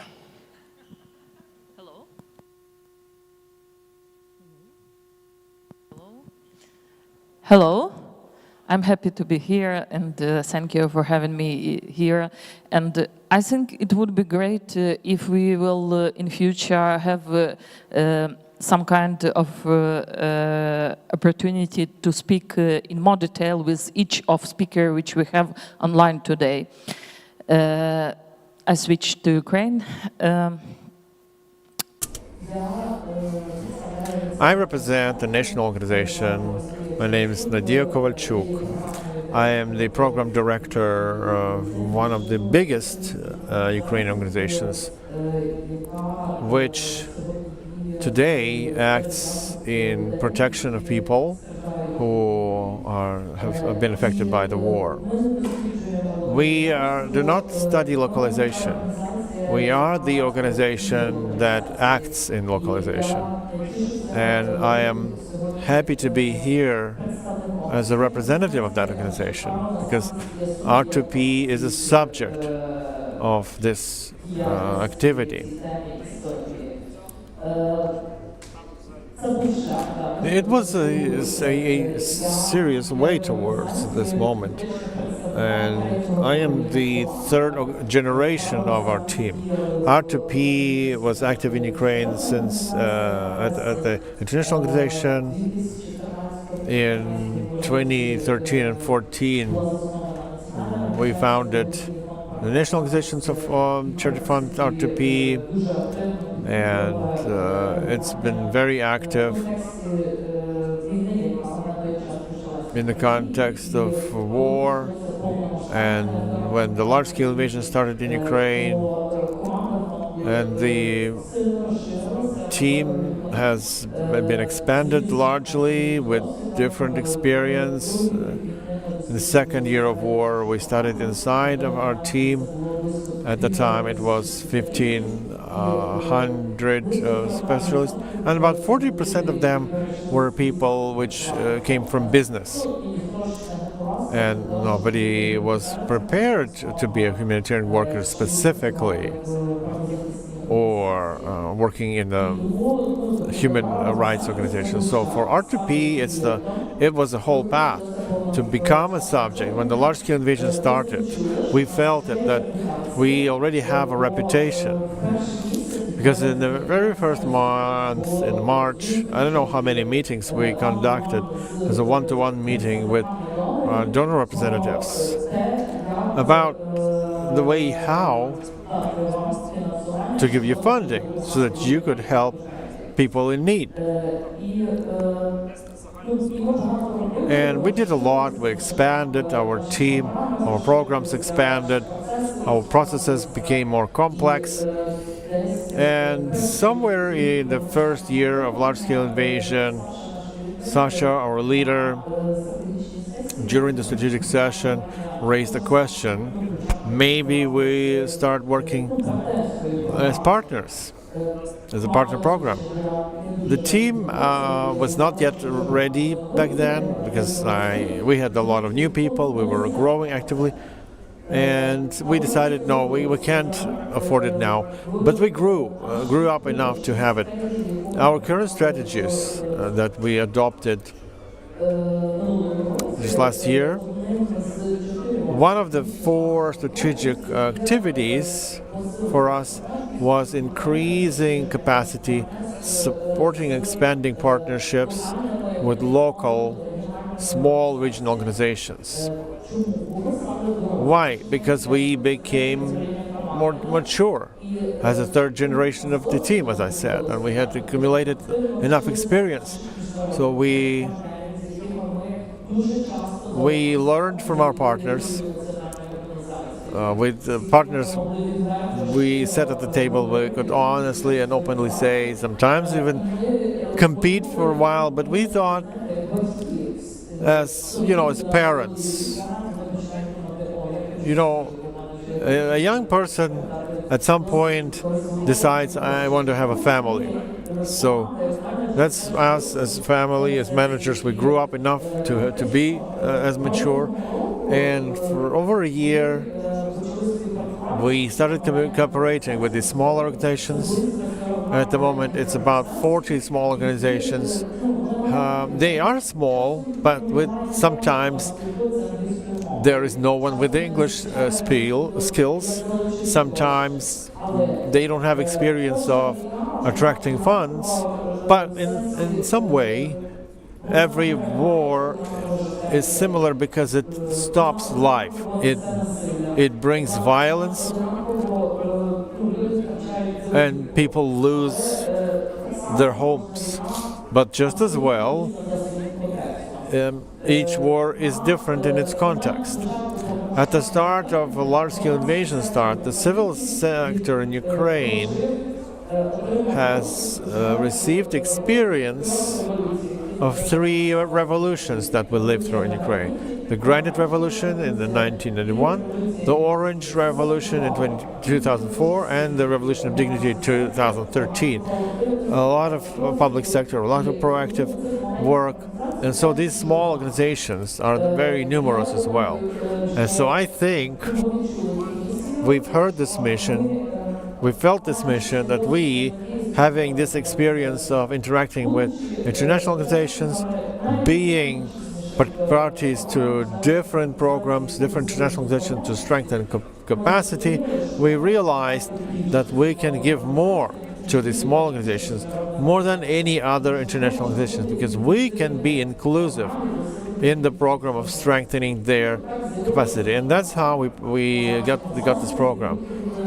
We had great feedback from small organizations, and we believe that the strength in coalition, in partnerships, and in parallel working with small organizations, we have been proactively working to unite with big national organizations to protect people from consequences of the war. And the last thing I want to say, the strengthening capacity of each of our local and regional unions. I think it's the biggest argument for donors. The organizations here deserve to get a commitment, not in 25% of funding, but in 75%, because this is capable players who learned from other capable international players to be transparent, to be open, to be of great quality. Thank you for opportunity to share with this. We only have a few minutes left. Just one quick remark, I think, to maybe sum up some of the points. Just if we get into the reality of the situation as it exists today, U.S. foreign assistance has been destroyed, and it's likely not coming back. Certainly U.S. foreign assistance as we knew it is gone by Trump and by Elon Musk.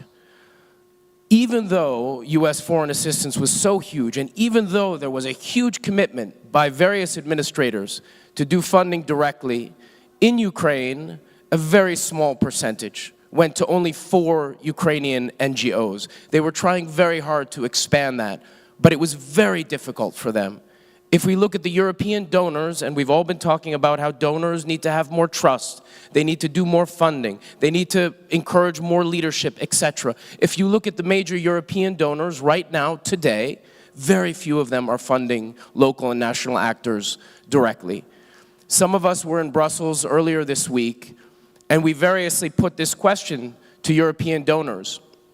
There is a real sense of fear in European capitals that the movements and trends that destroyed U.S. foreign aid and that destroyed the Bureau of Humanitarian Affairs as we know it are gathering in Europe. And they are concerned, and they don't have a political strategy.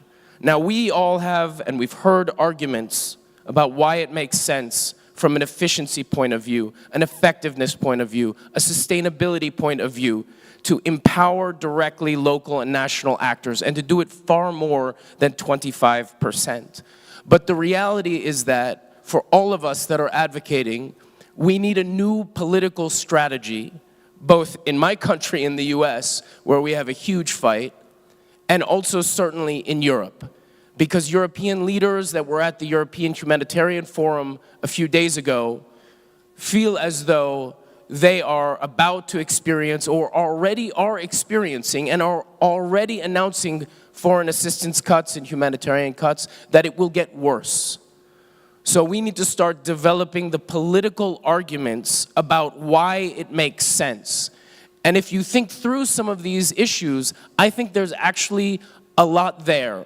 There are strong political arguments right now in Europe to do more direct funding to local and national humanitarian organizations around the world. And in fact, that may be the best way to try to counter some of the forces that are trying to do exactly what Elon Musk and Donald Trump did in the US until now. So I would really encourage all of us to think about those things. Howard, Nadine, or other guests from Turkey or Syria or Lebanon, I'm not sure if you're still here, but any final remark? And then I'll let our folks on the floor here have a final word. I'll take that as a no. Okay, so final remark. Окей. Я зроблю дуже коротко. I will make a very short final remark, if I may, that the fact that I don't like the phrase localization is a trend, localization is something we have to move to. Localization has to become the basis of how humanitarian response is organized. It should not be something extraordinary. Like if we achieve some success, it has to be. No, it's a baseline. It's not an achievement.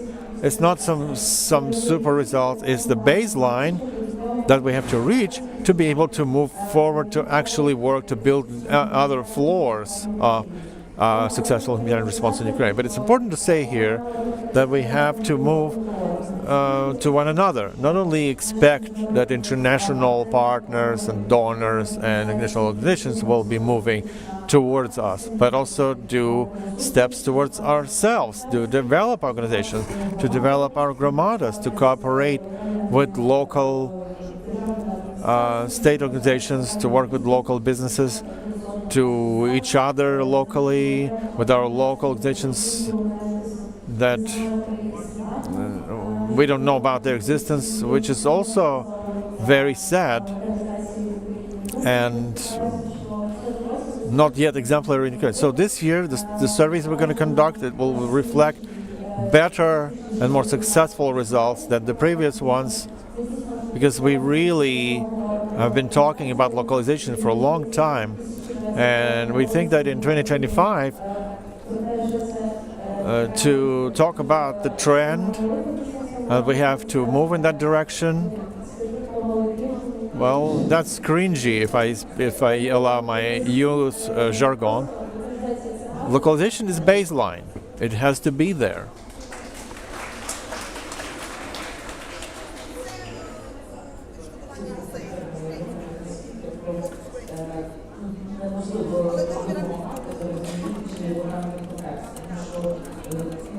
You cannot help if you don't understand local context. As we said, the war is the same in the sense that it brings death and violence. But how to help, that depends on the context, because in one context, the government is a stronger player, local or national authorities. In other contexts, NGO sector will be more pronounced and stronger. Only national players, local players, know actually how it works. If there are some foreign actors come in with good intention to help, but they can't work in the local context, they don't know local intentions, and we've seen that. And I have that experience as well. So they say it will work, but it doesn't work, and we're just losing time. So I wish us all to have more bridges between national and local and international organizations, and better understanding that it's our shared effort and shared cause. It's not just national organizations who have to move localization. It's our shared cause. You can't act alone here. Thank you.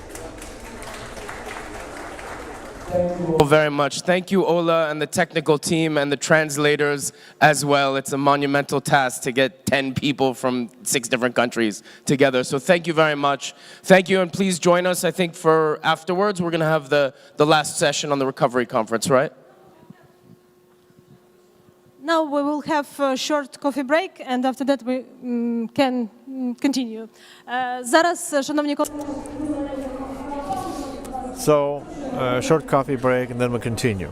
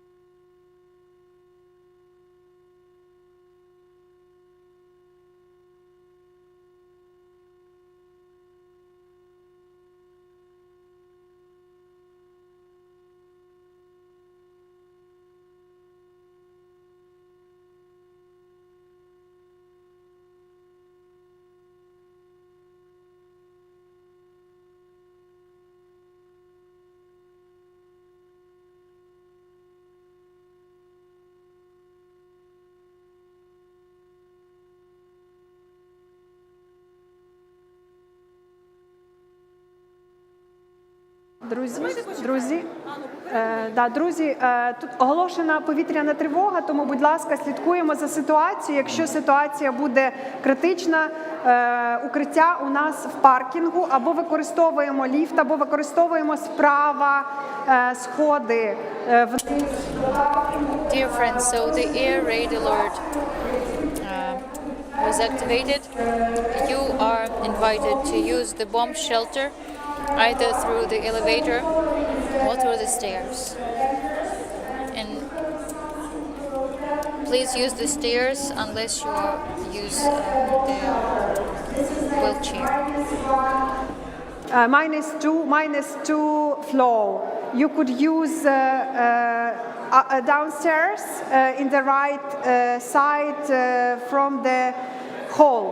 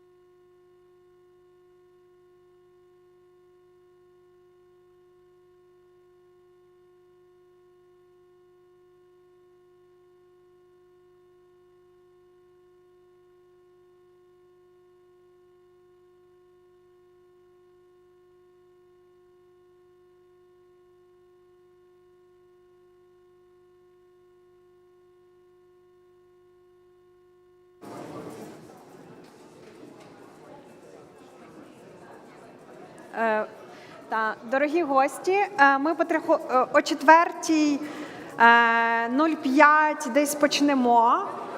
То я прошу вже потихеньку збиратися. Наші гості і спікери доїжджають до нас. І я прошу вже потихеньку всіх збиратися до залу, для того, щоб ми всі вчасно почали. То прошу вже займати потихесеньку переходити і займати свої місця.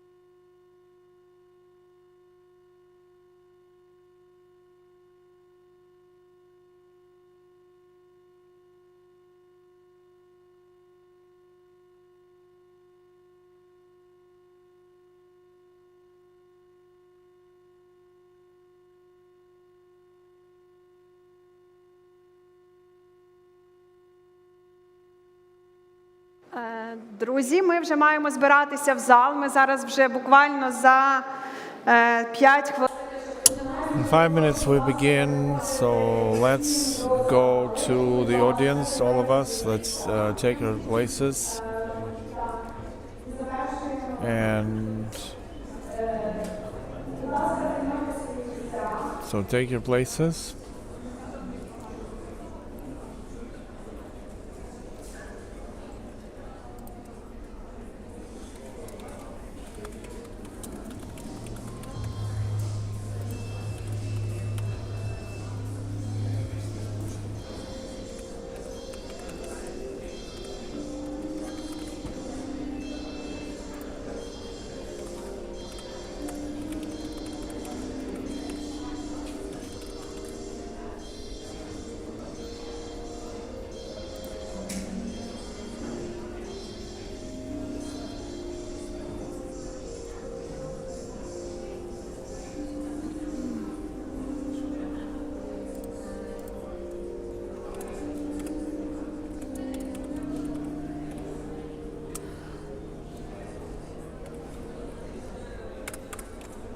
Sorry. А? Sorry.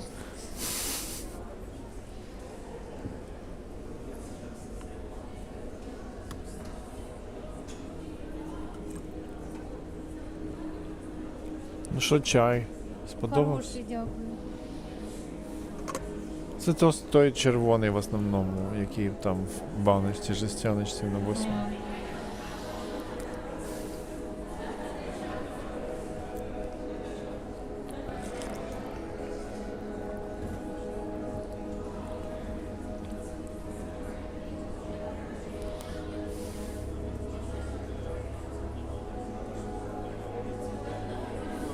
Лесю, нормальна практика запитати, а навіщо робиться переклад? Мені б там пропонують статтю одну пост машин едітінг зробити.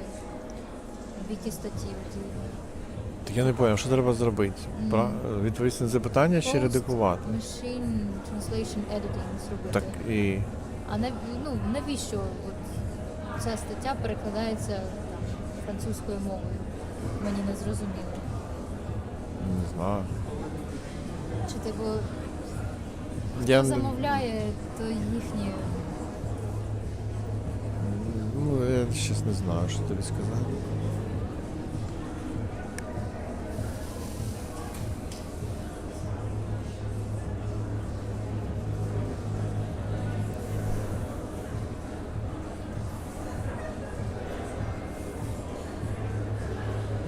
Ой, мені так кориця подобається. Ще в мене є відчуття, що я попала в тіньовий бан у Фейсбуці. Мої пости, що я роблю, Ну і не що? лайкають. Мені пофіг. Якщо тобі треба, я лізу в коментарі, тобі чесно скажу. Я просто там, де мені цікава розмова, я на свої пости не сподіваюся. Я лізу.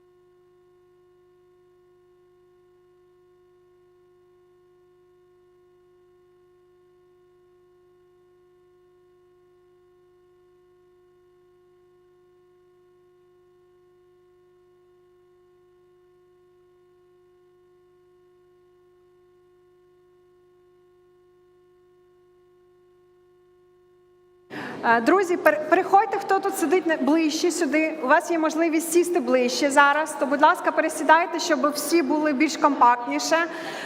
Я запрошую. So let's invite everyone here. Let's move closer here to the stage. Please take your places. And let's have respect to speakers as well and our guests. So let's sit together.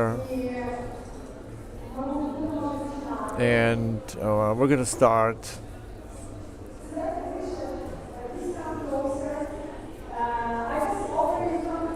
Because you will have possibility to have more space with speakers, so please come closer, and you will have quality. So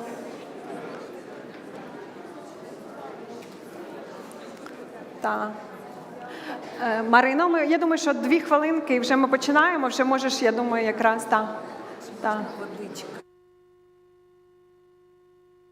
Друзі, Оля, водичку для спікерів можете? Оля, моя команда, воду для спікерів можемо, будь ласка, до сцени. Саша, Оля.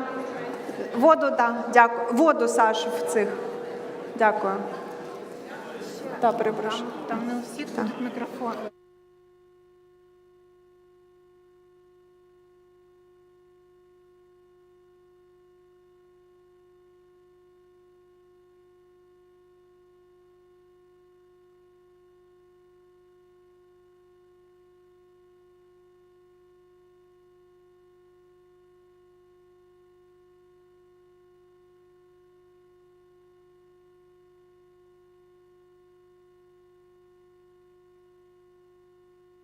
Все поки. Так, дякую. Так, прошу, друзі, заходимо.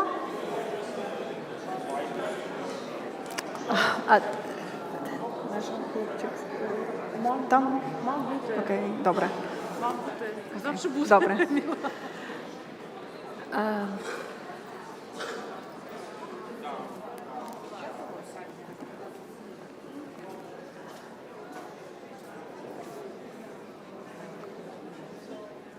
So you could just choose any place.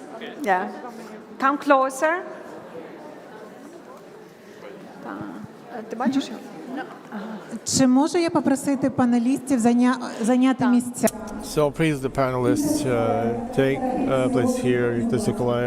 Sikolenko, Director of Agency Development, Mykolaiv. Tatiana will also join us. Lomakin and Berezhna, they will be soon here.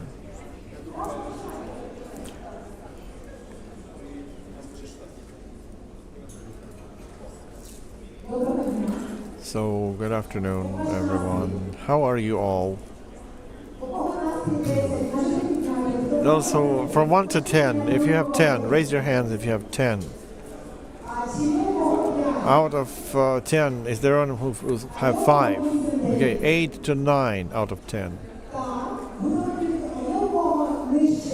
Lower than 5. All right, so we need to increase our morale. I'm Marina Saprikina. I represent the Center of Development of Corporate Social Responsibility. And since the large-scale invasion, I've been busy in the movement of entrepreneur women in Ukraine. We've trained more than 8,000 women in Ukraine already, and this is an interesting panel discussion. It's called Ukraine Recovery Conference 2025, working out the joint position of sectors. Do you agree that the joint effort should be developed?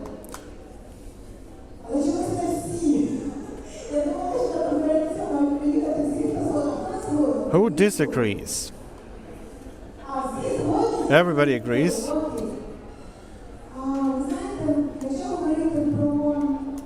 So if we talk about statistics, we all know that about 14 million people have become refugees or IDPs. Частина критичної інфраструктури зруйнована. A third of critical infrastructure in Ukraine has been damaged or demolished. But the deepest ruination goes not even through the business. Пов'язано з людьми. It goes through people and people's losses. Ми з вами будувати мости. Because infrastructure can be rebuilt. But how do you rebuild trust? How do you rebuild dignity? How do you give another or new foundation to a million of Ukrainians who lost everything? when I'm talking about it, it's not just words. I'm from occupied Lugansk region, and indeed I did lose my home back there. And we know that both businesses and the state and civil society, people in these organizations, because it all starts with people, they become the first who don't stay aside, who don't stay silent. They are the first who start rebuilding our country. And so we're going to be talking about civil society organizations. Those people are investing not only in the walls and floors, but they invest in people, in the people's voice, in people's rights and people's opportunities. And this panel discussion, I hope, will be about the new role of civil society in recovery. It's about integration of humanitarian expertise in state policy. It's about building trust as a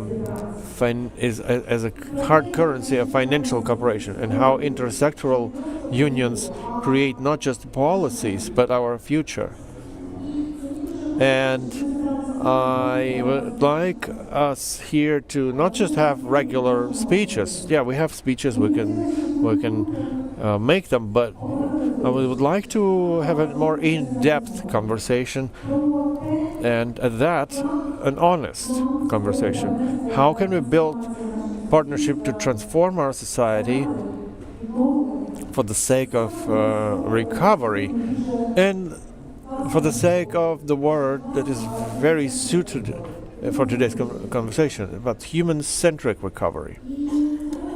And today I want to present our great speakers here. We have a great panel discussion. We have many speakers. Some of them are still on the way here. They will join us a bit later. And we'll start from me and then from you. So Viktor Sokolenko, Director of Agency of Mykolaiv Development, City of Mykolaiv. You know, it's unbreakable. The city of iron. You know, I've seen Mykolaiv for many times, and it's always about hope. They are as resilient as, you can't be more resilient than they. Next, the person who works for 2 years now in Ukraine and been learning Ukrainian, Marcus Köln, head of the Cooperation Department of Germany embassies in Ukraine.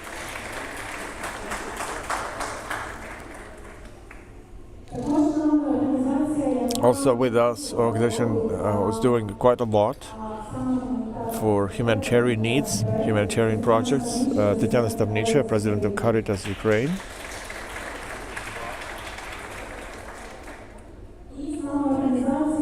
And also with us, organization that has plans and is doing quite a lot of useful things for frontline territories. Ricky Akin, Director of Response and Mercy Corps Ukraine. On the way here, Tatiana Berezhna and Tatiana Lomakina, and also with us on the chair over there, not because there's not enough space here, but because there will be a great keynote speech. Camila Taratin, head of the non-profit humanitarian organizations union in Ukraine. Most interesting that Camila is from Italy. And the subsequent conference, Ukraine Recovery Conference, is going to take place in Italy. So she will now present the mapping of CSOs that they've made as a map, and maybe it will give a lot of insights to our panel discussion. Camila? Thank you so much, Marina, and good afternoon, everyone. So, maybe to introduce this, with the CSO Alliance colleagues, we were thinking, how can we better show what we are doing as NGOs in Ukraine? NGOs that work in the humanitarian space have been operating sometimes for 10 years, sometimes for more, sometimes for 3, but have provided so much support to the people of Ukraine. in the last 3 years in particular. And we decided together and with huge leadership of the CSO Alliance colleagues on this, that I really want to commend, to collect information from all of us and understand concretely how much have we been supporting, how many resources have we been able to mobilize collectively, and how many people did we support, how. And I would like to guide you through a few insights in terms of how much has been done, because I believe it really does show how much value there is in the NGO sector in contributing to the work on the humanitarian side, but beyond as well, in looking at the needs of people right now and in the medium and longer term. And I hope this shows how we can be valuable partners in the recovery of Ukraine. And I hope these figures you're going to hear now and the panel discussion will contribute to that. So just a few figures here. We collected data from around 80 plus NGOs, both international and national. And those are members of both the NGO platform, the humanitarian NGO platform, and the CSO Alliance. They're operating in Ukraine, and they are operating across the country. So here you have a little heat map showing you the presence and the number of organizations present in each of the, or operating in each of the oblasts. So present across 24 oblasts and Kiev city, of course.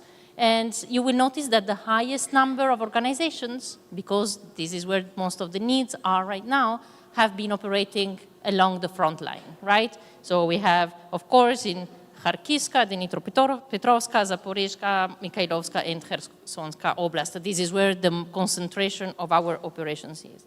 But it's not only there, it's across the country that you have a consistent and solid presence of NGOs. Moving on from here, a few figures now after the map. So this is how much our cumulative budget for 81 organizations, NGOs, has been since 2022. And this is an impressive figure, 4.4 billion euros. In 2024 alone, we have our cumulative budget, the resources we've been able to mobilize to support the communities, has been 1.2 billion euros. You will note that there is a decrease somehow in 2025. This is also because we have only partially reported so far the resources, but unfortunately, it is also a reflection of a global trend of decreased resources in the humanitarian sector from our international donors, which we hope we will be able to address going forward. I think here what is impressive is also to see how much resources the Ukrainian NGOs that there you see in orange have received in terms of funding, and the international ones that's in green. To give you a sense, I think that this represents more or less the recovery budget for 3 years within Ukraine. So it is really an impressive figure, and we need, I think, to capitalize on that to create partnerships and make the best out of this. Now, number of beneficiaries reached 69 million since 2022. 69 million is actually the cumulative number of beneficiaries reached, right? With different type of activities potentially, but this is a great number. And again, we are still collecting figures for this year, which might be slightly, it's still difficult to estimate, and we are working on that. And we're actually also working on collecting figures for more organizations, because there's more of us out there, right? 80 is more or less 80% of our combined members, even a bit less so. In 2024 alone, so last year, we reached 22 million people with assistance. Or actually, people will reach 22 million times. That's even more impressive if you think about it. What type of projects have we, in which space are we operating as NGOs? So here is a breakdown, and we broke it down. We don't like silos, but somehow we still have some categories to explain better what we're doing. And we are working in the humanitarian sector. We are a humanitarian NGO platform, and most of the members of the CSO Alliance, of course, are doing amazing wealth of humanitarian work as well. We're working in the recovery sector as well, and development, social cohesion, human rights. I think what is interesting here is to see that it's not, I think there is a perception sometimes, or we hear a perception that we're doing humanitarian work, so we're focusing on that, and we're doing immediate emergency assistance, and that's it, but there is so much more that we are doing. And one of the reasons is that among the NGOs operating in this space, many have been active for years, maybe decades, providing different types of assistance even before a humanitarian crisis set in. And they have been able to adapt to the needs, and they are able now, looking forward as well, to change and adapt the ways and tailor the ways in which they are working. Now, without going much into details, but we want to give you a snapshot of the also type of sectors where we're working. Protection, this is where there is most of the work, because there is an incredible amount of NGOs providing psychosocial assistance, psychosocial support for children around gender-based violence. You will see the figures there, 53 organizations, for instance, providing psychosocial support to individuals and groups. And this is, I think, I would like us to reflect a second on how imperative this type of interventions is, not only for the immediate humanitarian assistance, but as we look in the longer run for the recovery of Ukraine.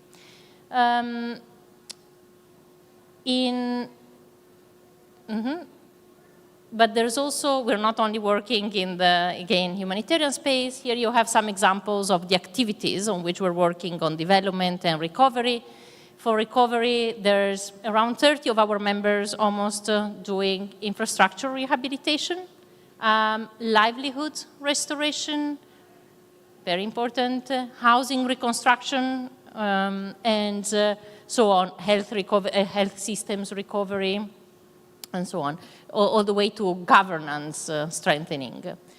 In terms of development, a lot of our members, and again we're talking between 20 and 30, are working to support the water systems and promoting water, sanitation, and hygiene. Around the same numbers as working in education. Again, so much of the country has been affected, and the children are our future, right? And the future of the country. And there is an amazing amount of work that is being carried out to support rebuilding, maintaining the education systems that have been affected. Again, gender and equality are among our key areas of interventions, health, governance, legal reform, infrastructure. I'm not going to go into all of the details, and we will share with you the results. I think there is a QR code where you can actually access the PowerPoint, both in Ukrainian and in English. But let me just finish by saying that you can also contact us for more detailed information, and that I hope those figures help set the scene for our colleagues to give us a sense on concretely what does this mean, and help all of us understand how critical the civil society and the NGO sector is in the recovery of Ukraine. And we hope that we are confirming the added value of the sector and how much we can bring in partnering with the private sector and with the government towards the recovery as we go forward. Thank you.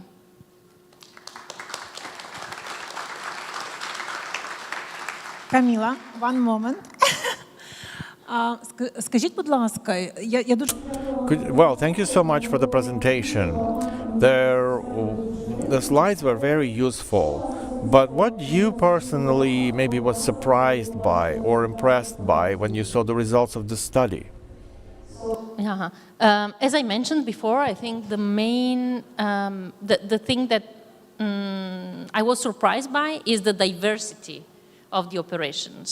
Because we know there is a lot of diversity within the humanitarian sectors in terms of activities, but when we look at our members that now are doing this amazing humanitarian work, they're also working in the recovery, in development, in human rights, in a very actually quite well-distributed way, right? It's, so I think this is really something that we need to capitalize on.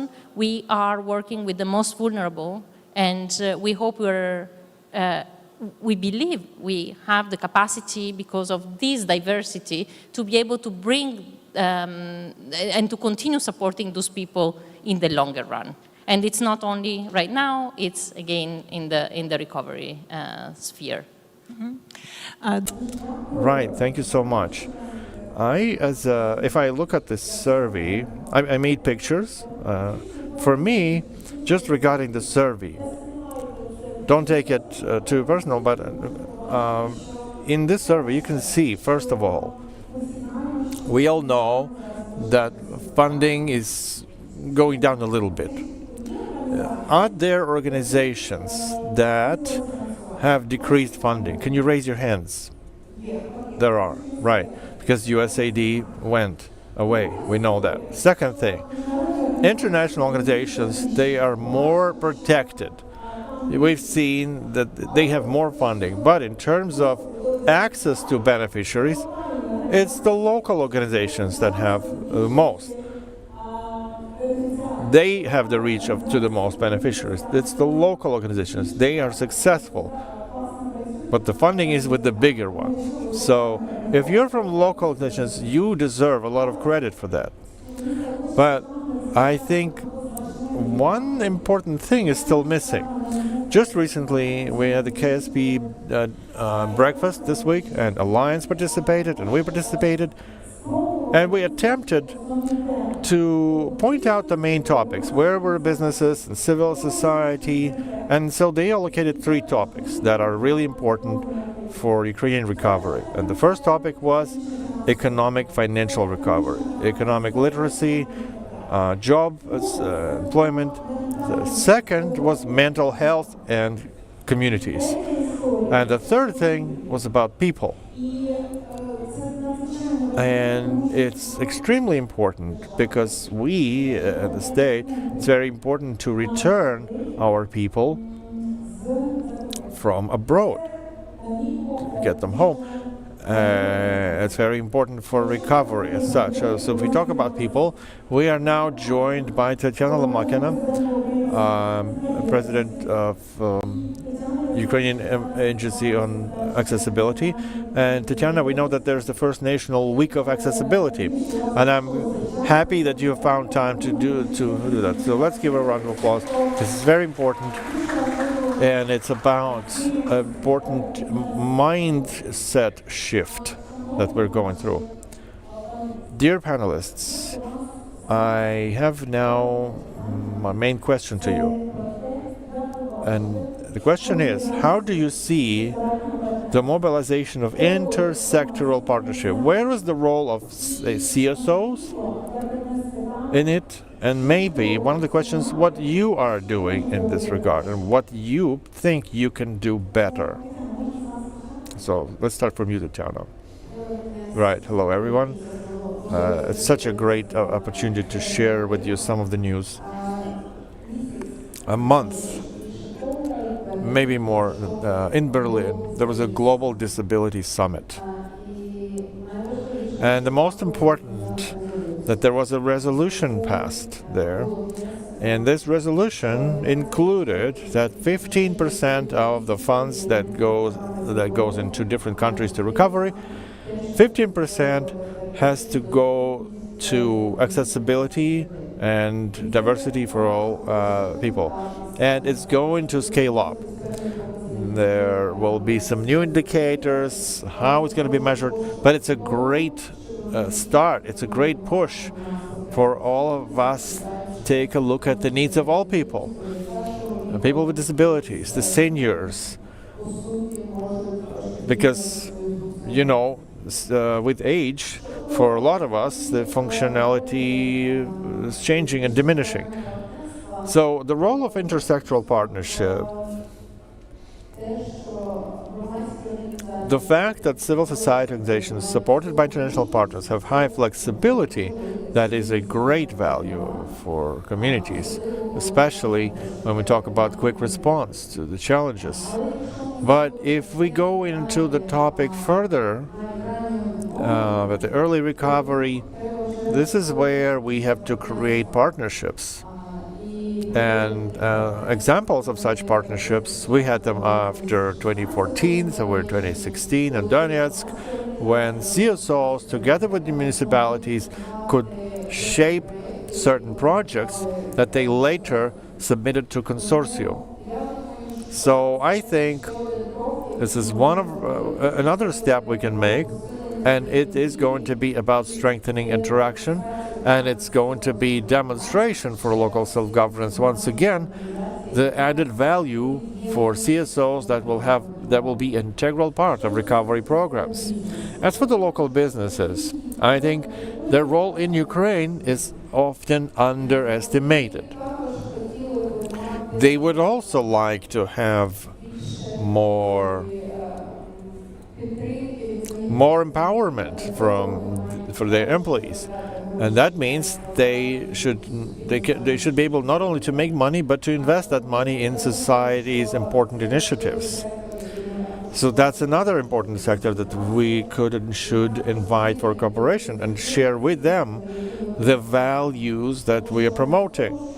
Because from what we are seeing, for instance, if now the CSOs are already in their values, they have deinstitutionalization, supporting the best care for children.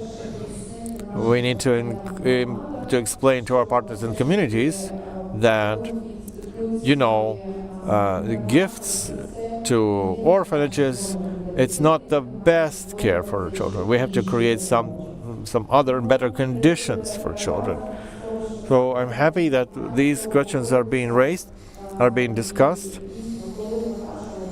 And indeed, when we talk about recovery, we have to account for all of these things, and we need to create this triangle on every territory where interaction between businesses, local self-governance, and CSOs to agree on what kind of recovery we want to create together. Awesome, thank you. So now we are joined by Tatiana Berezhna, Deputy Minister of Economy of Ukraine. And now organizers can see that the whole panel discussion is here. And so, Tatiana, we were specifically talking about intersectoral partnerships and where is the role of civil society organizations, what can be improved. Could you join the discussion? Right, thank you for the question. Greetings, all the colleagues. Dear participants, you know, Сьогодні Міністерство економіки. I represent the Ministry of Economy. I can tell you openly that no large-scale project is ever successful without this triangle. Governmental side, Ministry of Economy, our partners, international partners, let's say, and CSO. That helps us to strengthen our capacity. Because I can give you several examples. Turn to the numbers that I operate. In the Ministry of Economy, I'm responsible for labor market, and often we say that in order to restore our economy, we need to get to the labor market about 4 million new people. The people with disabilities, the veterans, the women who are in lengthy, they are not employed, or all economically active people who live in Ukraine. If it's only the state that will try to do that, it's not going to succeed. Because imagine 4 million people, 4 million lives. So whenever we implement different projects in terms of jobs and employment, in order to strengthen our voice, we get donors on board, international partners on board, and civil society that, again, allows us to strengthen our capacity. Just an example, government of Germany, GIZ, Skills for Recovery, we work together on the employment strategy. Marcos is smiling because, yeah, that's our joint victory. Who empowers our work on the employment strategy? A huge number of actors from CSO that come to our strategic sessions, and they do it systemically once a week to work out the specific decisions, because you are in the fields, you know what people need. So what will be in the foundation of the strategy? Just an example, as Marina was asking, intersectoral cooperation. So we just were on the career festival. There's a week of accessibility, and with the Ministry of Economy, we're making one of the programs to build more workspaces for people with disabilities. What does it mean? Employers who give employment to people with disability, they can get from employment service a compensation, 150,000 hryvnias to facilitate the workplace. We have that money in the budget to compensate that. We've already arranged for 3,000 such places. The problem is we need to now send signals to people that it's possible. Look, it's a success story. There is a person who arranged this workspace, but we don't have the money to spend to communication for this. So that's why we have a UNDP who keep helping us, like for instance, to show what successfully was done, how to apply for the program. And on this career festival, we had this joint activity where we were saying how to use this program. What the civil society is doing in this case, in this specific example, they are doing this job to promote the program, and it's another great example. I, by the way, have the list of these triangles, and I should not forget anyone, because with European Bank of Reconstruction and Development, together with Corton Ferry, we write chart of resilience for human capital. With civil society, we do strategy of economic empowerment of women. And when we're planning a large-scale project, the conclusion is this: the state is open for partnership to make something really large-scale and very good. So thank you for being there to do these great things together.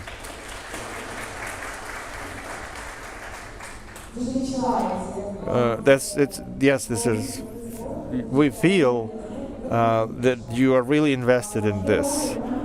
There's a lot of energy and that we feel from this message. So one question is, what you can do better? What do you feel that you can do better as a state intersectoral partnership?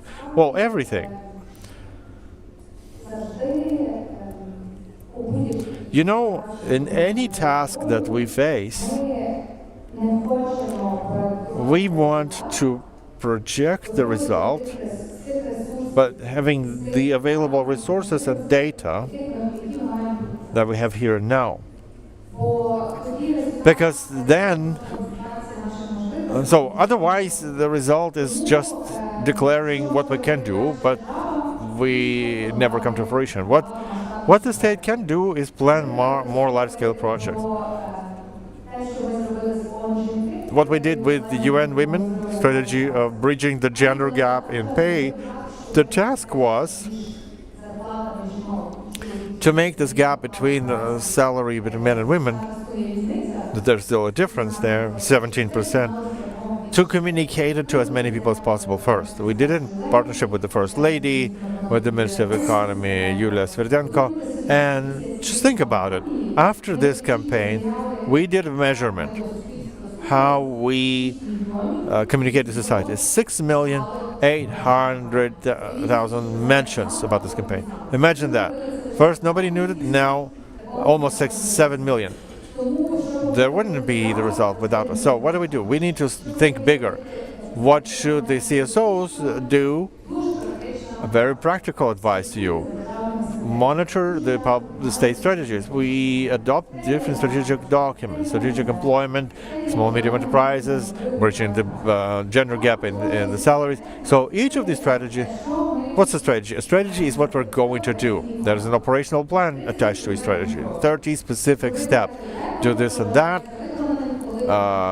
As soon as this happens, that is a marker, and who is responsible.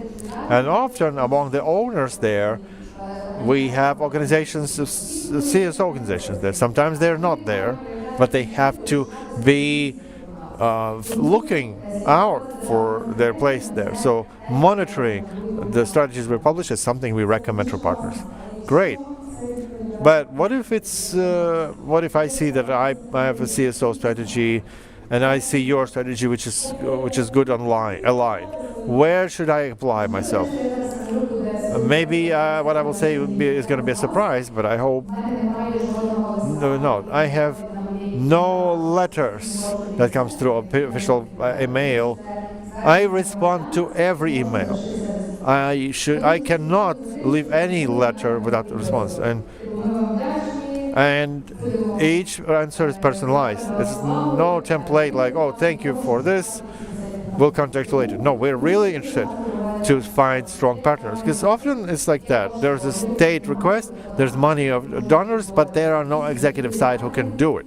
There's no potential owner who, not just to tick the boxes, but to actually deliver high quality work. Quality is for us very important. As soon as we see somewhere on the horizon a capable player, we don't let it out of our sights. Right, maybe this is not 100% of your specific specialty, but let's work here, because we see you can do things. So apply. I know there are many open tender procedures. Submit your high quality applications. Sometimes with our international partners, we do a tender procedure to do some state tasks. I'm reading every application wherever the program allows for that, because I'm interested as a contractor to get the best partners available. So good quality applications. Please write and talk about yourself. Thanks so much. It was a pleasant surprise. So you'll be ready to receive 400 plus emails to your email box. So could you raise hands, those who write emails to the ministry? Okay, I think so we're gonna have more hands next time. Now, talking of the national level, how does intersectoral cooperation function? If we were to recall 2022, one of the reasons or one of the issues that the local self-governance faced was personnel, human resources. There was a serious outflow of personnel, and who lent a shoulder to this local self-governance? Civil society and NGOs. And this is how we were all able together to provide services to the population. So the civil sector, civil sector has played an important role, in particular in my community in Mykolaiv Oblast. And our working group included civil society up to 50%. Now we are creating supervisory boards, and they include civil society actors. And it's great when civil society can advise on the supervisory board activities. We see it as a very effective cooperation. So we would like to have civil society actors even more. And it's easy to adhere to such a board. So you write an email, I represent this and that organization, I'd like to cooperate with you, and then we can consider your email and then include you to the working group, as long as you have expertise. Especially if we take local organizations. whenever we meet with our international partners, international organizations, they emphasize the local actors' participation.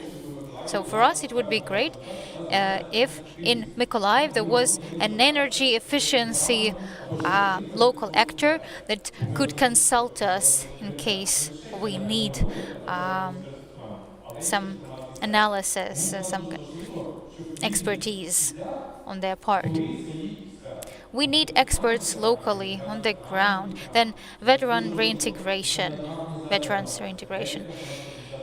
A number of NGOs must be profile NGOs in this aspect.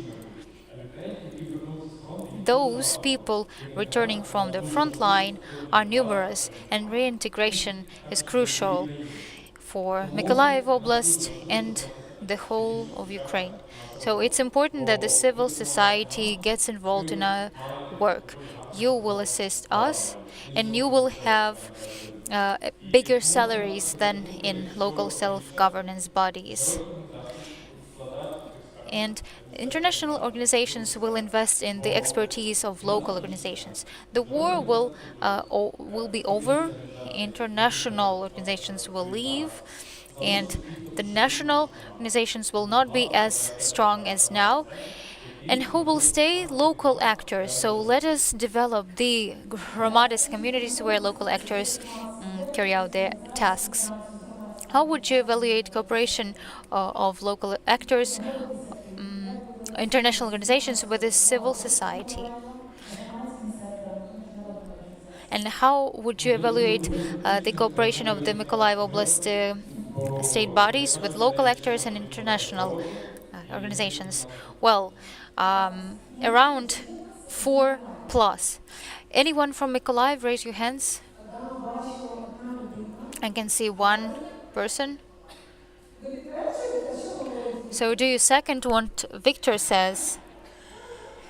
Okay, and how about you? So do you second? Right, Victor. You mentioned energy efficiency, veterans reintegration. What else needs this cooperation? SMEs development. There are many organizations that do not have expertise in this area, and they didn't used to run a business. So if it's a business supporting another business, then we can expect a good outcome. Because the more experienced business can share experience and share best practices with a small, or with a micro or medium enterprise. Another point is employment and formal and non-formal learning for children and adults. Since 2022, civil learning has become much worse. Its quality has deteriorated. And it's very important for us that the values are preserved and passed on. People need to differentiate between the good and the evil.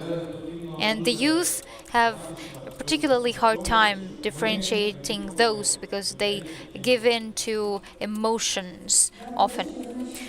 Thank you. I know that the Ministry of Youth is working closely on this to engage the youth to this processes. Thank you for your answers, comments, and presentations. Marcus, I can tell that you are very much interested in this topic. So, from the point of view of the embassy, how do you see this cooperation? What can be improved? First of all, I have to say it's always a pleasure to be on the same panel with Tatiana Berezhna, because we share this genuine vision how important civil society participation in all these political processes in recovery, in reconstruction, and in service provision also is.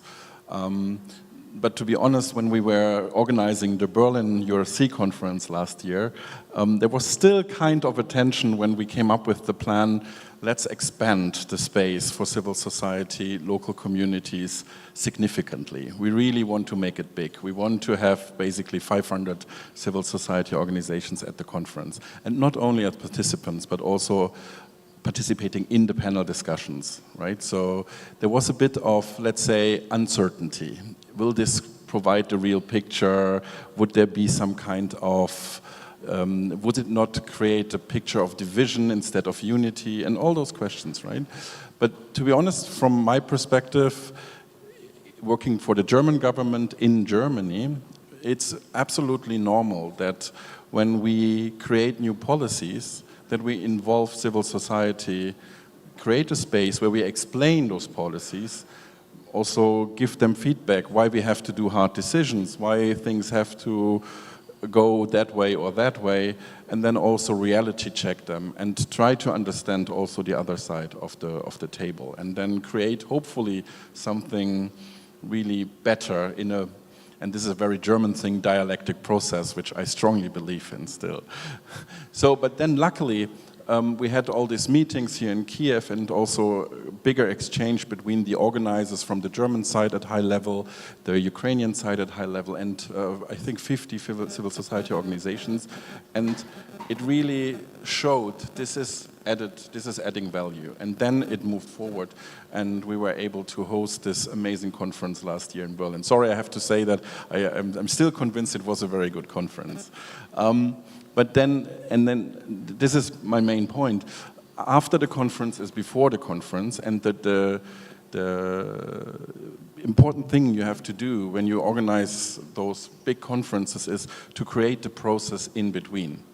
And what we also did, not only to involve civil society and local communities, youth was also a strong issue where we introduced or we were inviting more representatives of youth, was also to start a skills alliance, an SME alliance, a coalition for sustainable municipalities, and an alliance for gender responsive and inclusive recovery.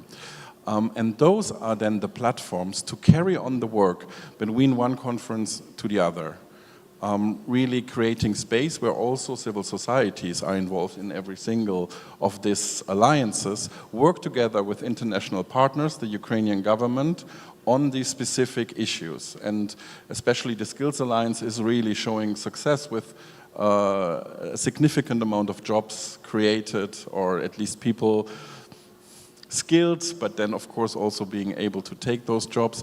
The SME Alliance bring together actually also support to local SMEs, right? That's basically, but that's a big question, right? How to localize all this support which we provide to Ukraine, but then also CSOs play a big role. That's also why we're happy to have also this perspective in the SME Alliance, and the same for the other alliances. And then we were really lucky that Italy also agreed to continue the dimensions we created at the Berlin conference.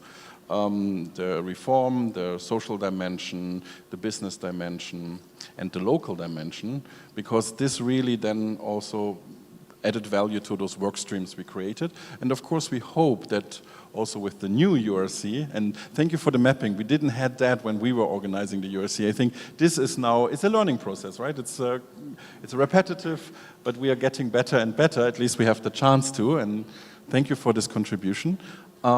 Really feeding this into the upcoming URC in Rome, but then also already thinking about what is then the next thing and how can we create and shape the process in between. Thank you. Дякую дуже. Дійсно, ну, у нас же чесна розмова, да? Тому... Okay, because we have a candid conversation, aren't we? I think the civil society also values what you are talking about. The in-between processes, before and after recovery conferences. Is the German government, is German embassy ready to invest in organizing this continuity, in contributing this continuity?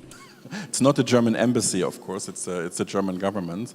And for example, we have a big secretariat for the SME Alliance, working very closely with Tatjana, also on the Skills Alliance, where we also have a big secretariat organized by Germany, actually facilitating this exchange, which is so important, and we will definitely continue that. So this is not that this will end after the URC in Rome. Ну тоді ще одне питання, коли ми говоримо. Then one more question, please. When talking about SME Alliance, in one of the meetings in one of the embassies, we talked about the topic, and the CSO said that it's only for donors. Can a CSO become a member of the alliance? So that's sorry, but this is how we count the contributions. But as a friend, you still have a voice. It's not that they're not heard. Супер. Так, а як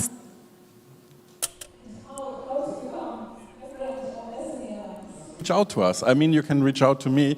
Happy to receive the 400 emails too. Great.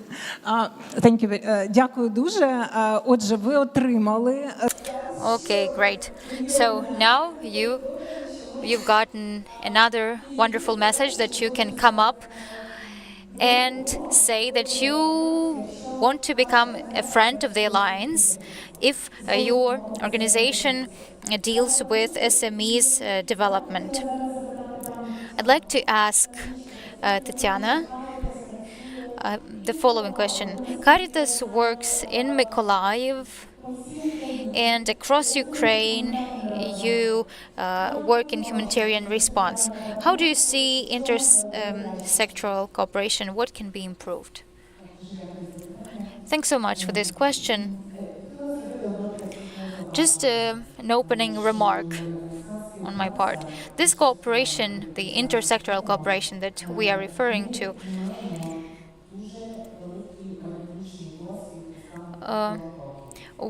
we have been learning from the experiences over these 3 years when the crisis and the challenges were so high that no sector could cope on their own.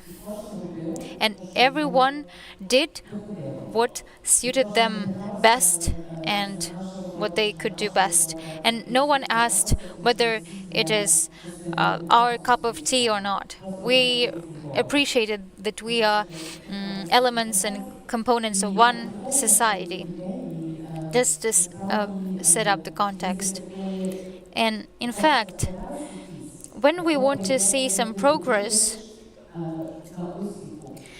it's good to rely on some success stories, some previous success stories. Now we find ourselves in a very interesting moment when this cooperation is shifting into a more planned and formalized shape.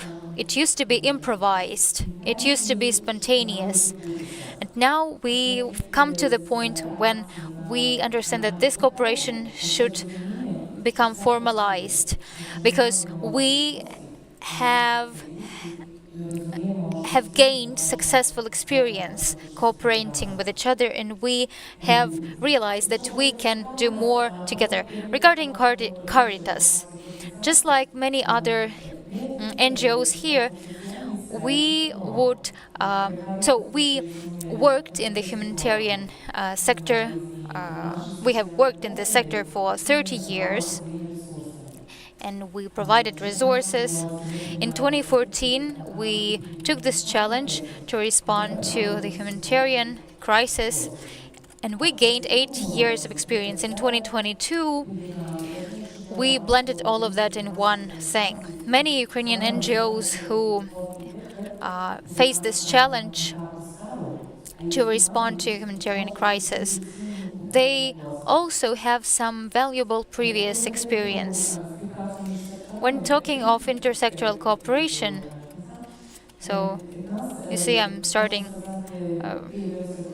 from the end.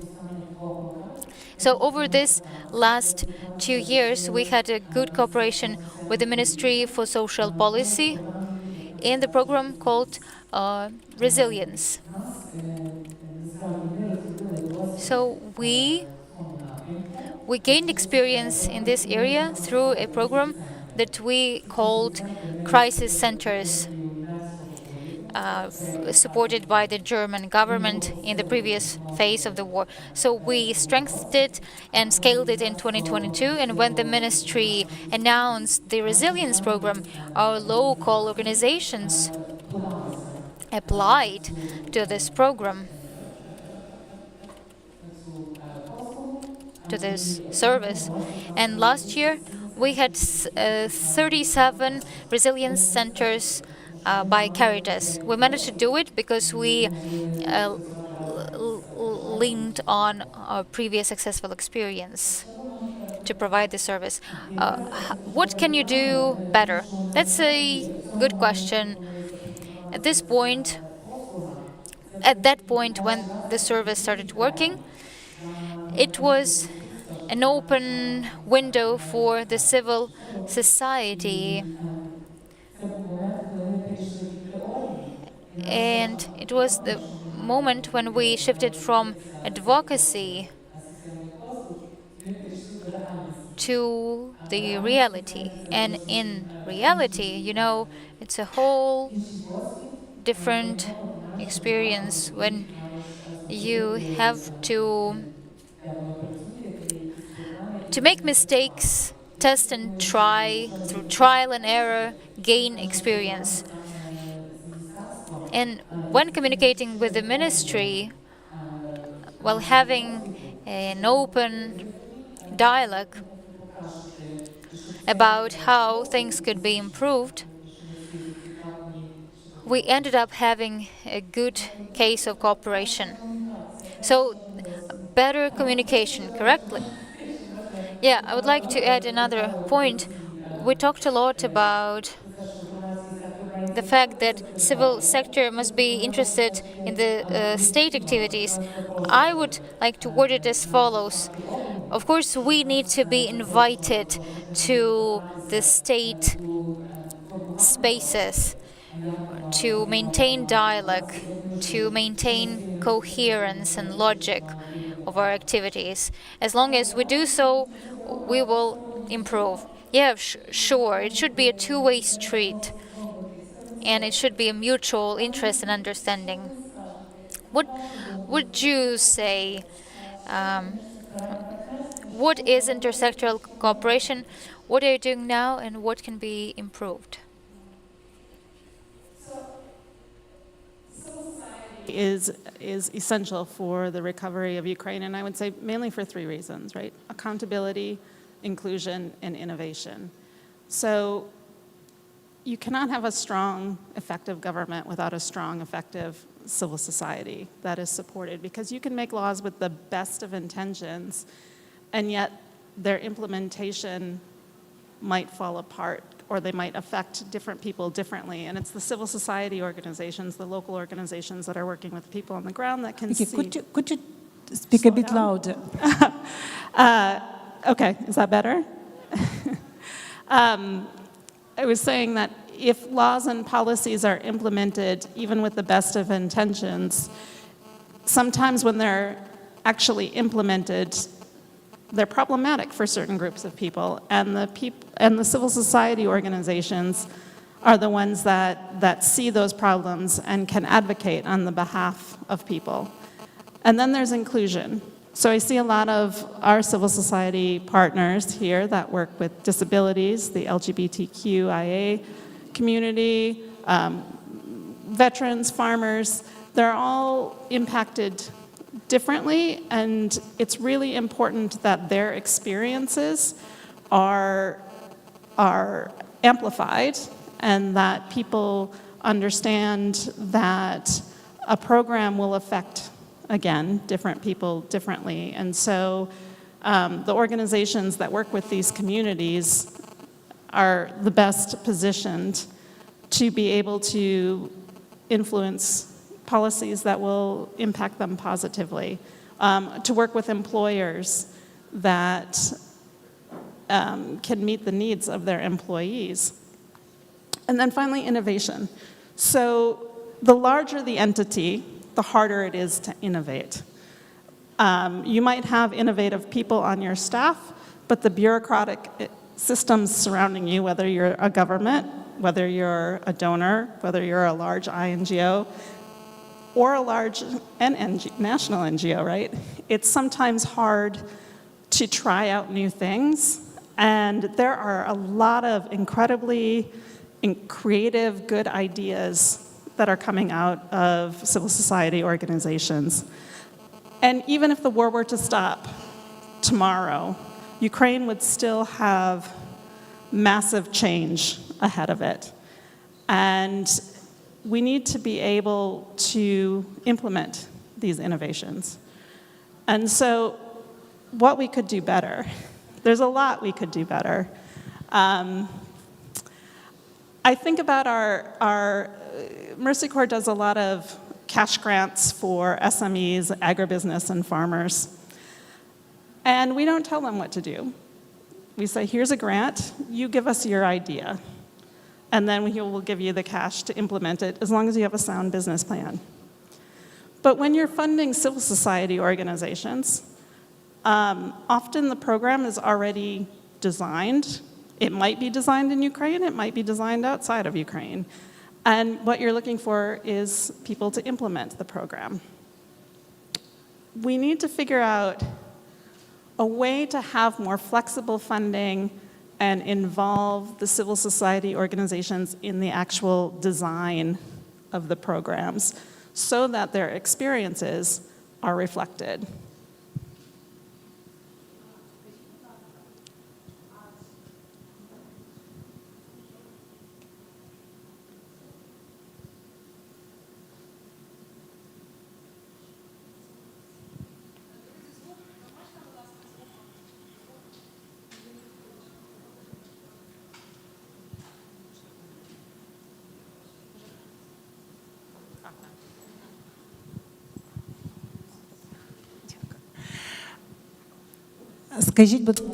Right. Could you tell us, please, are you ready to involve CSOs in the program design?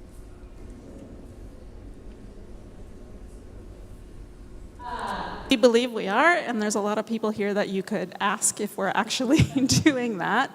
And we actually just launched an innovation and inclusion fund without any parameters, just to see what kind of ideas we could get from that. But it's with small private funding, so it's completely flexible. And there's very little funding around that is that flexible.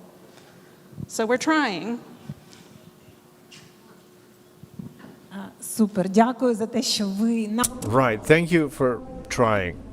And we don't have much time left, but there is a very important event for the sake of which we are actually here. And of course, it is a recovery conference that will take place in July. And Tatiana, can I ask you,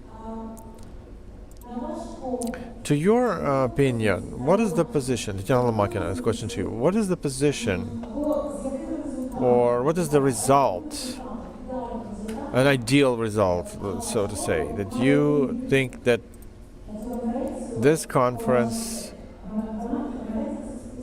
on your topic and so on the state?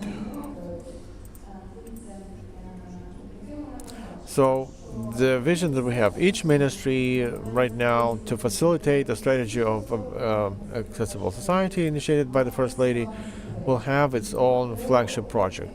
And there were 3 years. Each year they added like at least 3 projects per each ministry. So go to conferences, and we think the results will be for strengthening this project. They will present them, and there will be a result as in the form of some agreements or agreements on mutual support or transfer of expertise. So that's what we're working on as a ministry. Now, on the level of CSOs, what I'm paying attention to is that not all CSOs are yet in their programs, in their documents, they include the accessibility as a study. And you asked me what can be done better. We have to focus our attention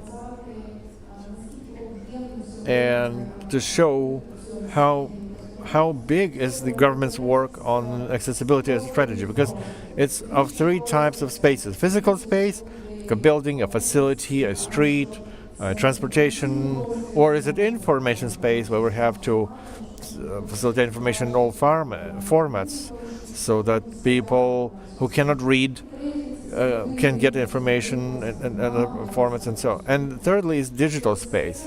All of that to make it accessible. So all of that should be included in CSO's activity. And then we would see that based on results of USC conference, they could also would raise all the issues of partners and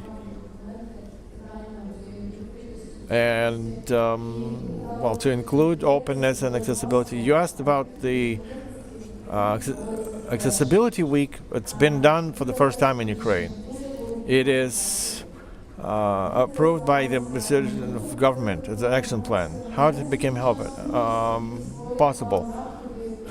Creating the action plan, and I thank the civil society for being active, so that each year May 3rd, every third week will be a national week of accessibility. You can raise this issue, we can discuss them, and this year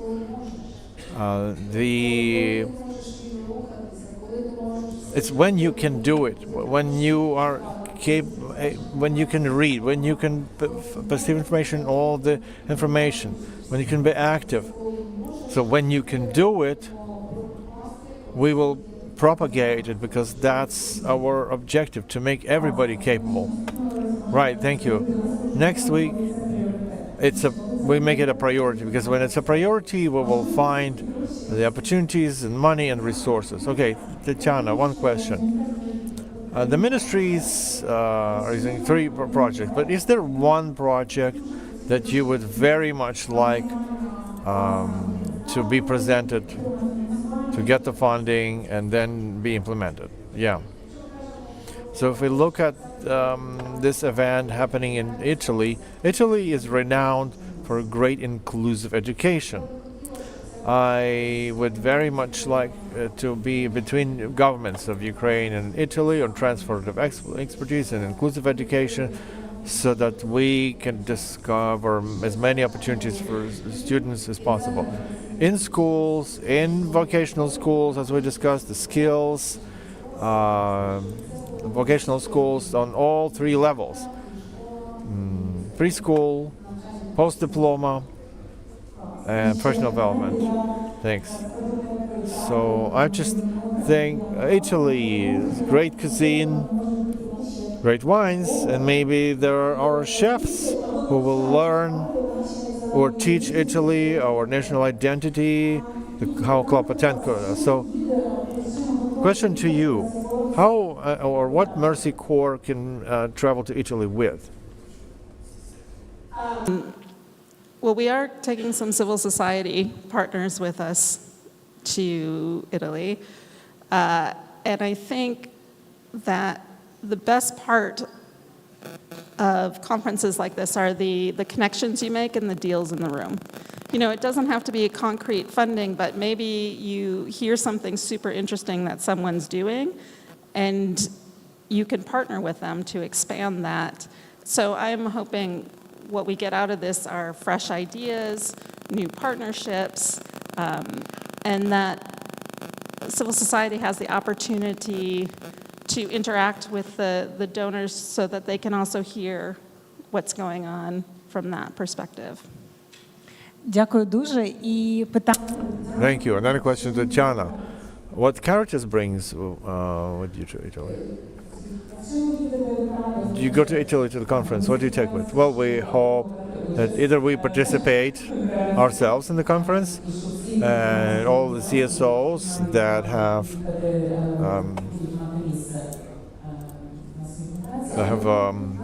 place in the conference, but I also have an in-depth wish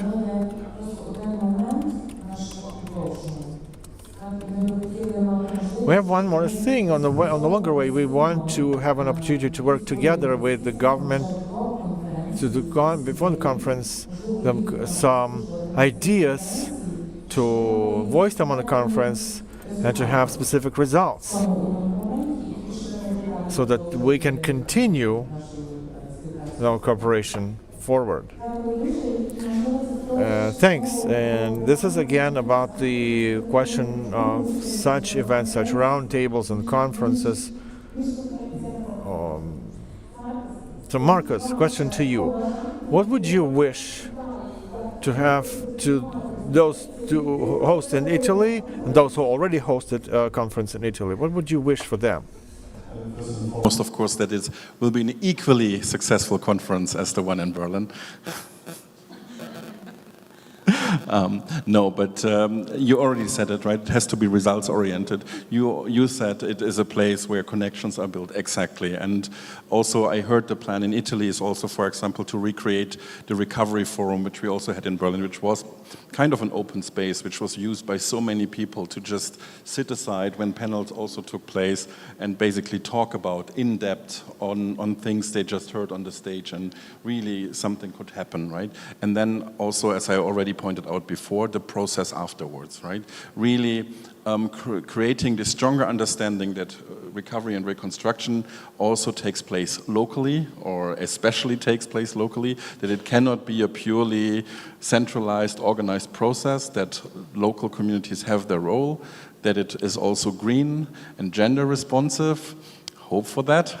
So if this mutual understanding can be even strengthened and then carried on in a process defined between this URC and the next URC, that would be fantastic. Дякую дуже. Мені це нагадує, Right, that reminds me of Eurovision a little bit. Germany, Italy. But of course, it's a much more complicated topic. So is Mykolaiv going there? And what are you going with? Well, in New Year, when we traveled to Germany, local governments were not alone. There were also businesses there. And so we had a question, energy island, energy efficiency, and social part. Hospitals, integration of veterans, and education of the adults.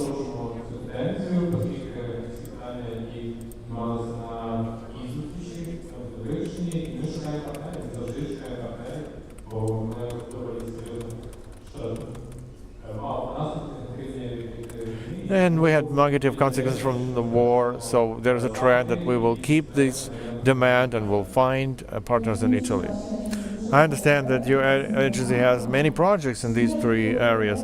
Is there a project that you would very much want to be successful that will be showcased in Italy?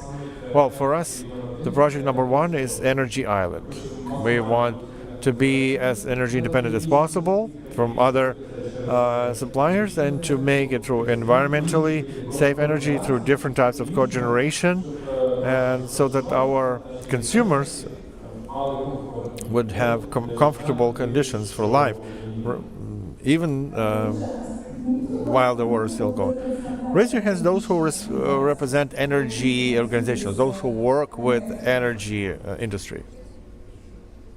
No, just one. Oh, you. Okay. I see only one organization at the moment, but of course there are more. And maybe that can also be a sort of alliance. Tell you truthfully, organizations that work in energy efficiency, Eco Plupa is an all-Ukrainian organization that many of you know. We cooperate with them, and they also were represented in Germany, and we will be working, doing all kinds of projects with them, with the government of Germany. They want to go. So it's a successful trip, right? Yeah. Right. Tatiana, what is the Ministry of Economy traveling with? The Ministry of Economy is involved in preparing the conference. Most of other ministries, so we're responsible for the business dimension and the involvement in human capital dimension. I hope so much that there will be one big victory expecting us, because on this conference we as the Ukrainian government, we have to join the European Fund easy. I don't remember how much money is reserved, but about 30 billion euro to fund projects in employment, skills and human capital. What it means that if we will sign up to the part of this fund, European institutions will be able to allocate additional funds to fund projects in these spheres. How it's going to happen? It's going to happen through international financial institutions. And the projects, the business, CSOs, they can be submitted to these projects. So we as a government, we want to orchestrate this, and then it's your turn to submit high-quality applications. So we still don't have experience how it works, because, for instance, Germany, for sure, is part of this fund as other EU members. So we, as a candidate country, we have a unique chance to do it. So I hope so much that after the conference, we will report that it's successful. Yeah, we'll keep fingers crossed for you. But we also want to keep fingers crossed for Italy. How can we apply? How CSOs can apply and register for this conference in Italy? The Ministry of Economy opened a call for applications, and it's not only for businesses, for everyone. So apply for our Facebook page, and there's a link, and you can register. In fact, what Marcus said, we did a lot of good lessons in Germany, and the German approach about equal representation of the state structures, businesses, civil society, and international financial institutions, it's very much justified, because these are the main actors in all projects. So now in Italy, we have this triage, 30-30-30, which is percentage for businesses, the government and civil society. So we're interested to have, from Ukrainian side, high quality, good, capable organizations. Okay, 3R, 30-30-30. So now, since Camilla, before the start of the panel discussion, she said, can we have a person who will be the host of conference who will have a question? Filipa, you have a question to ask.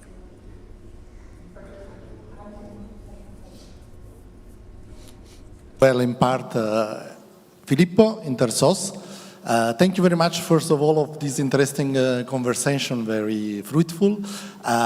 In part, Tatiana has already answered my question, but I will make to all the panel the same. We saw today a very good effort that national and international NGOs are doing in Ukraine. We saw the enthusiastic participation of recovery in Ukraine. So my question is to everyone, as we can help them to participate to the next Ukrainian recovery conference. This is from the government side, from the civil society side, from the international NGO side, because we saw that it's a very important event, and for sure the participation of CSO is an added value. So if still someone wants to participate, how we can help them? Пані Тетяна, як ми можемо їм дозволити, якщо хтось ще... Right, so how can we help them from civil society? Well, those who already registered. No, right now, like if those who just found out about the conference now, they heard that there should be 30-30-30, but they still haven't filled out the application. You still can do it. Fill out the application, and you can do it. See how many smiles are there. Where can you find the application? On the web page of ministry or the minister's personal space, you can see application for businesses, and anyone can use this. So we're filtering then later when the application is filed. Okay, thank you. That's a great news, right? Nobody has received invitation yet. We're just building the lists. Only governmental sites have received. The delegation of Germany received an invitation. Ukrainian businesses and CSOs are still in the process. It's normal, because we are, this like how much time? 2 months. Not too much, but still, it's worth trying. There are already those who are for sure going to check out the minister's webpage and fill out. Raise your hands, those who will for sure try. Great. Awesome. I think it's a great result. So the bigger the choice, as Camilla said, the better quality of the showcase for CSOs. So would you like to add anything to? Right, and since this panel discussion is about to end soon, but one small question, maybe not a question, a plea, if you may. Maybe you will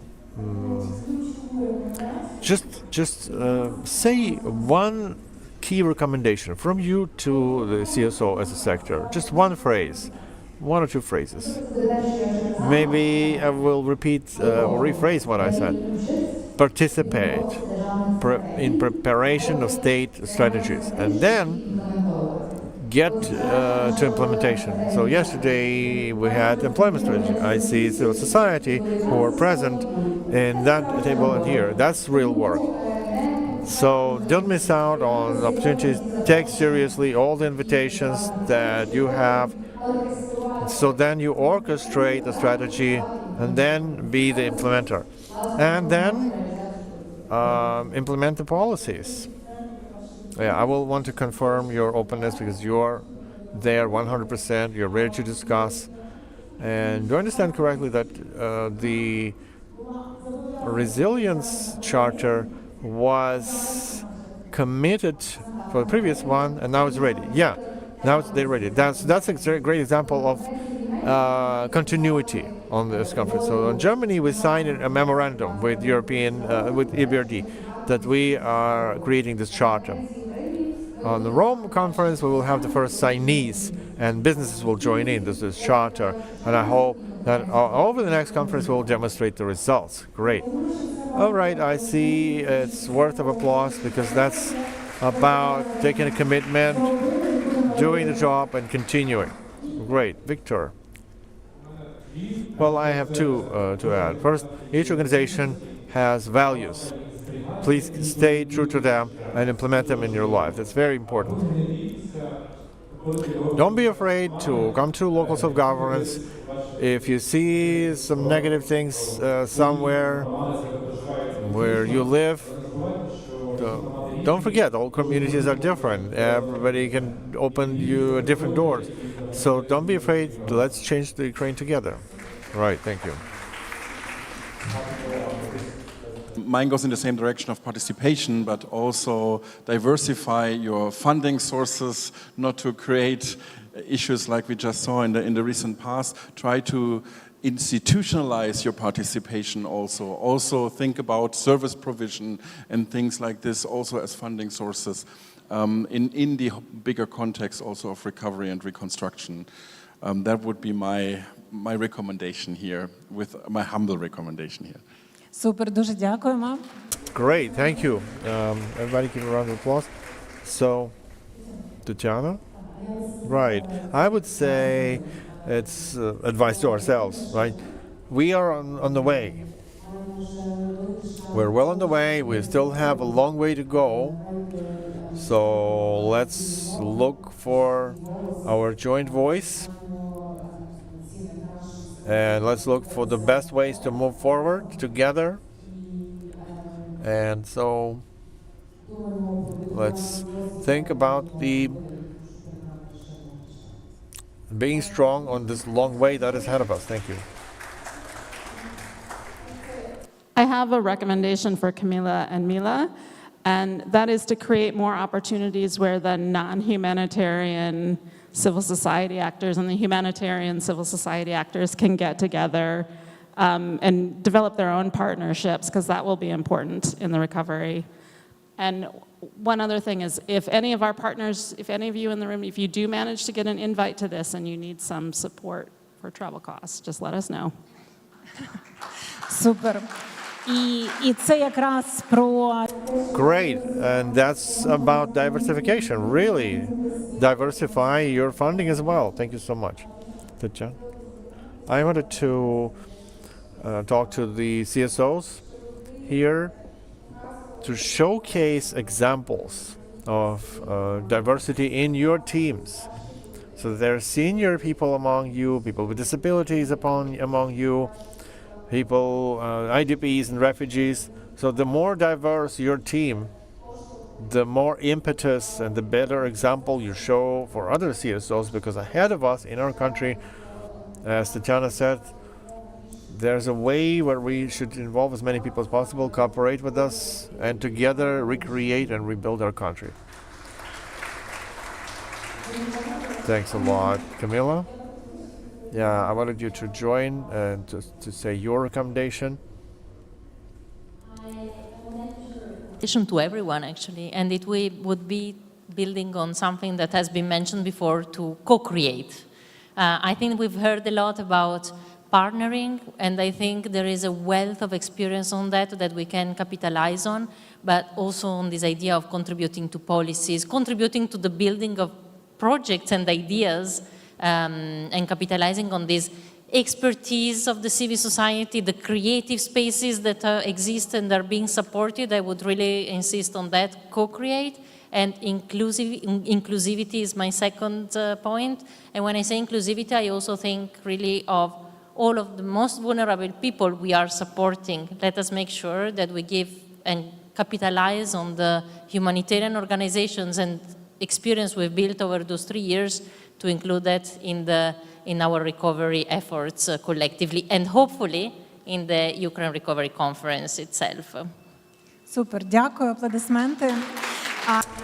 Great. I want to thank all of our speakers and panelists, and I want to address now Camilla and Vika, Tatiana, Marcus. Please spread the word. Spread the word about Ukraine. You work here. You have the understanding what's happening. You see this.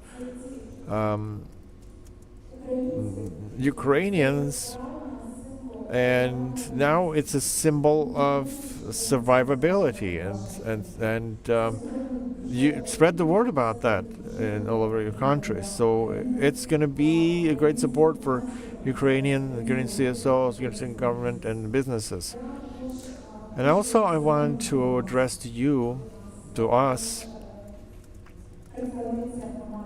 I am also a representative of civil society organization, and 2 years ago, when we were conducting one of the surveys for businesses, we asked, how do you connect your plans with the Ukrainian recovery? And we didn't receive many responses. Now we received more, and I want you to review your strategies.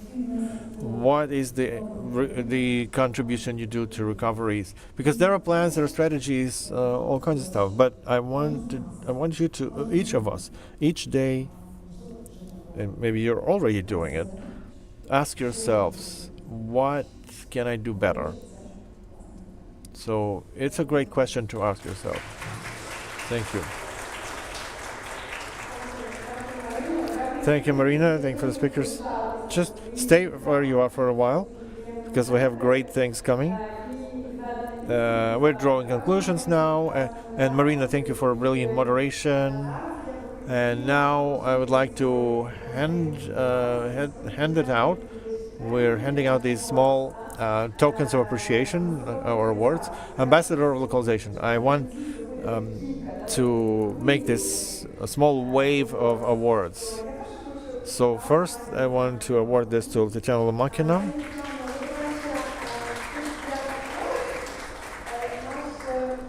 You are here as our ambassador from the beginning, from last year's conference, and you are bearing our flower and you propagate the values of the alliance. So you are the ambassador of accessibility. And this is where I want to take the commitment that this year is Accessibility Year for Alliance, and let's continue, because we hope and we believe in close cooperation with you, and this is the award for you. Thank you. So next, I'd like to thank Germany. This year we have the new humanitarian localization facility, and it is a united fund for local organizations and wherever there are local organizations in decision making. So we always say that we want to be invited to the table where we can have a say. So I thank you so much, Germany and the Ministry of Foreign Affairs and the embassy and the teams that are working for what you're doing. This year it was a great step that you made to move forward. Thank you so much. Welcome. Right. So next I want to invite here Alice, FCDO, Great Britain. These are also partners who are with us from the start, who believed in us as the first in the action of alliance. And as I said already, the doors are opening, but it's not only doors to funding, it's also you're opening doors and you're leading us, working together with us at one table. Alice, Natasha said that she's watching the broadcast now. This is the award to you.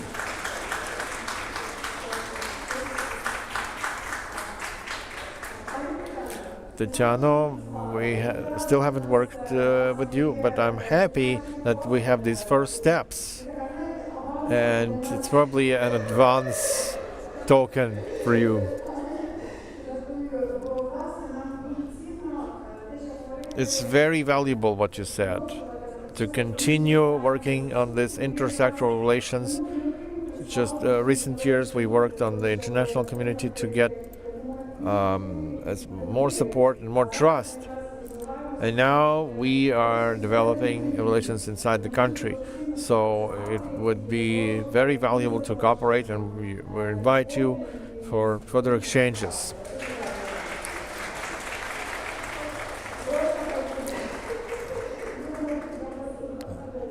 So next time, so yeah, thank you. And so now,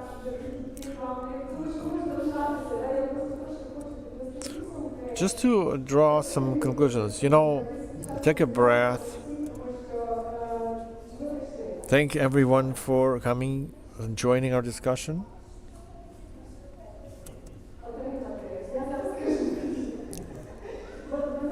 I have many questions. What do you make to become a member of Alliance?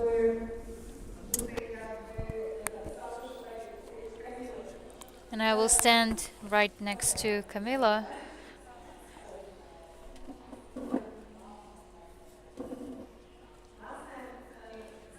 Well, this is our third conference, and it is crucial that each conference advances a little bit. And I've heard from the guests that we have advanced a lot since the beginning, if compared to now. And each conference is just one more brick in a big wall, or another step on a long road. So I'd like to thank all of the organizations joining us today. We've had more than 200 regional organizations and a total of 600 organizations. We are working for the sake of regions, for the sake of Chromatis and communities. I'm thankful to everyone who joined us. This is a great work. How to become a member of Alliance? So 10 more organizations joined the 16 organizations that were there. We are open on Facebook, on LinkedIn, on our website. 62 organizations already applied. We chose 10 out of those 62. Why those 10? So please be proactive in be deep thinkers when you fill out our application forms. Of course, it's important that you are willing to join us, but also, no less important, is you're willing to work hard on your quality level, we need to make a difference. And whenever you fill out an application, please think about what you would like to do, what difference you would like to make, and make it clear in your application so that each organization has a clear vision of the difference they would like to make. We will have a new wave of applications. Please follow us on social media. We will continue working, but try to just join our events. Whenever we organize events, we try to do everything to provide for comfortable conditions of our work. And this could be also a way for us to get to know each other. And 2 more prizes. Refugee International, Nicholas, please stand up. The first conference that we held that was about localization, it was organized by Nicholas, Caritas, and a number of organizations. So I cannot but award you a prize.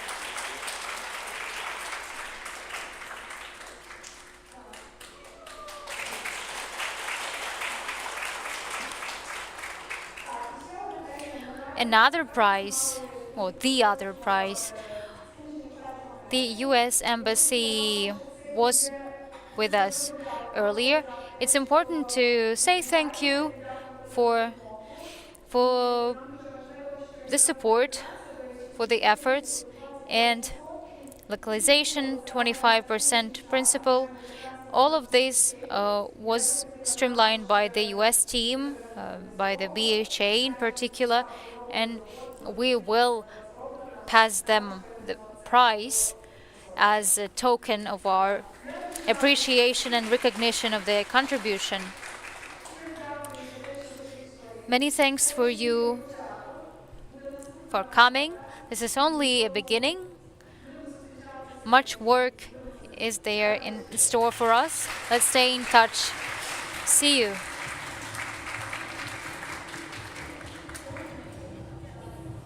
Thank you. Let's make a group photo.